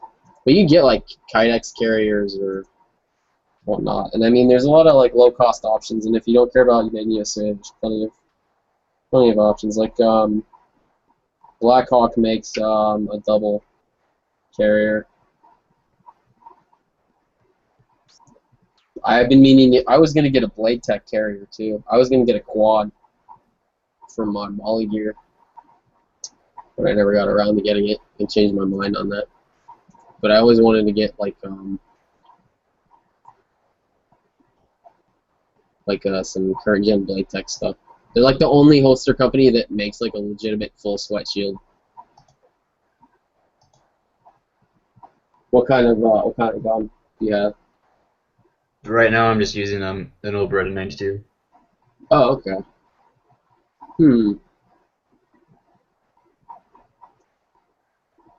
well, at the risk of sounding like a shill, I actually have an old pouch that I'm been meaning to sell. It's like the old Gen Blade Tech pouch. It's 228 mags. It should probably fit 92 mags. But I don't even know if I probably shouldn't be brokering deals on the lobby. That should be in the equipment exchanger. But yeah, I was after school's done, like in December, I was gonna I have a bunch of stuff that I need to throw on eBay. I need to sell an upper too. I need to assemble my new upper and then sell the one that I have. What kind of upper do you have? I have I bought a Colt 6920 SOCOM. I just wanted like a vanilla bare bones M4 that said M4A1 carbine on it because I'm a 90s kid and I have to have a 90s rifle. And I bought the gun that I bought was like the last gun they had in the shop, and it was like the floor model, so I got a discount on it, but there was like scratches all over the upper. So I flipped the upper, but before I flipped the upper, I bought a 14.5-inch barreled M4A1 upper, and then I perm-attached like a 2-inch flash suppressor. So it's non-NFA, but it's still a 14.5-inch barrel. So it's like as close you can get to an M4 as possible without going NFA. But when I got it, I found out I perm-attached the flash suppressor before I realized that there's a problem with the barrel nut. And the barrel nut is cut in such a way that it doesn't actually fit the rail. So I had to machine the rail clamp so it would fit. And so now it's all together and it works fine. It's reliable. But I was considering rebuilding like the same exact upper, but instead I was gonna have like the proper Colt barrel nut, and then maybe have it to where I could use I was trying to figure out if I could get a standard A2 bird cage on it with like a spacer, so that I could use like A2 bird cage suppressors. But I talked to a smith and he basically told me I shouldn't do that. I wanted to get a second opinion because he's kind of a young guy, and I didn't know if he didn't necessarily believe him. Is that still using the 14.5-inch barrel? What's that? Is that still using the 14.5-inch barrel that you want to put the spacer in the 18? Right, I have all the parts for it. I have every single part for it. I just have to go to my smith and be like, here's these parts, please put them together, because I don't have like I can't install the barrel myself. That's the only thing I can't do. What's his reasoning behind not having the spacer? Just another thing to get loose over time? Well, it's just that when you screw the flash hider on, there's no space between like the inside of the flash hider and like the muzzle crown or like the front of the bore. But if you put a 2/10-inch spacer on it to get to the legal length, you put a 2/10-inch gap inside the gun, and inside that gap, all these gases are going to accumulate, and you might damage your muzzle crown, and then that will affect accuracy. And it may even lead to other problems down the line. It's like I don't want to risk screwing up the accuracy of my gun so it looks cool. But again, like I don't necessarily believe him because it's a very common thing. Like if you go on ARFCON, like you'll see guys that do it with different types of spacers and whatnot. But then the other question is like, okay, let's say you can do that. Let's say you get the flash suppressor on there and it's fine and it doesn't damage the muzzle crown, it just shoots fine. But like, is that a stable enough platform to mount a suppressor now?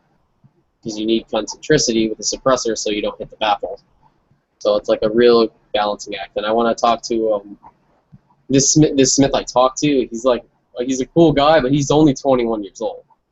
But his experience is like he worked at a machine gun shop down in Miami, and like he's fixed like every automatic weapon that you could think of. That's like his experience, and he's younger than me. And he's got like he's got like an engineering degree. I fucking hate this guy. His life's great.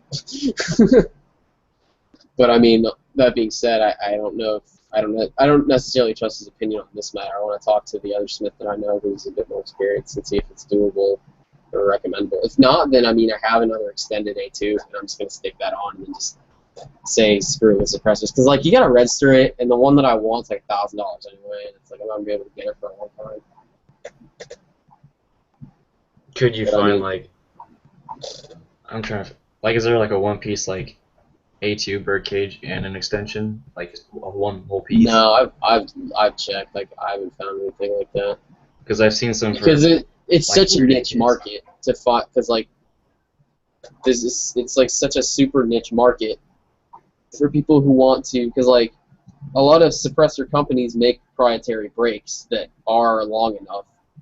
And so they're like, why would you want an A2 when you can just buy a proprietary brake and then it'll link up perfectly? And it's like, book my M4. Like, I want it to be an M4. I suppose it might just be easier to bite the bullet and get a 16-inch barrel. Nah, screw that.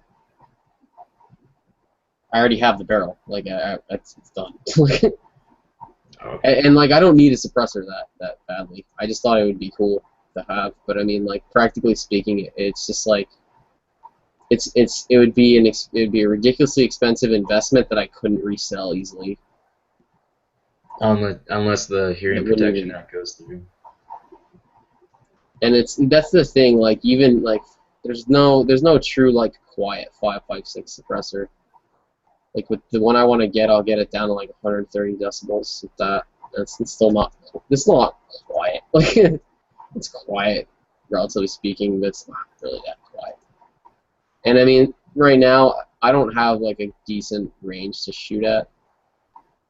Like it's a public range. I have to go to like indoor ranges and stuff. So I mean, I don't even really have a place where I could use it and enjoy it. It'd just be a really expensive toy. I'd just be taking my $3,000 rifle and turning it into a $4,000 rifle for people to look at and be like, "Wow, that guy's autistic." Like, I wouldn't want to clean the baffles on a suppressor after I'm done shooting it. yeah, well, the one that I was gonna get is like uncleanable. Like you can't disassemble it, and they say that it doesn't matter. They say that like you don't have to clean this one. They've shot like tens of thousands of rounds through it, and it doesn't require cleaning, which I don't believe, and I think that's foolish to not make it disassemblable or whatever. But whatever. That'd be kind of cool to like weigh it before you shoot like a few thousand rounds through it and weigh it afterwards. Yeah, see how much carbon's accumulated. Hey, yeah. But I guess like you know how you clean like an old school muzzleloader, you just use soapy water and get the very back of the chamber all nice and sudsy. I guess you could do that with the suppressor maybe. If you dry it out well. They recommend that you don't dunk it. They recommend that you just don't even bother. Just shoot it and enjoy it. And that's the other thing. Like suppressors get really hot. Like I was just so blinded by the coolness of it that when I really thought about it, just was not practical in any sense. Aside from like post-apocalyptic zombie scenario in which I need a suppressor in order to not get detected. But then again, it's not even that quiet, so screw it. Yeah, I think it'd be cool to have one around, but I couldn't. It's just like cool. It's just like a cool thing to have. It's just, and I feel that way about some of my guns too. But it's like I can resell my guns very easily. That is a concrete investment. It's not an investment. It's a purchase. You can't. There's no used suppressor market really. Nobody wants your used suppressor when they can get a new one. Yeah, I guess $200 tax on a brand new one. Do you guys have like a hog problem in Florida? Because I guess you could use a suppressor on an AR for that. I don't know if there's a problem, but I mean, there's like a lot of there's a big hog hunting scene from what I can tell, and like Mac's been doing videos about hog hunting down in like Georgia, and there's hog hunting up here because I know the guys at my local gun store do that. And he was like shooting. He had a 300 black though. He had a 300 black and like a tank of a can, and it was like really quiet. That'd be one reason to can an AR. I'm not too big on the whole hunting thing. I have no need for pig meat. I'm actually trying to not be fat. You know what you could do? You could donate it to the local homeless shelter, and then log it as community service. That would be pretty gangster. I'd be like helping my community and like controlling the pig population. That's like, wow. You've inspired me. I need to buy the suppressor now so that I can feed the homeless. Write that shit on the friggin' Form 1 or whatever it is. Just write your Why are you buying the suppressor to feed the homeless? That'd be actually pretty cool. Hilarious.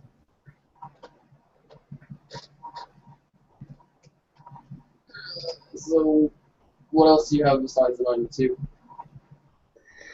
Right now, I just have long guns. I don't have any handguns really right now Yeah. because I can't get them in. I'm in Washington, and I can't even. Oh, Christ. I can't even private Sucks. transaction. Yeah. Yeah, so they have universals up there now, huh? Yep. That sucks. I don't, like, oh my god. I pray every night that it does not become federal because it's foolish, and all it does is make my life harder. I mean, I honestly wouldn't do a private sale like that unless I really knew the person. But it's just absurd. It's like I can't give my friend my gun if he needs it if he just wants to borrow it to go target shooting or whatever, or if he wants it for his own protection or whatnot. That's just absurd.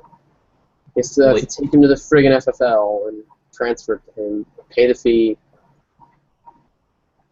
And it's like, what's to stop me from just doing it anyway? Nothing. Like, literally nothing. Yeah. You're not going to stop. Like, this whole notion that you can legislate against the black market is ridiculous. Well, like, even before the universal background checks, like, if you sold a gun to someone, they would probably still ask for your ID to make sure you are. Oh yeah, no, that's how it is down here. And like, like if I were to do a private sale, I would get a photocopy of the guy's driver's license, and I would have him fill out a bill of sale and sign it. Yeah, that's how people do it. Yeah, like, I just don't think it's the role of government to enforce that, nor do I think it's even practical or helpful. It's clearly not. And like Yankee did a video on this. Like all the recent mass shooters, like most of them got their guns legally. They pass background checks because it's usually the first crime that they commit. Either that or they stole them. Yep. It's just like pointless. It's absolutely pointless. All it does, and I just hate laws that do nothing but infringe on people's freedoms and the ability for them to conduct themselves in harmless ways. I mean, it's just ridiculous. And it's not going to prevent, like, it's not like you're going to have, like, you know, fencers in the hood who are all of a sudden like, no, wait, dog, I gotta put you through a background check before I sell you this Beretta that I stole out of somebody's car. You gotta do a background check, dude. I can't just give this to you for $100. You gotta do a background check. It's just foolish. And it gets to the point where I don't even think that, like, gun control advocates are evil. I just think that they're stupid. Well, like, and I just think that they've like been stewing in their own disinformation for so long that they don't even understand what policies they're putting forward. Well, like, I'm in a very, like, liberal college right now, and somehow one of like beginning core classes got on the topic of gun control. Like, everyone raising their hand trying to say stuff or like listing already laws already in place. I was talking to G-Webs yesterday, dude, about I have a teacher who, like, every couple weeks he goes on his, like, anti-NRA tirade, and he sincerely believes that there's no such thing as a responsible gun owner, and that, like, we need to confiscate firearms. He always cites Australia as an example, and it's like, really? That's because they took them away. Right, they confiscated like 600,000 guns. And like G-Webs told me to like knuckle up and like get in the dude's face and challenge him. Especially, it's funny because like the context of the class is like you're supposed to open your mind and like challenge your thinking, and it's like, well, here, let me tell you something about gun rights in this country, sir. What's the gun ownership rate in Switzerland? It's like 100%. Right. But I mean, that's the thing. You can cite countries that have high rates of firearm ownership and low crime rates, and high and high and low and high and high and low.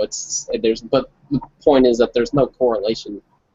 And if we do like a qualitative study of the murders and at least the murders, I don't know. I haven't been able to look at like violent crime statistics as a whole, and like I don't even think there's data out there that shows like which violent crimes are committed with a firearm that don't result in a murder. Like if you do a qualitative analysis of the murders, like one, you'll find that like assault weapons account for basically nothing. Two, that a lot of them are related to the drug trade or to like gang wars, which is like, you know, that's the whole other quagmire that we need to solve anyway.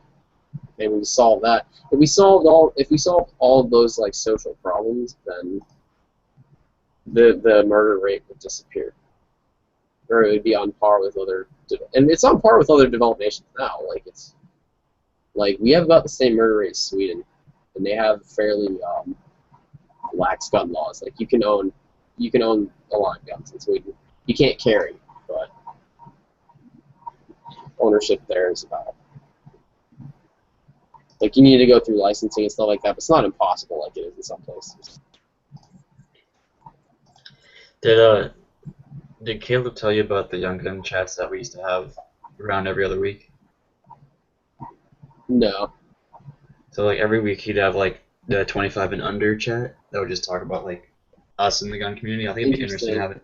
I think it'd be interesting to have a topic about how to be pro-gun in college, actively pro-gun in college. You know what I did the day after the Oregon shooting? I actually wore my holster and my magazine pouch empty as a protest. The day after that college shooting, like a few weeks ago, I wore my IWB and my magazine pouch with nothing in it because like if that happened here, I have the ability, but I don't have the legal right to do that. I feel like here that would still get me in trouble. Probably. Well, they can't. What the fuck are they gonna do? It's plastic. Yeah, it's a pocket. Fucking plastic. It's a glorified pocket. It's a glorified pocket. That's all it is. And I'm not being disorderly. Like there's literally nothing they could charge me with that would stick. I feel like that would just like they would somehow like take advantage of that and just like say, oh, this is probable cause, we need to search your car. Okay, there's nothing in my car. You'll get like they'll just find my first aid kit in my spare. Right, exactly. You found my change. Congratulations. That change is not projectiles. You can't call them projectiles. But yeah, it's absurd. Like that's interesting too, though, because we were talking a little bit about ageism in the community, in the firearms community, and like there's sort of a divide between younger firearms owners and sort of like the old breed, and it's like it's kind of in line with like the digital divide as well. And there's been like in the last 30 years, there's been a paradigm shift in the way that we've grown up and the way we understand society and the way society has been constructed with regard to firearms, and we exist after that as opposed to before that. But I mean, at the same time, we still care about the same freedoms. Maybe we have a nuanced perspective about it, but like for example, like I don't feel I'm very conflicted about hunting, like the ethics of hunting, even though a lot of the YouTubers that I admire, they hunt, they love to hunt. And it's like I don't know if that's necessarily good. I don't know. It's understandable. It's controversial. It's depending on what your view of it. Like, but it's like I don't see why anybody should discount the right to self-defense, especially if you are a liberal and you live in this boogeyman world where like assault rifle wielding maniacs are trying to kill you all the time. It's like, why the fuck would you not want to have a gun? Like, really? You want to allot the monopoly on force to the state so that they can be there 10 minutes later? I think the biggest one of the big determining factors of that is that their inability to feel that they are responsible with such a right. Exactly. They don't understand. And I'm not saying this to like lambast them. It's just they don't understand the concept of responsibility for something that great. It's a very coddled deal. They don't understand that it's something that with 5 minutes you can learn to control with some adept skill. Right. And that's all it is. Like, combat shooting is a martial art. You just don't use your fists, or you don't use tonfas or whatever. You just use guns. Like,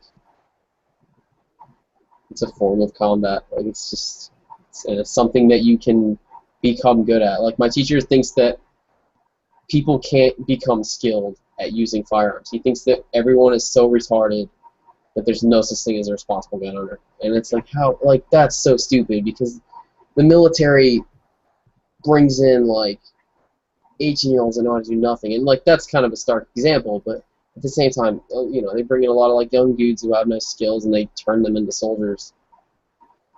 And it's like, and, like, with the marketplace, especially with the marketplace the way it is now, and with training being as available as it is now, and information being as available as it is now, it's not impossible to see someone become adept enough to, at the very least, safely handle a firearm, and then to use it effectively enough for their own protection. Like I don't see how that's unfeasible. You have a really cynical view of humanity if you think that that's unfeasible, and it's like, if you think that's bad, then like how do you drive your car on the streets without having a panic attack every single time? Yeah, it's like, That's you think about it, a much every day more you drive every complex day, like, machine, and it's something you experience every day. Like it's just and it's like the fact that it's so easy to be driving 60 down the highway and then just turn your car a little bit to the right or left. yeah, in man. oncoming traffic. We need banned speed cars. Oh yeah. Cars should only go 30 miles an hour. You put limiters on all cars. I'm telling you, man. It'll save lives. We should just have like those little like, you know, those like little cars when you're a kid. They're on like a set track. They have a little pin that goes into like the circuit and they just go around the track. Everyone just drives a trolley. Yep. The state like takes they create your own track for you that goes to your place of employment and your closest grocery store, your closest post office, and you can only take those tracks. Brilliant.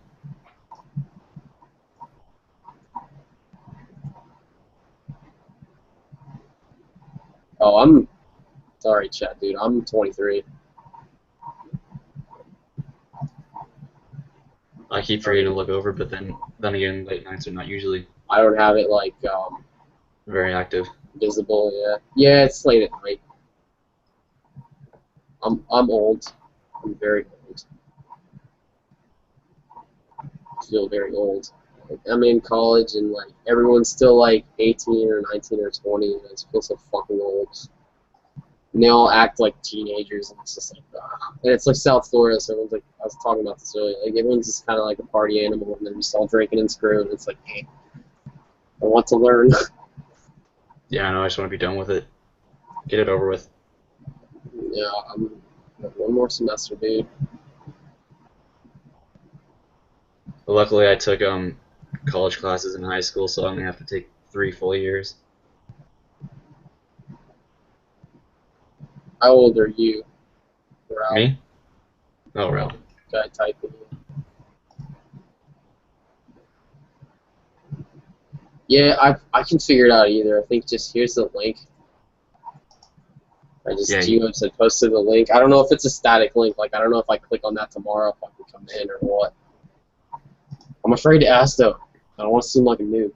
You just copy the link. So this chat page we're seeing, you copy the Google Plus link /hangout/HOA event. You just paste it in there. They click on that, and if they're logged into Google Plus, then they can just enter the chat.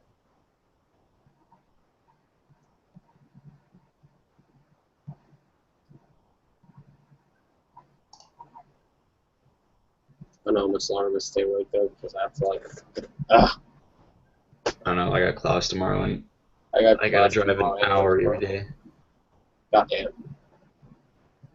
Yeah, my friend had classes up in Boca Raton for a little while. It's like 45-minute drive, but it's 45-minute drive on I-75, which is just terrifying. Yeah, I only put like a little over 100 miles every week going to class, but it's just the traffic that kills it. I mean, I do that. I do about that too, just going there and back and like for work and stuff. It's real bad for me because I have class every day. But that's cool. So when's like the Young Guns chats? They're usually Sunday. I gotta ask BE because we haven't had them lately, but I think he's just looking for topics. That's cool because it's like, yeah, I feel like I don't get enough exposure to 75, which is terrifying. What's up? I'm gonna put like a little over 100. Hello. But yeah, like I was saying, is like I feel like I don't get exposure to people my own age, and it's like if I do, they're like ex-military. And it's like it's very hard to talk to those people about firearms because they use them to kill people. It's just it's kind of difficult.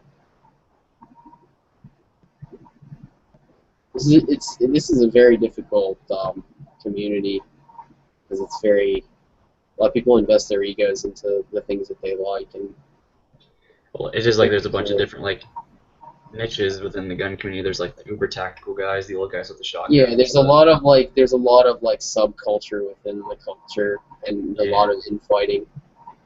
And it's just kind of weird, and it's like I try to be appreciative of the differences, but I mean there's still things that I just don't get, or things that I feel like have just been memed into existence. That don't reflect what I think that the Second Amendment ought to support. How's it going, Ryan? Not to say that well, no, I wouldn't go so far as to say that. That's bad phrasing. It's just like, because I'm not saying like we should deny people the right to hunt or. No, it's just the fact that it's just not for some people. Right. It's just there are certain things that I do feel that there are certain things that need refinement and certain things that need more development. But it's like we have a massive natural deficit. No one really cares about us having fun. Yeah. On the same token, they have no problem with writing more laws and taking our rights away, which is kind of fucked up. But.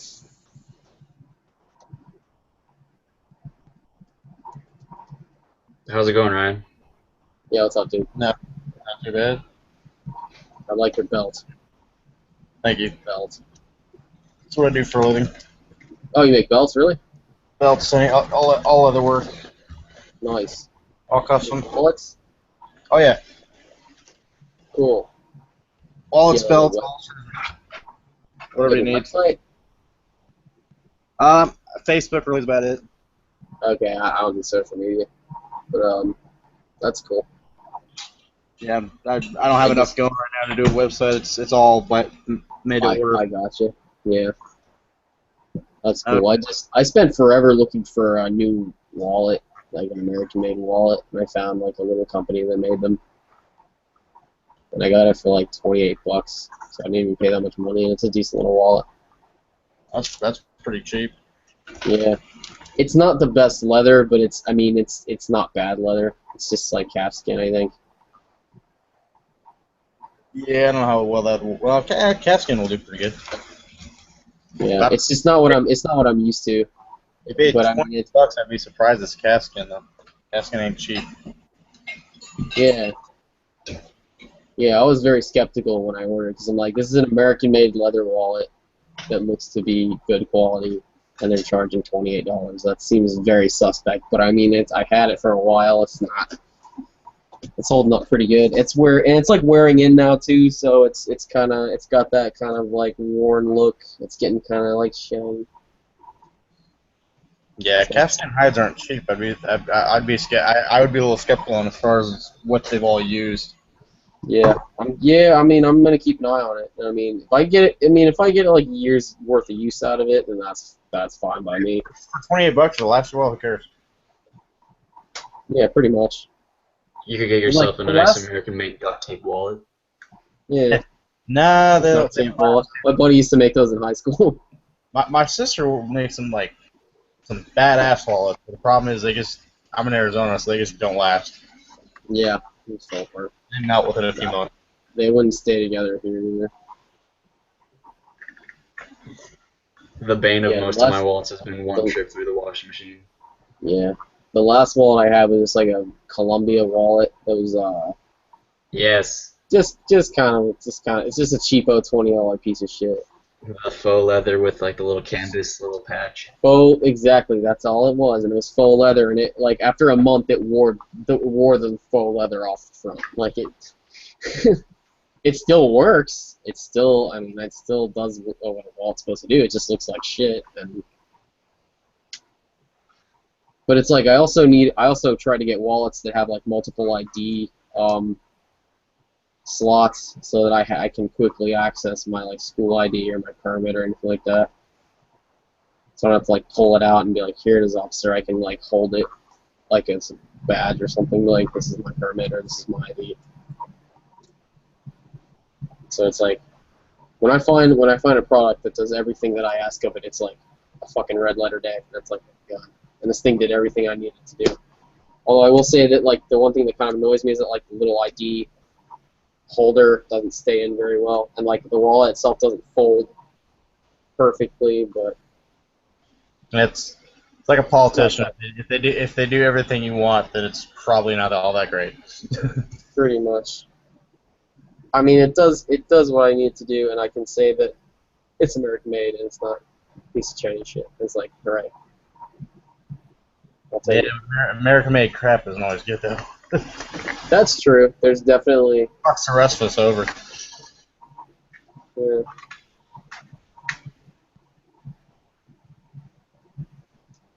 There's definitely, and like that's what my friends, like my friend, he's kind of like he's very let me say, he's very skeptical of my whole like made in USA notion. It's like, I mean, if it works, dude. I'm like, well, a lot of time it really doesn't work. You just don't put things through rigorous tasks. But there's certain things that like use every day that should be able to hold up to some abuse. But like I got like a Fisher military pen actually. Oh, looks like half left. Like I got a pen from Fisher and they friggin' broke. Had it for like a month.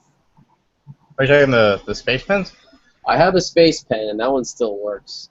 I mean, there's really nothing on that could break. But I got the military pen, the clip pen, and like some lady at work tried. She's like, how does this pen work? And she like ripped the cap off. And then the spring went flying out, so I lost the spring. Oh shit. So that like, and it's not the internal spring. Like the pen will still click, but like when the cap is clicked down, it just kind of like wobbles around. It's just not like not supposed to be.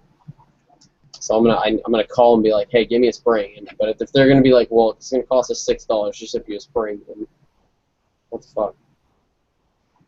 I don't know. They may or may not. I mean, you honestly might be able to snag. I don't know what the spring size is, but a lot of times you can snag those out of a different pen. But I don't know if it's proprietary or something. It's bigger than like the stem of the actual pen. It's like a bigger spring. I've been trying to source one out of all my knickknacks and doodads, but I can't find anything.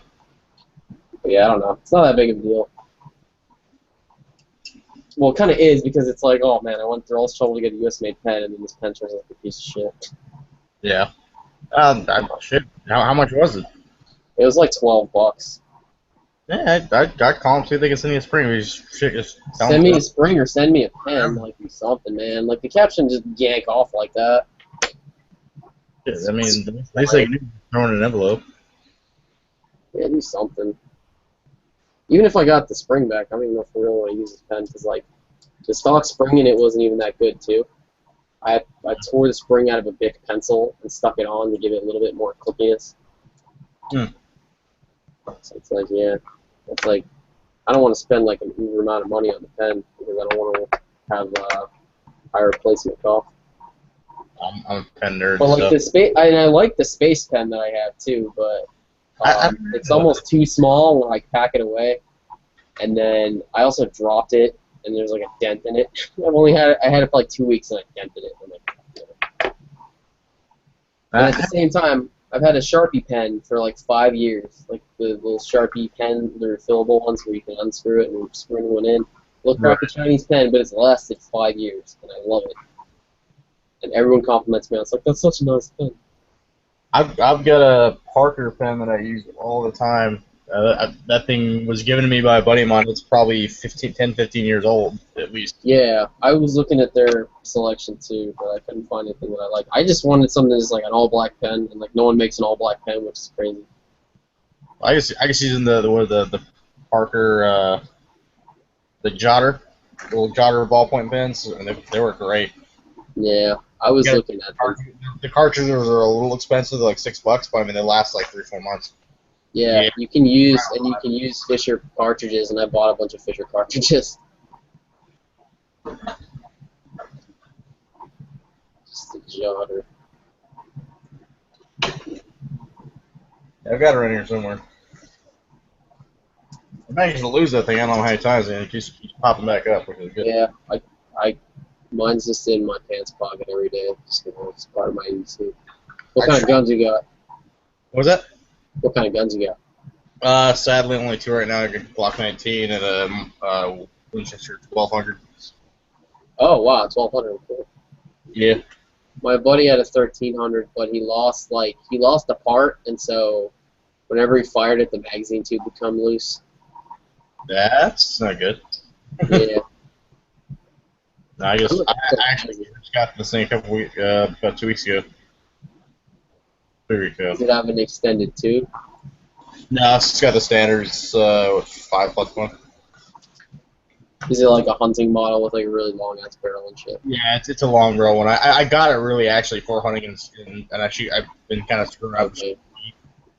But 1300s have like the slickest action of the big three. They just never got market share, so they never really stayed in the market. I'm getting a shorter barrel for this thing, but I might probably just buy another gun. I mean, The thing is, like, by the time you like convert your hunter to a tactical gun, you could probably just buy another gun. I'll probably just go buy a Mossberg at that point for. Yeah, when I was younger, I walked into a store and they had 2 Winchester 1300s that they just brought in, and like they were like $300 each, like $349 or something. I'm like, for 1300, that's ridiculous. I almost bought one, but my mom bought a pistol for me instead. I had Smith & Wesson 5906, and I love that gun. I don't have it anymore. Yeah. No, unfortunately, I guess I have 2.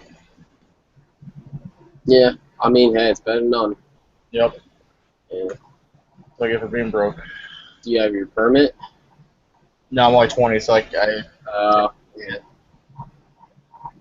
But I carry concealed every day, regardless. But Oh, I found a black Parker Jotter. Oh god, let me see this. Found it on Google. Does someone sell this? that reminds me to clean this thing. Huh? I need to clean the 12 gauge. Yeah. I had a Remington 870 for a while, but it was a piece of shit. What was it? I had an 870 for a while, but it was a piece of shit. It was jammed. Really? Yeah. I'm sure all kinds of good. It was a newer one. It was a Cerberus model, like 2007 or something. Huh.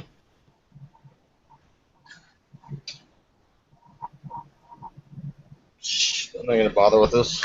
If I buy another one, if I buy another shotgun, I'm just gonna get a Mossberg 590A1.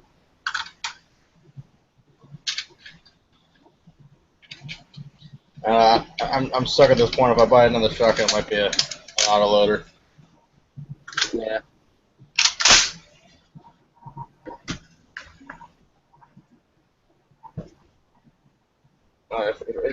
That's by getting to shooting skeet more.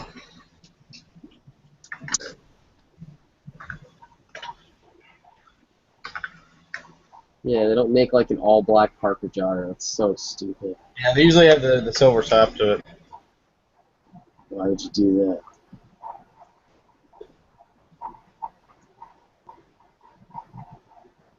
From what I've heard, they're nice pens. Oh, the Jotters, yeah, they're great. Like I said, I've had this one for a couple of years, and my buddy before had it for like 15, 20 years. My thing is just I gotta be tactical, man. It's gotta be matte black. You can't have it gleaming in the sunlight, and then the ninjas find me. Krylon, man. Krylon. Take my nice US made pen, cover it in paint. It's not that big of a deal. I just hope they'll fix this pen. And if they fix it, then whatever. I'll ride it till it breaks again. Find something else. And then I like the Space Pen because it fits in my little EDC pouch, which is nice. Because it folds down really tiny, but it's like when it folds down tiny, it's just weird. It's not what I'm used to. Yeah, I thought I would get one of those at the same point. It would throw me the hell off. Yeah. It works just fine, and like when it's unpacked, when you take the cap off, it's fine. It's like a normal size pen, but it's just, when it's closed, it just feels weird. I'm pretty sure I'd lose it at some point. Yeah, and it just feels like it's gonna get lost easier. But it's good because I just stuff it in my EDC pouch and it stays in the elastic and it's not going anywhere. And if like for some reason my other 2 pens and my Sharpie break, then I have that pen. I was actually looking for like a fucking pocket protector for my tactical pants so I didn't get ink blots. Tactical nerd. Right? Yeah. Pretty crazy. I just ripped my one tactical pants. That sucks. I have 9 pairs of 511 Tac Life Pros. Oh, I hate you. I've accumulated them over time. I have one. One pair of 511s. I just ripped them yesterday morning out when I was out hunting. Oh, that's no good. Tore the fuck out of a pair of jeans the day before. They lasted pretty long. Yeah. The one thing I will say is that every point where I've had like where my knife clips to my pocket and where my pen's clipped to my pocket, it's worn straight through. Like there's a hole right where the I never have that problem. Like everyone always says a problem. I for some reason I didn't have it with my old EDC knife. Oh, the thing, my EDC knife is pretty piece of shit. So. Yeah. Well, yeah. I just had I used to just carry like a shitty Gerber. I got a $10 Sheffield. Yeah. And then I started carrying Kershaw Skyline, and it started wearing through.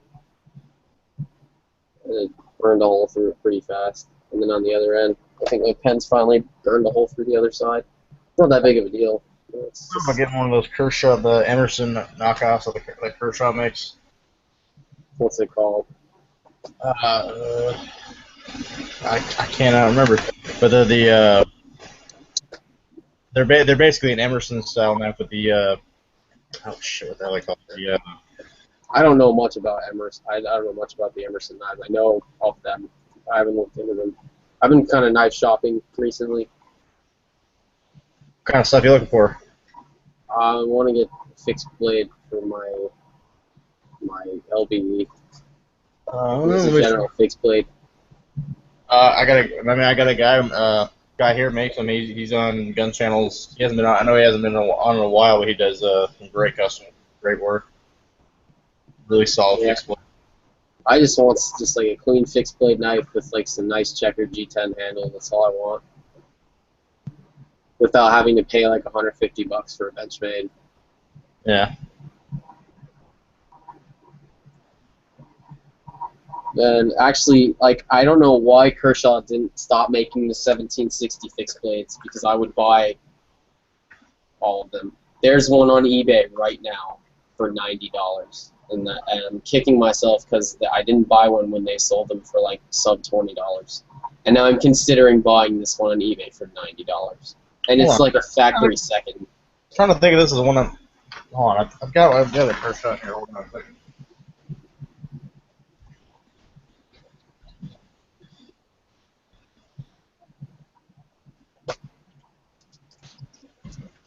Which one did you say it was? It's the fixed blade Skyline. It's the Kershaw 1084.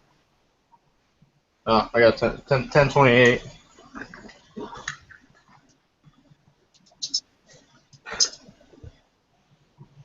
Antelope Hunter 2. What was that? It's called the Antelope Hunter 2. Mm. It's probably one of their imports. Yeah, I know this one's not as good as the old one. They don't make them anymore. Yeah. But yeah, there's a 1084 with a black handle right now for $90. Buy it now. And I'm just like, I can't bring myself to drop that much money on it. Because it's used and it's a blem. Like it's got a blem mark on it. Like they mark their blem knives with 4 X's on them. And he's saying that he doesn't see a blem, but I'll find it. I know I'll find it. And then I'll be like, I just paid like 5 times the price for it. So I can't bring myself to do it. And I mean, I also just bought a next gen K-bar. Nice. Because they stopped making those, yeah. The stainless steel one. I didn't get the Sandvik version. I got the like 440C version. Mm-hmm. But I mean, it's still pretty nice. It's pretty sharp. I mean, I don't know much about knives, to be honest with you, but it's sharper than anything I have right now. I pretend to know more than I do. Yeah. I think we all do that. When I got real questions, I got a buddy.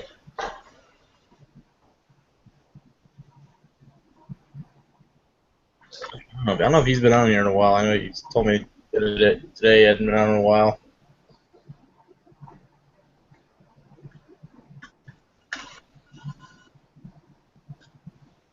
Yeah, Where today so I where was you from? looking Huh?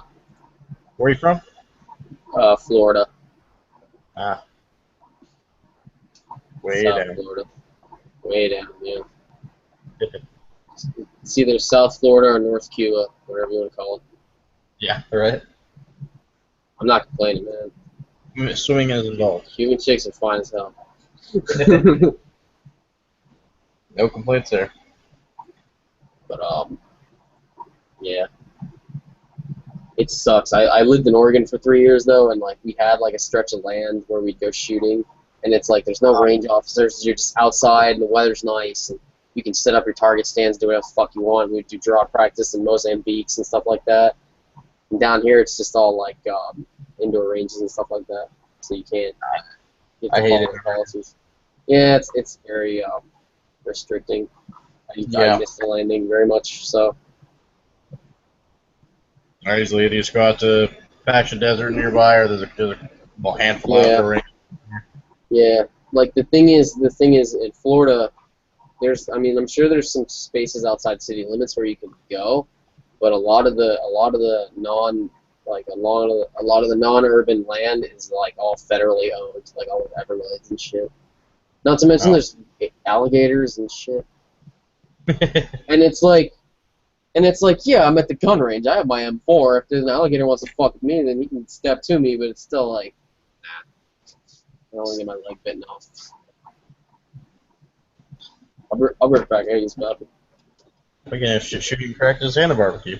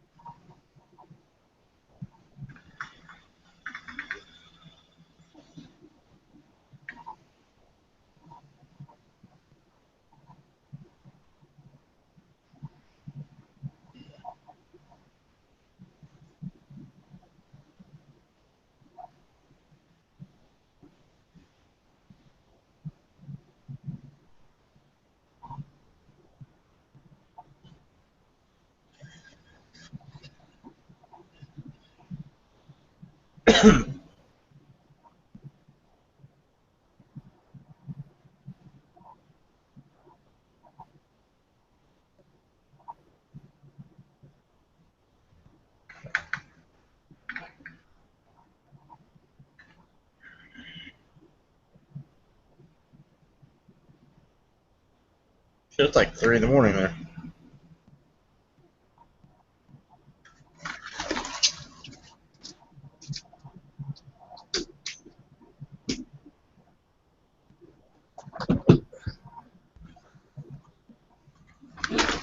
I'm back.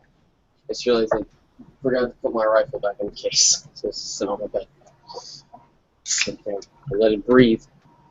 Yeah, mine's almost never in the case. Kind of funny. I buy a case and it's pretty much only in there to go to the car. Yeah. I don't want to give my guns a chance to rust any more than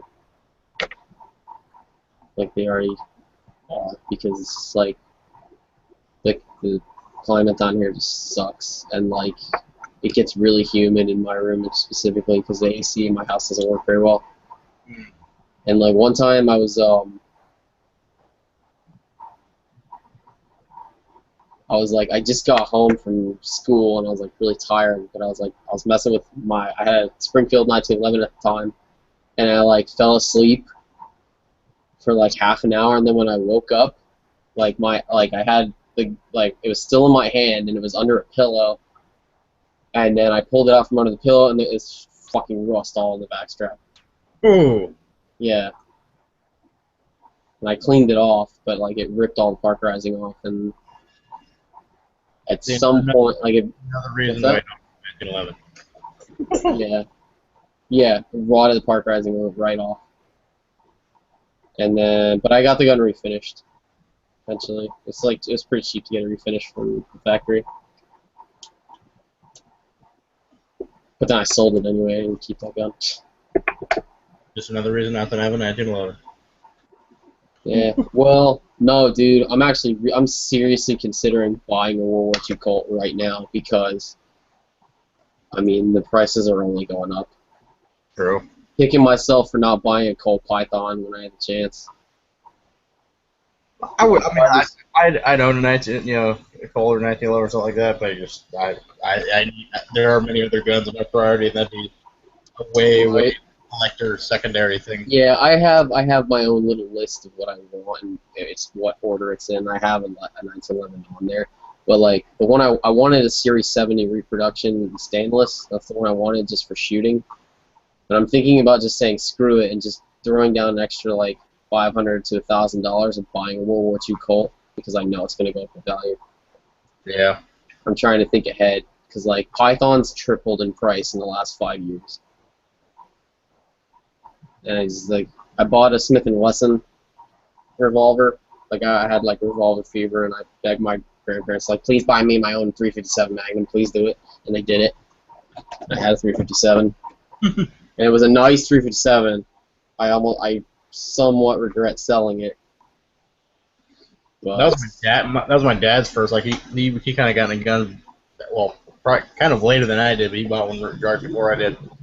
Yeah, he has a SP101 with a 2.5-inch barrel with all the nice engraving and stuff like that. It's probably like an extra $300 from what the normal ones are, and he's like barely fucking shot the thing.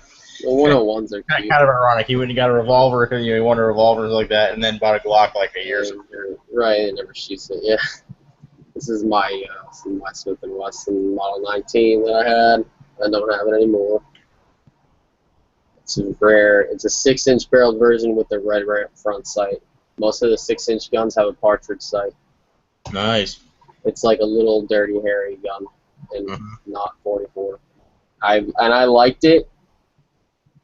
But I only shot it a few times, and it just sat in my... I bought it like 6 months before I moved to Oregon. I shot 100 rounds through it when I still lived down here. And then in the 3 years I lived in Oregon, I never shot it. So I was like, I never fucking shoot this thing. Why do I still have it? And so I sold it and used the profit to buy a PT-28, which I used for carry. So, I mean, it wasn't like a bad decision. Right. Yeah, I'm not like I said, revolvers are a little lower on my list. Although I have a buddy of mine I might buy a little Rossi 22 from him, but anything fuck just like a single action army. Yeah, it's something cute. Fun stuff. I was gonna say you should get a light for your Glock 19. Like Surefire just released the XC1. It's like this super tiny light that was built around the Glock 19. Which like one is really small. What's that? Which light is it? It's called the Surefire XC1, X-Ray Charlie 1. It's like really small. It's like they're trying to compete with like Viridian and like Crimson Trace, some of their offerings. I think I got the email for that the other day. I'm kind of impressed by it. It's small, it's made by Surefire, and it takes a AAA battery, and it has decent burn time and decent lumens for a AAA. Yeah. The only thing that worries me is that I know that in like a year or two they're going to have an improved version that gets rid of this. I'm so glad I waited to get. I wanted to get a PT-26 and an X300 Ultra. I'm glad I waited because they just changed the Ultra. And then before that, I was going to buy a Surefire Scout Light, but then I waited, and then they updated the Scout Light, and they gave it 100 more lumens. So instead of 200, it's 300, and then I bought it right after they upgraded it. So now I have a 300 lumen Scout Light. Yeah, last Surefire I had was Yeah, and that's an old 6P that I swapped a different bulb. I put a Cree LED light in it for like $12 on Amazon or something like that. I think freaking awesome. Yeah. Well, it belonged to a buddy of mine. I had to go back. Yeah. 6P is cool. I have my ADC is a 6PX tactical, but I have a 6PX tactical, but then I have a click tail cap from a 6PX defender on it, and then a Costa switchback, so that I can use it as a weapon light. Like, it's pretty. It's just like if someone saw that, like, dude, you were obsessed with this stuff, aren't you? Because most people carry like just the light, but I had to like piece mine together. I hate the press caps that they offer. I don't like them at all. You don't like the Surefire press caps?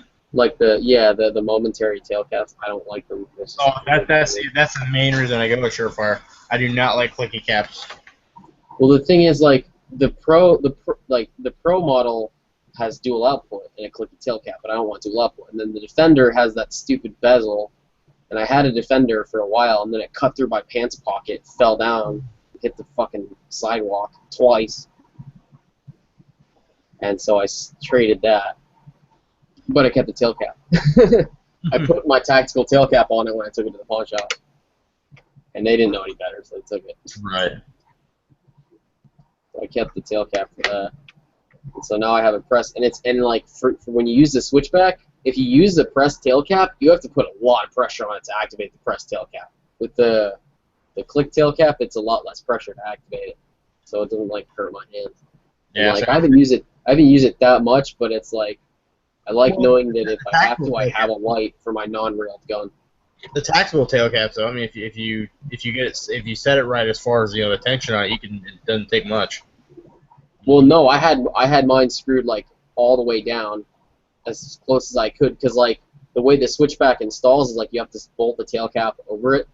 Right. And so there's like a layer of plastic between the tail cap and the flashlight body, and so you can only get it cranked down so close. So it lengthens the distance on the cap, and so it's harder to press. That's the main reason I like Surefire, because I hate, like right now it's kind of pathetic. I've got this little Ozark Trails thing from Walmart just because I need a little light. It's a decent little on-off flashlight too. I mean, I'm a total snob, and I hate like garbage lights and stuff like that, but it's like I do too. At least you carry stuff and you use it. Well, like I said, I'm never gonna not give you credit for that. I just lost my job, so I was planning on rebuilding my kit, but now I've got half my stuff's crap. Yeah, I needed something because I got tired of having nothing for a while, and I just it's better than nothing. It's like at least you got a light. For some reason, I cannot you cannot find Surefires in local stores around here. I don't know why. Like Walmart used to carry the little the P2Xs. Really interesting. I've never seen Walmart sell Surefire lights. They did. I remember seeing them for a little while there. You can get basically it was like one or two flashlights. You're honestly better off buying it from Amazon or like B&H Photo or something like that. Like when I bought my Defender, when I had the Defender, I bought it when they had like a closeout sale, and they would ship it with a 12-pack of batteries, which is like a $22 value. So I got it for a ridiculously low price. I got it for like $80 when it's normally like $100, and then I got $22 worth of battery. So I paid basically like $58 for the light, and then when I went to go sell it, I sold it for $40. Yeah. So I didn't even lose that much money on it. How much did you pay for the light? It was like $80 shipped. Oh, okay. With a 12-pack of 1, 2, 3 batteries. So I basically got the light for like $58, and then I sold it for $40 after I dropped it. All right. So I basically, at the end of the day, what I ended up doing was I paid $18 to get a click tail cap, which is worth it. so worth it. Oh my god. Yeah, and I carry that, and I carry a Pelican 1910 with my multi-tool. I got the Leatherman Wave. Yeah, I carry a Wave. Yeah, this one I used to have one a while back, and then it got jacked by my little cousin. Fucking murdered him. and I actually just recently got another one. I came across this for like $35 a bunch. Nice. Yeah, when my first Wave, my first multi-tool was a pawn shop Wave. I went to trade into Browning High Power, and the guy offered me 500 in trade, and so I grabbed a Leatherman Wave, I grabbed like a random holster that I wanted, and he gave me like $440 in cash after that. So I had like a Wave. That was my first carry. Then I dropped down to a Juice S2 because Nothing Fancy told me to, and then I realized that thing was too tiny, and now I'm back to a Wave. Yeah, no, I had back to a Wave. I'm back to a Wave with a bit kit and with the bit extender and with a spare EDC light. Yeah, unfortunately, this is actually an older model, so like the bit tips aren't changeable. So it's like it's kind of down. Does it say USA on it? I believe so. Yeah. Yeah. Lucky bastard. Yeah, it's one of the old ones. Yeah, it's actually got the patent pending on it. Nice. Yeah, so it's an old one. I mean, the new ones are pretty good too. They're good. They're not even pretty good. They're good. I like the Wave. I couldn't imagine myself doing anything else. But they're not labeled USA though, which kind of bums me out. Oh, they're not anymore? No, they say Leatherman Tool.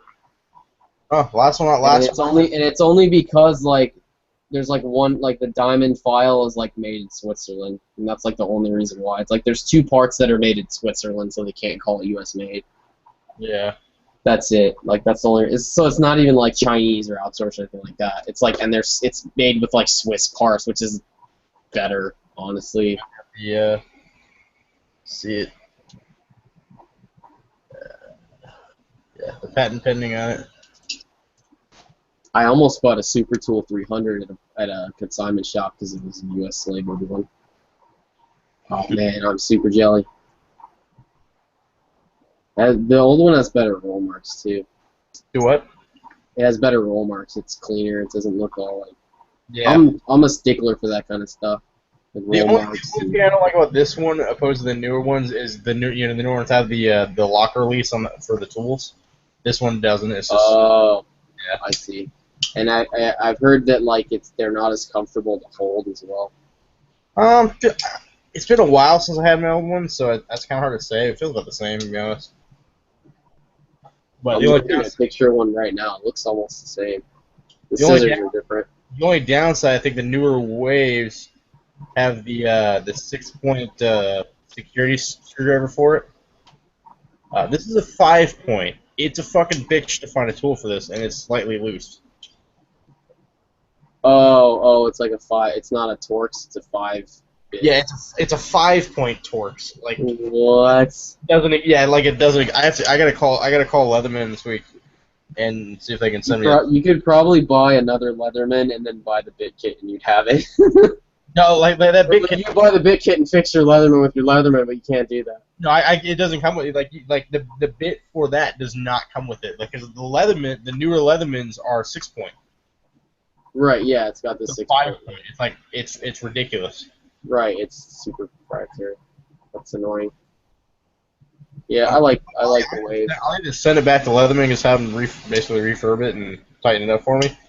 I have a brand new XE6 as well that I've never used because I bought it. I bought it when I had spare money because I'm like I need to buy this now because they changed the design. Now the new one looks like shit. So I bought an old XE6, but I forgot that I didn't want the XE6. I wanted the CS4, and I didn't realize until I got it. So now I just have a new XE6 that I don't want. It's like sitting on it. I don't know what to do with it. Have you seen the new Leathermans are going to the Gerber style? No, I haven't. Yep, the pliers are going like the pull-out ones like Gerber's. Interesting. A couple of new, which I really don't like that. Like I'm not a Gerber fan because of that, which is kind of odd. I mean, it's not like they're bad because I don't care for that. I prefer the fold-out on the Leathermans. So yeah. They're changing them. I'm gonna be kind of ticked. I've never had a problem with it. Well, not that. Sometimes it's annoying to like flip it out. It's just a preference opposed to the Gerbers have the the push out one as opposed to the kind of the butterfly style, I guess. Yeah. But it looks like they changed the juice again. They don't have the S. Oh yeah, they do. They have the SX. Oh fuck that. S2 XE6. It's like almost 4 in the morning over there, isn't it? Huh? It's like almost like 4 in the morning over there. Yeah, dude. I can't sleep. I have problem sleep. Keep getting up late. Actually, no. I got up at 8 o'clock this morning, but I drank a lot of soda. I slept in the car last night, so I didn't sleep for shit. Yeah. I'm just chilling, man. It's like I could talk about guns and gear and shit forever. It's like the equivalent of like a phone sex hotline for me. You just find random people and talk about stuff that I enjoy talking about. Right. And I have no outlet for that in real life because nobody likes guns and everyone thinks you're a fucking weirdo if you like guns. Oh yeah, we said you're not. Were you one time saying you're on college or something like that? Yeah, it's like so hard finding like. Yeah, I mean, it's down here. It's not that bad. I don't find a lot of antis as far as like my age group's concerned. All my professors are like liberal assholes, but like most kids around me and the kids, they're just ambivalent. They don't really care one way or the other. Yeah, that's part of the reason I hate hanging around because I'm a couple miles from ASU here, and you just run into a bunch of liberal people and you just want to punch them in the face. Right. It's like you don't need an assault weapon. You don't need guns. What are you doing? You're a fucking baby killer. Okay.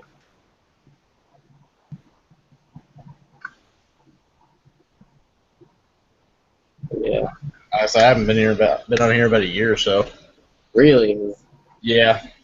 I didn't even know it was a thing for the longest time. Like, I had no idea that this was a thing until Yankee made a video about it a month or two ago. Oh yeah, no, I've been coming. I was coming out here pretty regularly for a couple months. Actually, that's how I've made a couple friends here that live down here. The buddy I was just telling you about from the Knives, he was. I met Sean yesterday. He lives here. But he scares me. No, I don't know if Chris comes on here at all. Actually, this is being recorded, so I should probably say something nice about Sean. Actually, no. Like, in all sincerity, he seems like a pretty cool guy. Yes, yeah. He has some cool guns too. It's a freaking honey badger with a goddamn suppressor on it. Yeah, G-Webs lives down here too. I'm hopefully get a chance. Yeah, he's out of Arizona, ain't he? Yeah. Yeah, I know Chris and Pop down here have met him, and there's also who's the other one up here, up near Hunt area. I can't remember. Yeah, found out that unless you meet him, you know what his face looks like. Yeah. And then there's two other channels that are based down here too. It's like Weapons Education and a regular guy, but they're not my favorite channels. Oh, I think I know what you're talking about. A regular guy is this like skinny dude in the army who's like very I don't know how to put it, but like I like his videos and I'm subbed to him. He's very angry. But I mean, like, I think we're all kind of pissed off, so I kind of get it. Yeah. Good point there. Oh shit. Phone's blown up now from Hangouts. Yeah, there's like no one on here all day. I think there's a lot of people. There's a few people on the like Walking Dead chat. Yeah, well, it's Monday, so. Yeah. Wait. Yeah, they all do that. I've lost track of me out in the woods for the last half a week. I just started season 5 a while ago. It's not a very good show. That's the thing. What? I'm a total like film and TV snob, and by all standards, it's not a very good show. I like it. I think part of it I like it. It's one of the few actually gun accurate shows. It's not. It really isn't. Backwards aim point. Well, compared to the rest of them. In comparison, it is.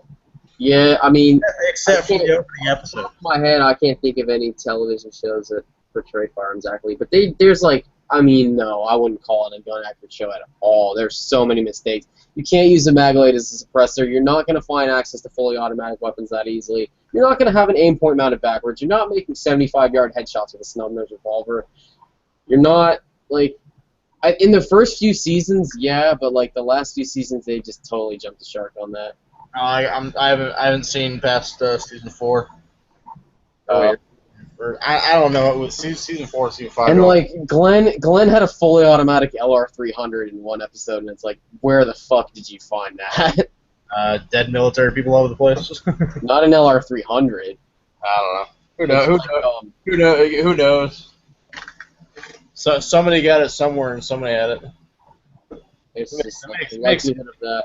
Probably be able It's to find it where the hell you want. Need it. And yeah, they found like when they visited the CDC, there was like a Dishka. It's like a Dishka on a tripod. It's like a Russian. It's like the Russian equivalent of the Browning M2. Right. But it's like a Russian Dishka just sitting there. Like, what? Why is that there? Because the prop guy. They're out of M2s. The prop guy. The National Guard was out of M2, so they pulled out of Dishka to defend the CDC. There's a lot of stuff that they get wrong, and I mean it's like a popcorn show, and I watch it, but like I'm like a total snob, and I'm like I hate to boast and sound smug, but I am technically like a film student, so I just expect more of television than most people. Oh yeah. And it just doesn't tickle my fancy. But I do keep up with it because it is just part of popular culture. But I stopped watching it season 5 because at the time season 5 wasn't out on like Netflix or anything, and I was watching like bootleg copies and the quality was just garbage. Right. Yeah, basically if it's not on Netflix, I really don't watch it much. Pretty much. Yeah. There's a show. Have you ever seen Longmire? Longmire. It's kind of a not really Western, but like I guess kind of sort of a Western cop show. It's a sheriff's in a small town in Wyoming, and murders and shit happen all the time. It's kind of interesting. You get into it after a while. It's kind of interesting. I like it. But it's on Netflix. In fact, it's one of the others that have changed to as a Netflix program, because there's being more and more of those pop up, because that one actually. Yeah, they have original programming. Yeah, it actually got canceled, I think, after season 3, and then it came back by Netflix. Yeah, they renewed the contract. Interesting.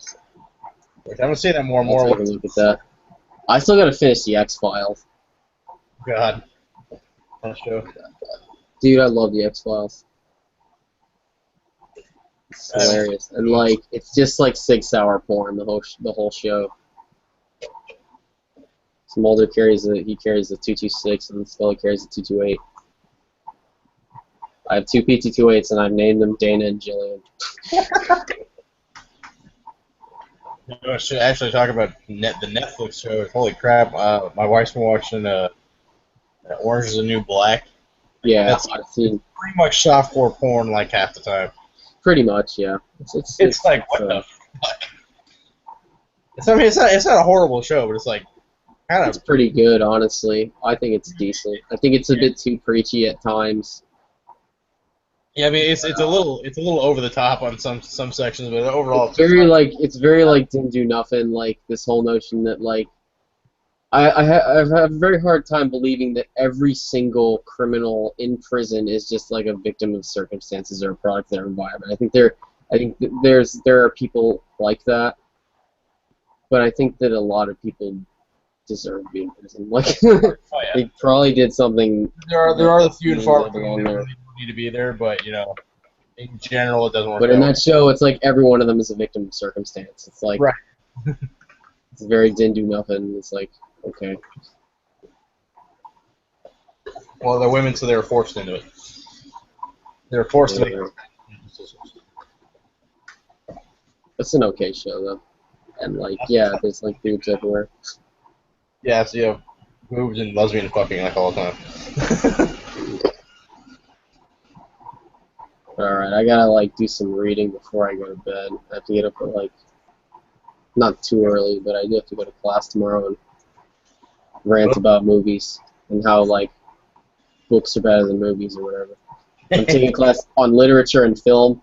So what we do is we read the source material and then we watch the film. And we talked about we last film we saw was Stagecoach with John Wayne, and that's actually based on a short story. So I read the short story and then watched the film, and like I don't like the ending now that I read the short story. Like the short story ends better. Stage. I've seen pretty much 90% of John Wayne movies, but I don't think I've seen that one. It's like 1939. It's pretty old. Oh yeah, you know, like I've seen most of his old ones. Super young. I probably have seen it. I just don't remember my title. Yeah. There's a lot of the earlier ones they did. Are like I can never remember the title still unless I've seen them a bunch of times. Yeah, I've seen it. That was the second time I've seen it actually, and it's a good movie. Like aside from the ending, it's a very good movie, and it's a good western. Yeah, but the only downside, like if you get a handful of his old westerns, they're kind of all the same, or if they're not all the same, you got a lot of the same actors in it. John Wayne is this sort of like mythical character. Like I took a whole class on westerns too. And, Yeah. like we watched a couple John Wayne films, but we watched The Searchers and we watched The Shootist, and we kind of that class wasn't about like dispelling the myth of John Wayne and like the West and all that, but I mean we did kind of talk about that. Although actually, like, so a funny gun thing. He's like the only one in like any Western movies that wore a gun like more, not Hollywood style. He actually wore it higher up on the hip on just a cartridge belt. yeah, like in The Shootist, he had the shit like on his belt at belt level. Yeah, I mean he has it on a second belt, but just slightly, maybe just sagging a little bit, but not way held down. He's in almost He's all not the- running like a drop leg. Yeah, because the drop leg was all Hollywood thing, but that all started from Hollywood. But he's like one of the only people you ever see that does that has like higher. It's actually about like 4 o'clock position. It's just sagging slightly. Yeah. But yeah. I'll let you go then. I'm gonna probably crash. I didn't sleep for shit last night, so. All right. Well, it was good meeting you, dude. And I'll see you again. Hopefully I'll be on here more. All right, ciao. Yes, sir. Take care.